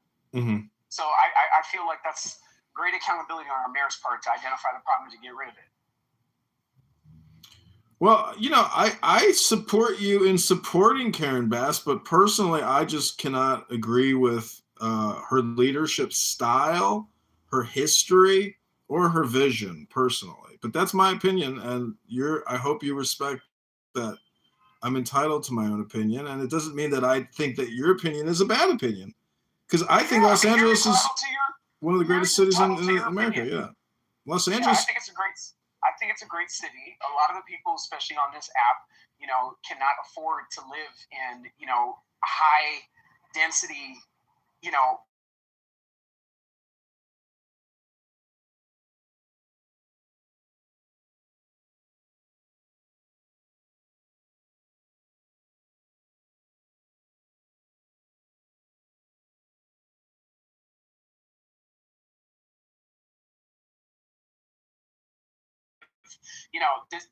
this is where I draw a line.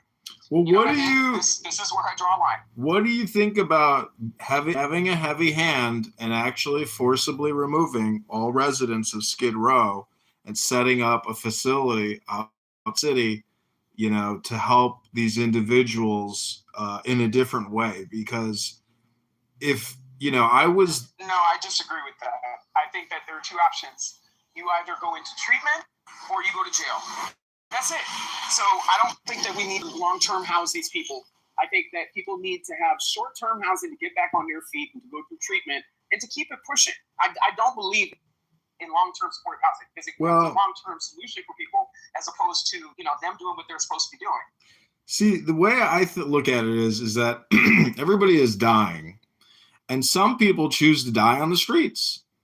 And it's just very sad, and it's unfortunate that people don't want to do the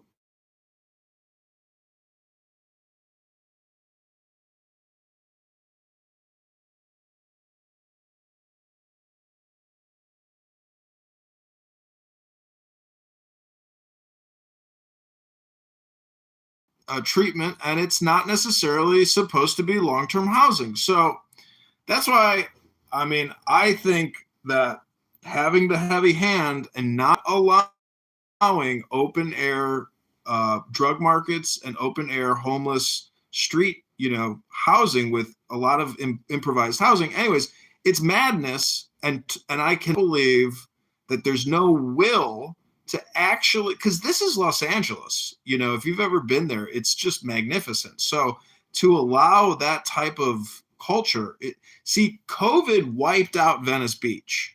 That culture actually couldn't survive in Venice Beach without the huge amount of tourists to make it a tempting place for ridiculous homeless people to basically live permanently.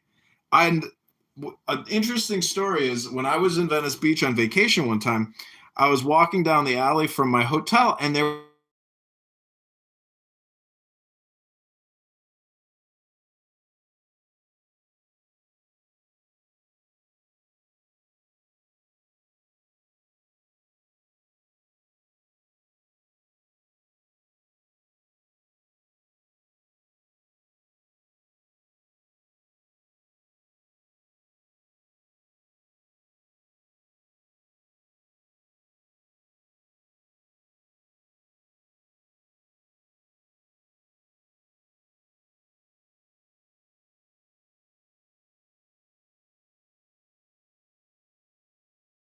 gangbanger mafia, and they're They're not. They're entitled, and they think they control the streets. It was ridiculous. I had one of them living in my car for a week when I went last time, and my car still stinks.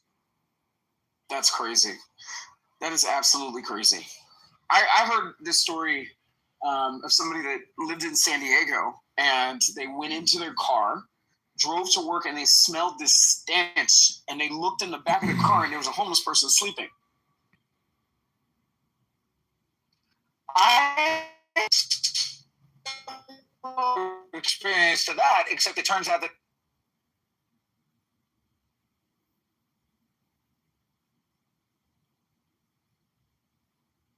true story. Well, it's not true because nobody heard what you said in the Matrix. And I would just submit that, like, when you use Clubhouse, though, because, you know, I don't like being alone either.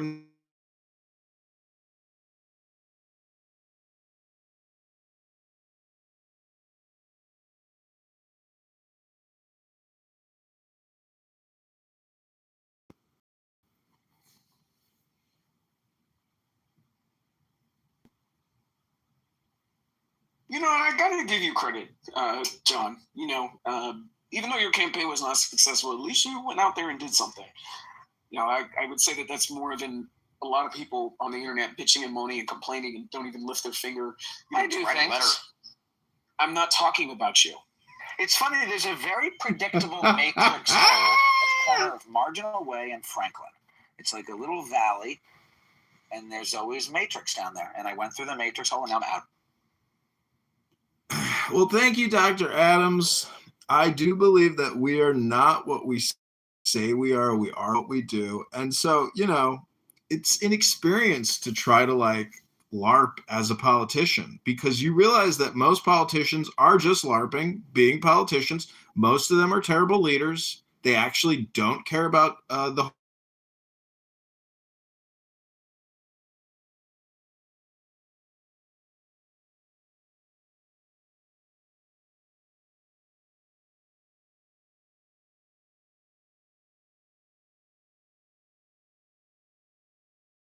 everybody there born in Norway is literally a millionaire at birth because they save their fucking money. They don't spend it on woke DEI CRT programs and bike lanes and bump out lanes and rapid and enhanced taxation. We're living in a taxation vampiric society, and the people who never talk about it but yet push all these daily holidays and weekly holidays about it's tree day, it's LGBTQ day, it's this day. Those bike lanes, you remember when they were putting those into the West Side? The whole entire country was listening to that shit. I think that that's a common problem in Los Angeles. I think that the city government has overly accommodated people in their personal time in the middle of the day when people are otherwise working. So, like, for example, the crosswalks. Like, they put these crosswalks that people, you know, that don't work in the middle of the day. They're walking their dogs, you know, going to yoga.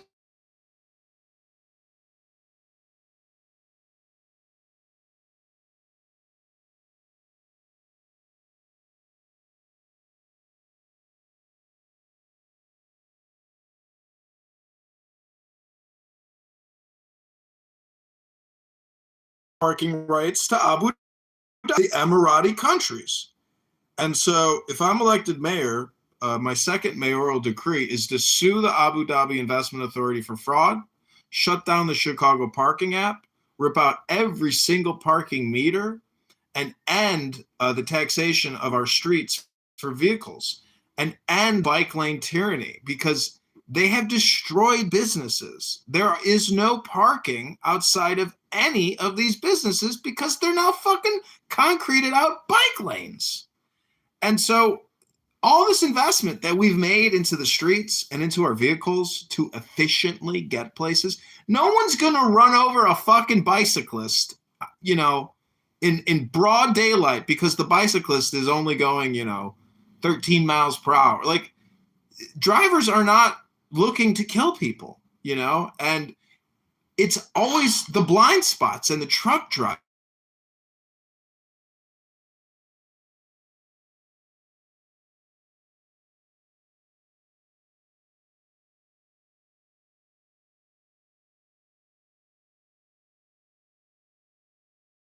the previous investment for some woke leftist to fucking whistle Dixie riding down the street in their electric bike.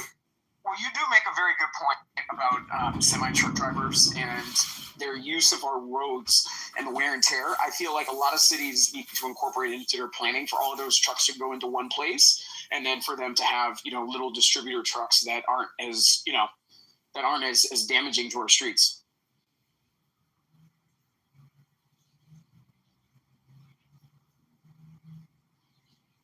All right, I'm gonna bounce out of here. I'll see y'all later.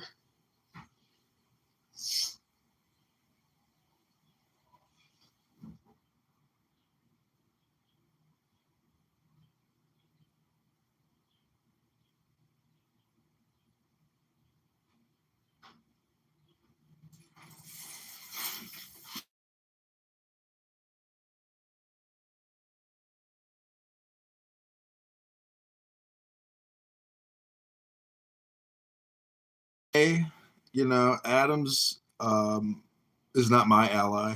He's not my friend. He attacked me vigorously in an insane way every single day. I'm pretty sure he's called the police on me multiple times, maybe the FBI. You know, and now he says he's my best friend and he wants to know all about Brad Stauffenberger and the research I've done into Brad because he's being accused of being, you know, evicted. And the drama here just never ends.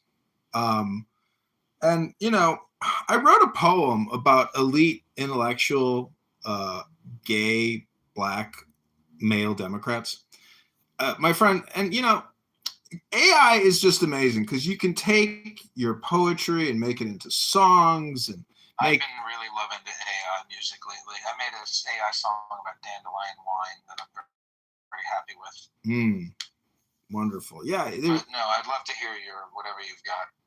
Yeah, the poem is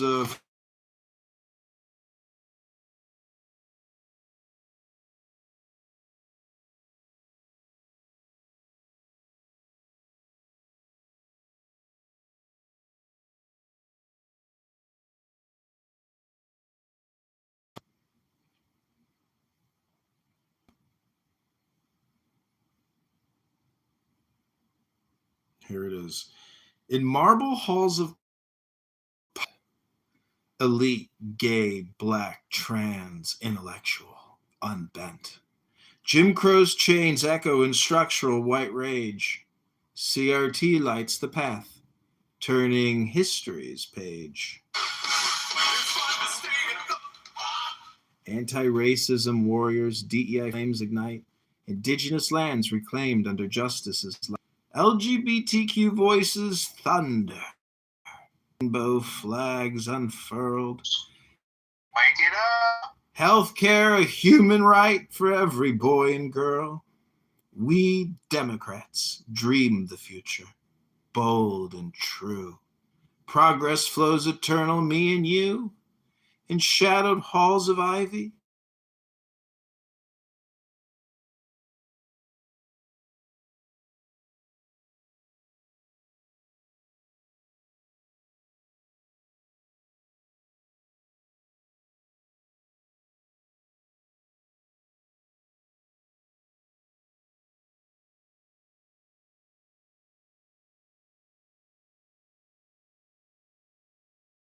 And queer acclaim.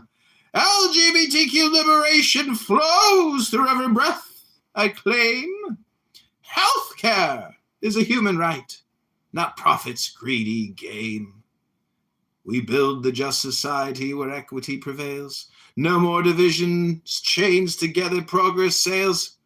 I am an elite, gay, black, trans, intellectual Democrat. Hello? Hello?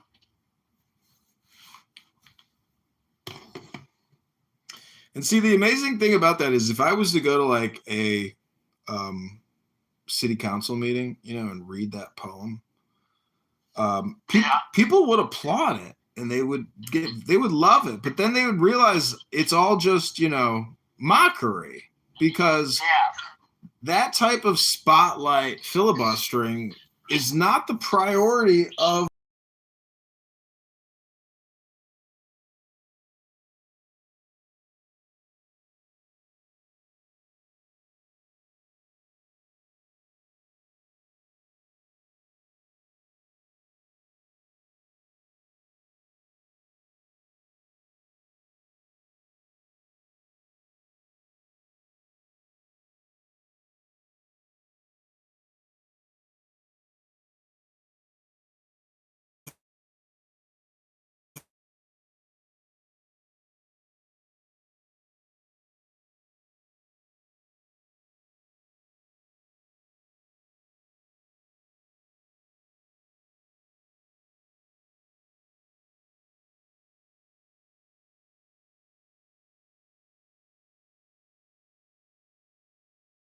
I'm gonna go marry some super hot Israeli chick who is, extremely conservative, and let all of these American woke liberals who are just out of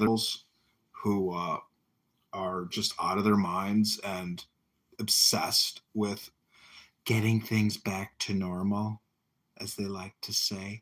When things are back to normal, when everything's back to normal the way it was. Those are the kinds of chicks I want to avoid.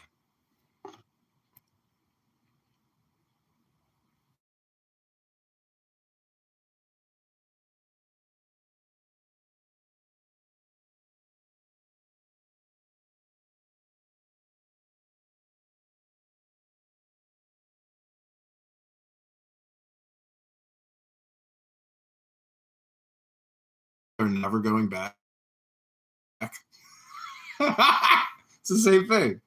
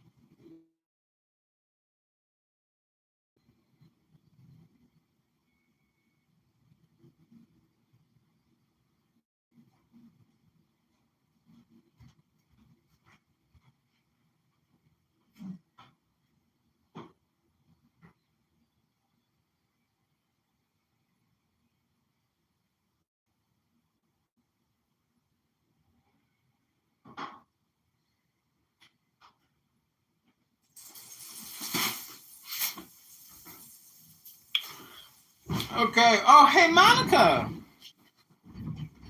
Monica? I was imitating you yesterday. I was like, well, I'm going to do my Monica impersonation. You should all just watch my replay. It was an incredible conversation, and I know you're going to love it, and it's on replay, so you can check my replays. But, by tomorrow at the same time, all the replays just get pushed down and away, and nobody watches replays. It's like,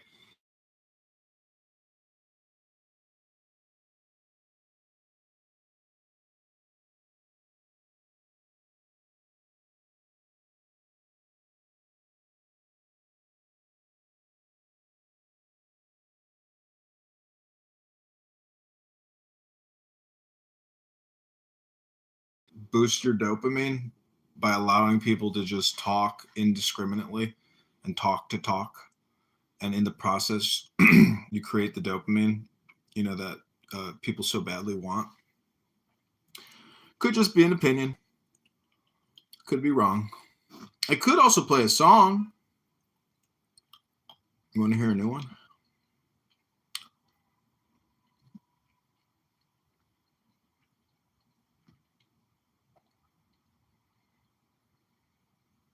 It's called Fit the Crime. Cop here in Chicago got killed by this young piece of shit. Had a gun stuck in the blubber of his gut. Pulled it out in the hospital and shot that cop down because he was full of hate. Fit the crime, the punishment.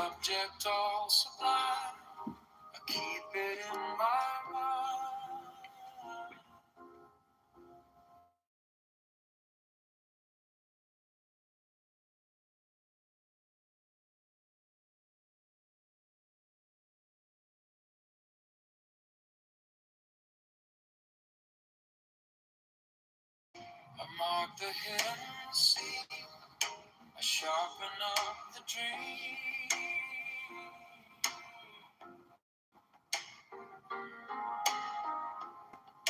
The case is cold but clear, I waited long enough. So let it come around, let the devil kiss the ground. I want the scales to sing on the edge of everything, to make the punishment fit the crime.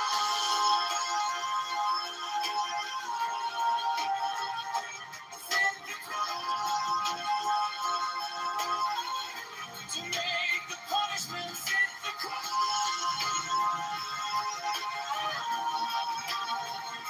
Fit the crime.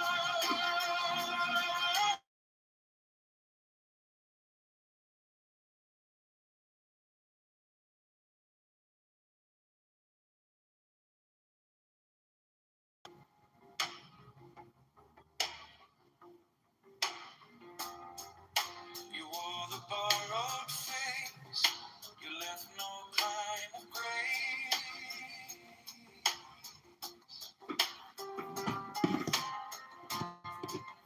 But every lie you kept the final clue, like a blade inside my shoe.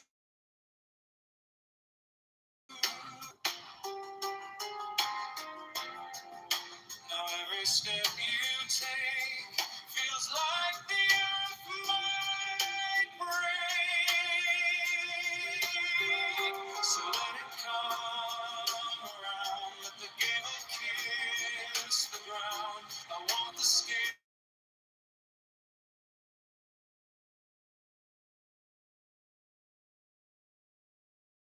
Fit the crowd.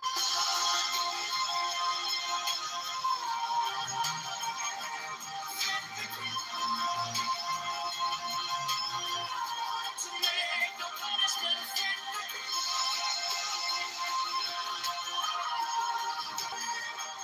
fit the crowd. My object was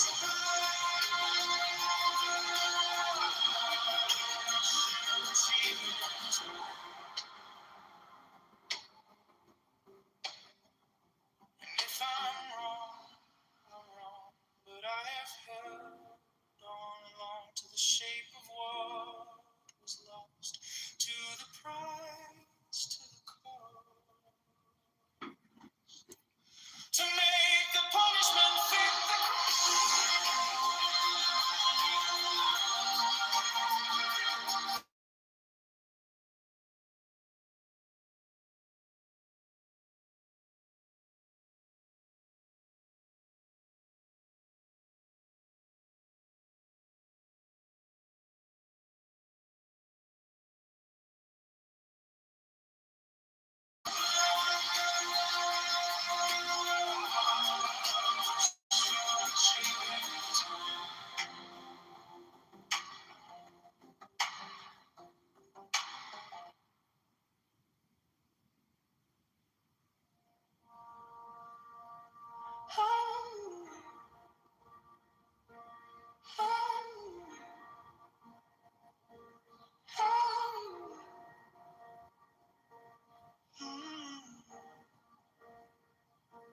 my object all sublime. I keep it in my mind. A needle made of light, thread into the night. I mark the hidden seal, to sharpen up the dream. The case is cold but clean. I've waited long enough here.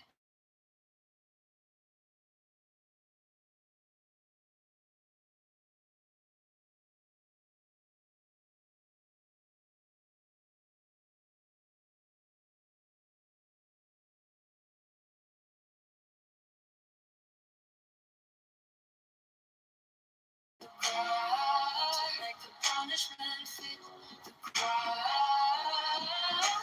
Fit the crime. My object all sublime. I shall achieve in time.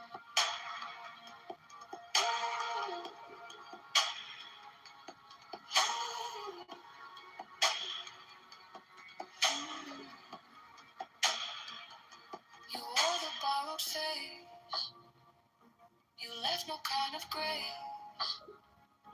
But every lie you spun turns back beneath the sun. I kept the final clue, like a blade inside my shoe. Now every step you take feels like the earth might break. So let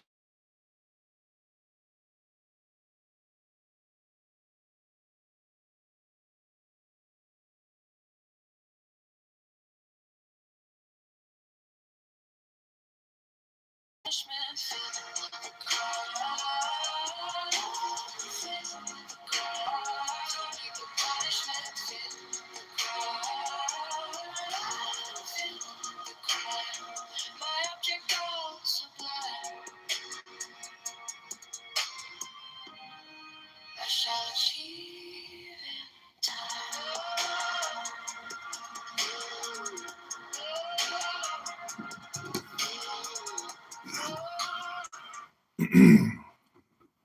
Okay, I assume Beth is sleeping or something, but Yeah, he was on camera. Ask this question, and if they respond this way, then I go in this direction. If they respond this way, I go in this direction. I was like, but you don't have the data to prove that. No, I do, because listen, every time they said this, I always went. That's not the reason why they went in that direction. It had nothing to do with your question. Story. It had nothing to do with your question. Oh, but yeah, but and then guess what? Bam.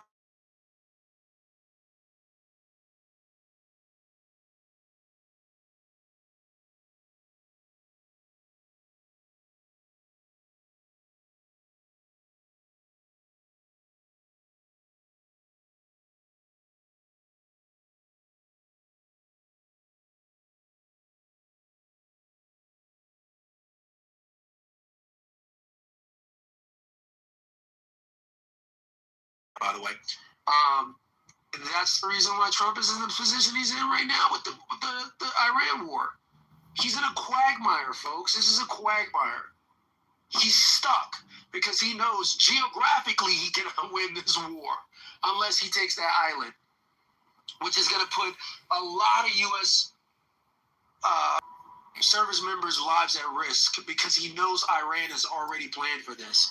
They're waiting for boots on the ground. TC, are you aware of today being World Ego Day? John, can you reset the room and do the gong, please? Thank you. Yeah. I don't know what World Ego Day is, but I want to finish what I was saying. So he knows there's a quagmire he's in right now, and he has no choice. Machiavellian. Hello? Yeah, guys, let me finish. I know you guys hear me talking. I'm almost done. All right, keep going. So he has no choice.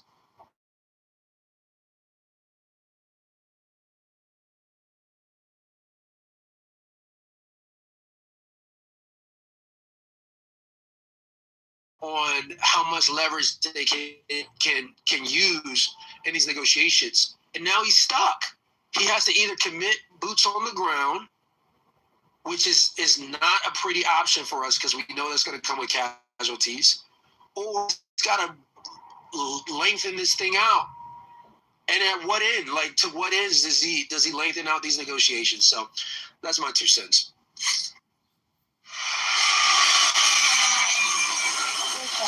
You monologued for like 2 hours. I know, but at least I make salient points. This guy's just fucking Machiavellian, like hardcore. Really? Featured on CNN, multi-millionaire black business owner, CEO, finance, whatever. Are you jealous? No, it's just fucking annoying. Like, bro, nobody cares. Nobody fucking cares. Nobody gives a shit. Ann doesn't care. She's just being a white knight right now.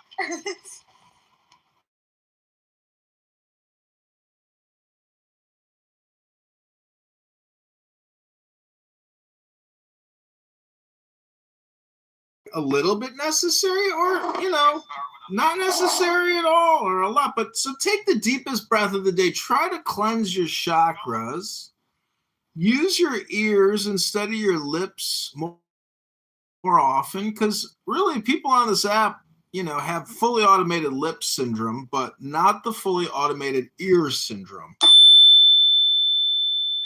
And as a result, you get a lot of entertainment, but a lot of this entertainment is actually not useful or helpful or necessary. It's really an opportunity cost that you are choosing to participate in, known as a conference call. And unfortunately, there's a lot of people here that like to propagandize their elite, intellectual, liberal propaganda. We all can recognize it immediately, especially if the last sentence is, "So you don't stand for gay black men? You don't stand for black..."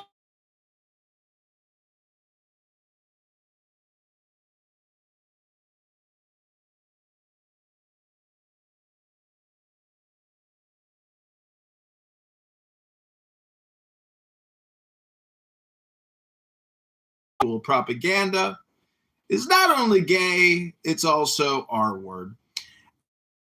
And when we talk about what is the R word, it's really not a question of whether or not the conversation is necessary, but whether or not it's actually just spam and filibuster propaganda hypnosis to waste your time. Because clearly, if we can't discuss what the priorities are as a group, the group actually isn't interested in any priorities. They're just interested in gay, elite, intellectual, black propaganda, Democrat propaganda. And so I rest my case. Just know that the law is written in my PTR. The law is all that matters, not whether or not you're gay or whether you're black or whether you're a woman or whether you're brown or an immigrant or whether you're indigenous. None of that matters. What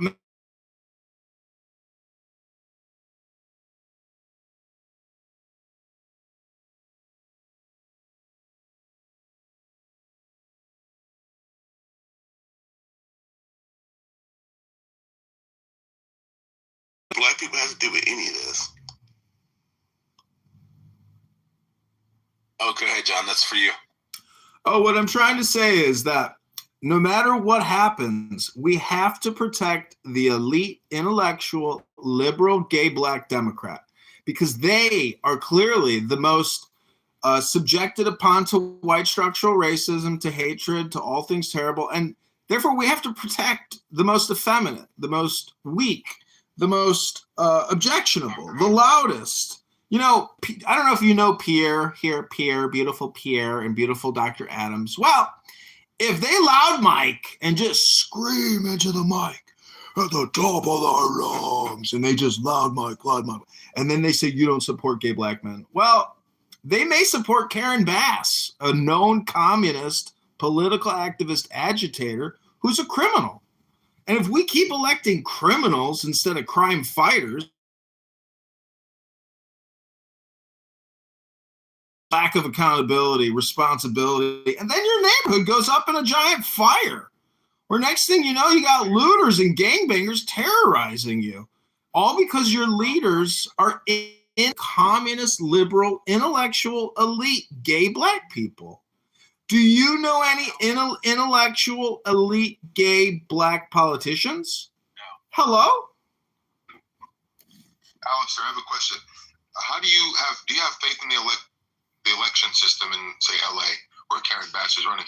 No, none whatsoever. Fraud is rampant, and whether it's petition fraud or ballot fraud or electric signature fraud, the election commission in Los Angeles, I'm sure, is run by elite, intellectual, liberal Democrats, not conservative, intellectual Republicans. That's just a fact. That's the problem everywhere.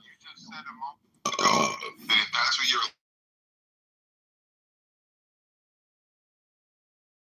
are electing in, but the system is overrunning their voice. At that point, then what? I mean, I know it's a hypothetical. Well, it's my belief that sheriffs don't actually arrest criminal politicians, and so that would be one thing where we actually get a sheriff somewhere in the country that's willing to arrest Democrat liberal judges that release prisoners on no cash bails and ankle monitors that go on to kill again. That would be enough to arrest a liberal Democrat judge immediately. We don't have any attorney generals at the state level, federal prosecutors willing to go after fellow judges who release black male recidivist murderers that go on to kill again with no cash bail and ankle monitor. Until we have real lawmen with guns and badges ready to take them down. And if they resist, they are ready to kill them. Until we have that, we will never, ever bring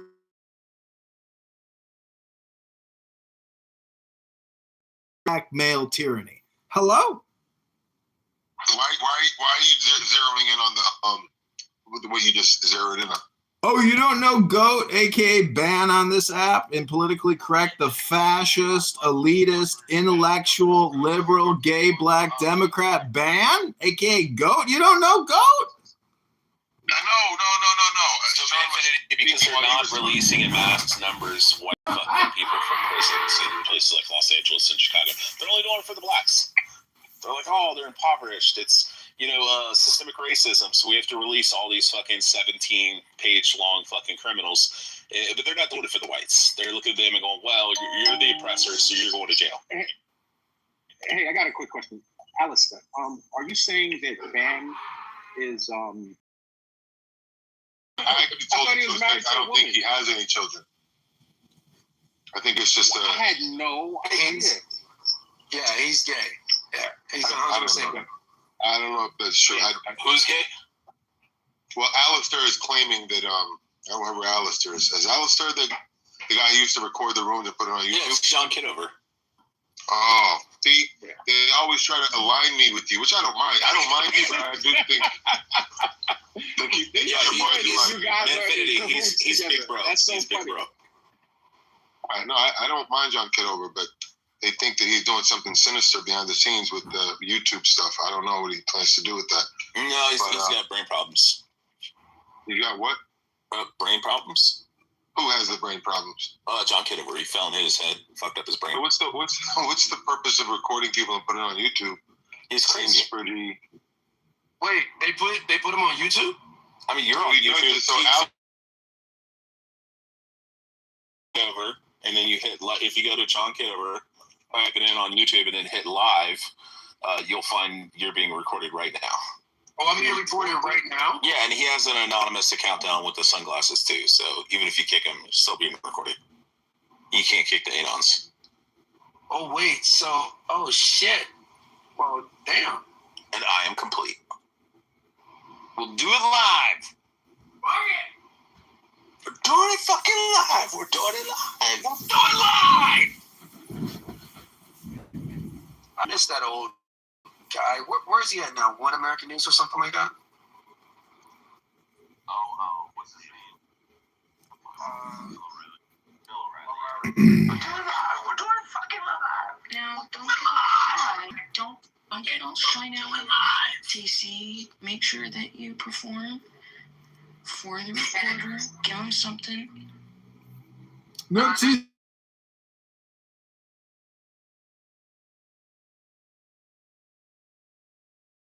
Make you the president. Yeah, let me ask you a question. If we were to make you the president, what would be the top 3 priorities of your administration be, Dr. TC? It's almost always a black man. Because I love black men. There you go. That's what I was getting at. You never hear her say, hey, Bree, or hey, John, or hey, some other white person. She's like, hey, Mr. Black Man.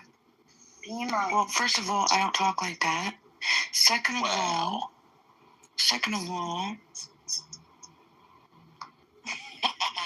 you white.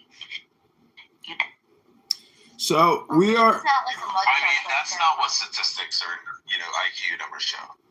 We are in the President Trump house. Was the Iran war necessary? We want to hear your voices and your opinions. If you are an ultra elite, liberal, intellectual Democrat, we want to know.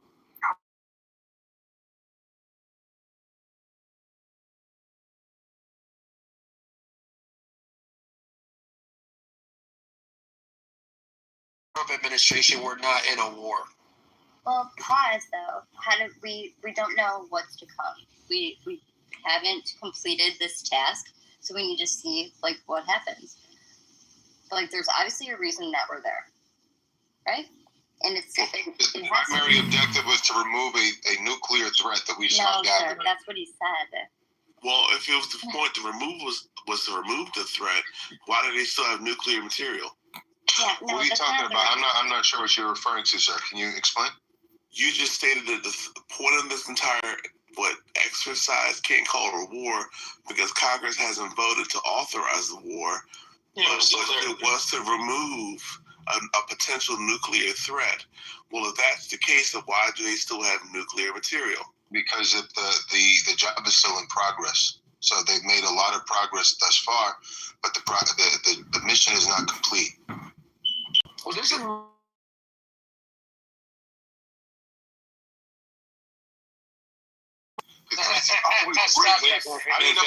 Did we hear a smoke detector in the background? Whose was it?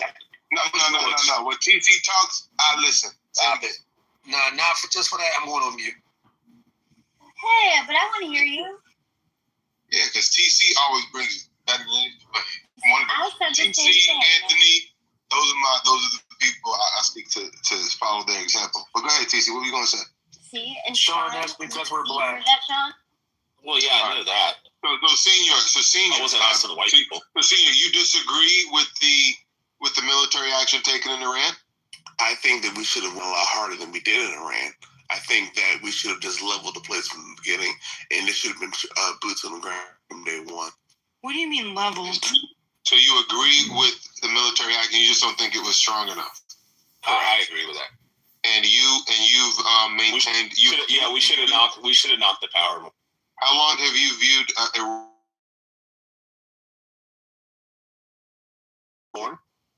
Oh yeah, I would go back to the Ayatollah. But I mean, sorry, not the Ayatollah. I would go back probably the 70s because the reality is they're the ones that are probably the main progenitors of terrorism cells in that part of the world anywhere because they're our primary nemesis there. And if we're going to go after someone in the Middle East, it should be another perspective. Sure. Because again, I don't know what the truth is. Honestly, is I hear so many different backs and forth. So I'm going to push from the other side. Why Iran and not other countries that have nuclear power? Why Iran and why now? Because they openly would admit and they openly fund Hezbollah. They have all of these other organizations like fucking roaches, and they keep on seeding them all over the fucking world. And so yeah, they admit it. Fine, fuck them. It should have went in there, leveled the whole country to the ground.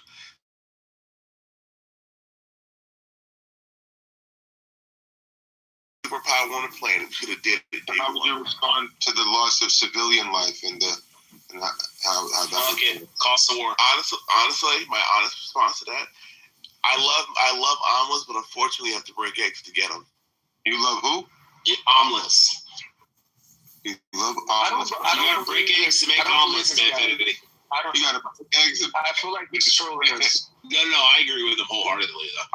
He's not the only one that has this position. I mean, I think we should. I'm really, honestly, I'm pissed off that Trump didn't knock out. I mean, it's going to garner more fucking hatred for the United States, and you're going to get more people that are going to become politically aligned with the IRGC if they were to knock out the fucking water and they were to knock out, the electricity in Iran. You're going to have a bunch of people that are going to switch teams and be like, that was going to happen America, anyway, fuck Israel.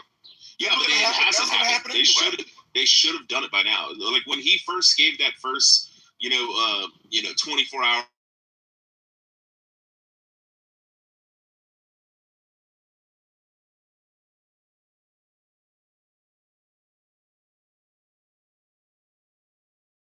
Knock the shit out as soon as we did. Right. So the power. Right. I agree. But he's talking about civilians. Like, nah, I draw the line with that. But I agree. I don't agree with that. I don't agree with that. But I just came in. But can I comment on it? Yeah, go ahead. Abby said it's turning good. No, it doesn't matter. We're going. Thanks, Rich. We're going to try to have an economic war with them as much as we can. And if we force them to cap their pipelines, I mean, they are royally screwed. They're holding on, but I think that that's the direction he's going. And I was listening to a podcast where they talked about kind of what Trump would want to do. He can't because we bootstrapped ourselves 80 years ago with restrictions on how we fight.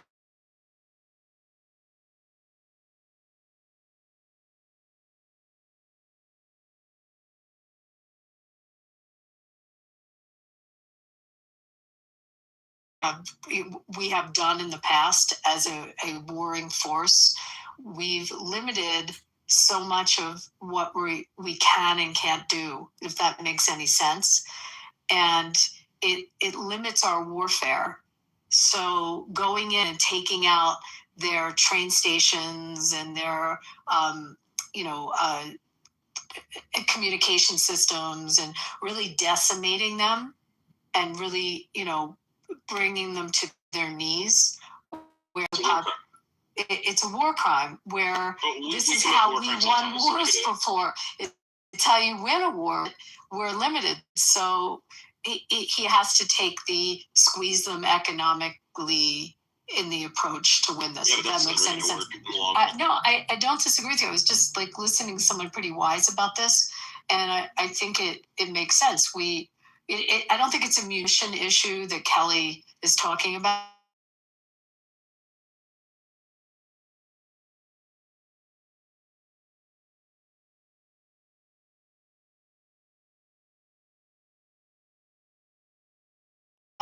So here's where I think we could make some progress on this.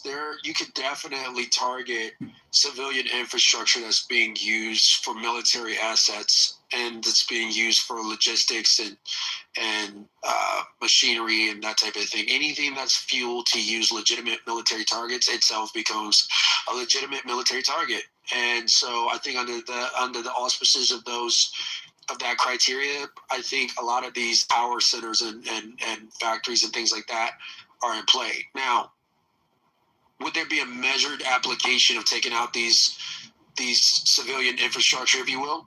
Yes, I wouldn't blow it all up at the same time, but I would certainly up the ante because at this point we're losing leverage. This is 100% a negotiation game. And if we're not making I guess it's the supreme leader. I don't personally believe there is a supreme leader in place right now, but whoever's pulling the strings, if it's the IRGC,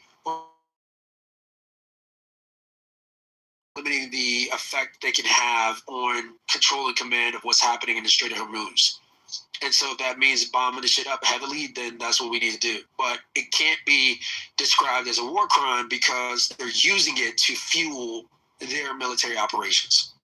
I think what's really sad about this whole thing is really we have sent the world the message that we are not as strong and as capable as we have purported ourselves to have been for the past 80 years. We have allowed what the fucking Pakistanis to now become the arbiters of peace treaties and shit like that and settlements in this conflict, quote unquote. Donald Trump should have gone in there and destroyed everything day one.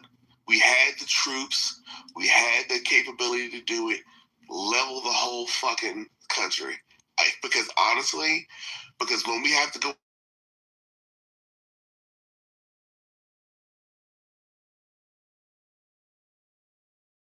do all that shit, and Americans can't do jack shit, that's when we're going to say, oh, we shouldn't have gave them the heads up on that. So if the people that live there believe that their regime is failing and they're hemorrhaging cash and that it's weakened, which was the message we had in the beginning of this war, that was a pretty strong message that the regime was falling. And it seems like that message is kind of going away a little bit. But it was, if you remember in the beginning, that was what we all heard. But you have to have the people there, you have to squeeze them. You have to really squeeze this regime economically, hard, so that any chance of their production or, any revenue is gone. And then ultimately the people will erupt there.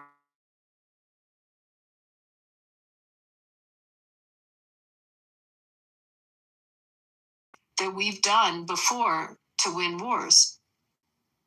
Well, I would actually push back. I would say one, we could. I think the question becomes, but what are we willing to deal in as the after effects of that? One, two, the fact that the Iranian regime still existed after all of the sanctions and all that shit.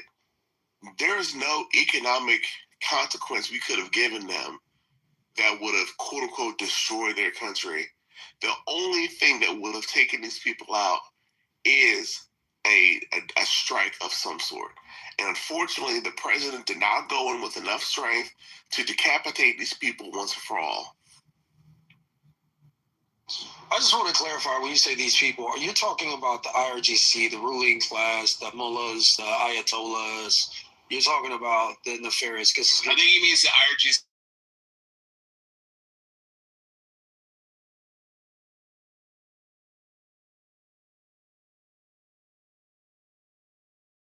I'm just trying to clarify. But I will also clarify my point to also say this: if some of them happen to get unfortunately unalived in the process, I'm not going to shed a shit ton of tears, because guess what?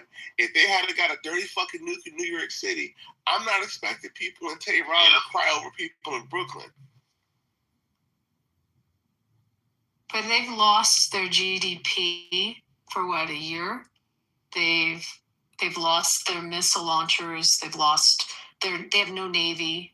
You know, I mean, we've caused a lot of damage there. Yeah, but they still exist, obviously. They still exist. They fight on. They fight on, even though we've crippled them, and I think the other guy was just saying that we should have went in stronger and we should have just eliminated 100%.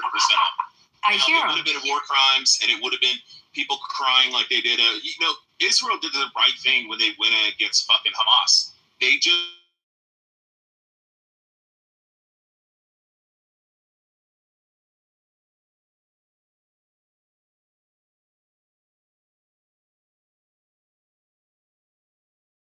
in the same breath, Gaza, Hamas is pretty much fucking done for.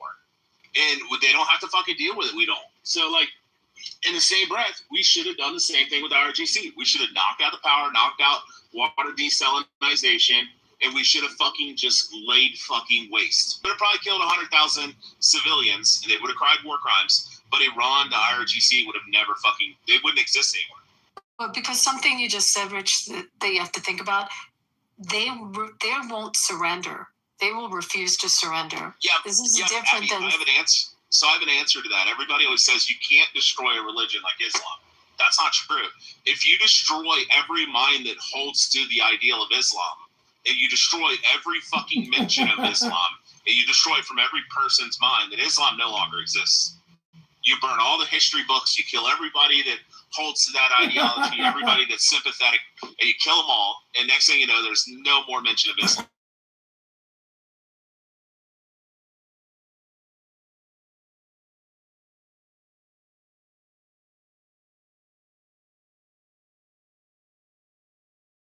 From 660, and you look at the gangsterism, the mafiaism, the terrorism, and what they did to the Jews in Saudi Arabia, the Muslim terrorists, the first Islamic state. It's right there in 600 AD. All you got to do is study the law, and thank God we have Abby here, a lawyer, who used to be a Democrat lawyer. Now she's a Republican. Mazel tov.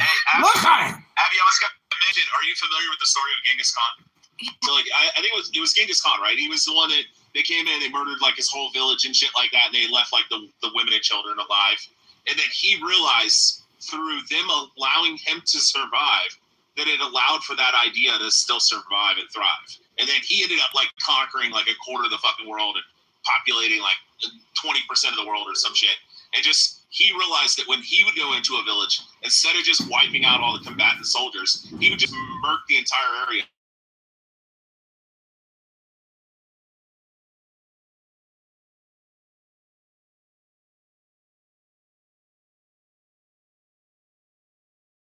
just absolutely fucking laid waste to it. We did it in Hiroshima and Nagasaki, and it stopped the fucking war. Had we just done regular, storm of the beaches and shit, that shit would have probably ended up either losing, or that shit would have lasted 30 years and we would have lost millions of people. But we went in scorched earth and bombed 2 cities and they surrendered. And that's what we should. I'm not saying we should nuke Tehran and Shiraz and stuff like that, but we should have went a lot heavier handed. I hear you, but Trump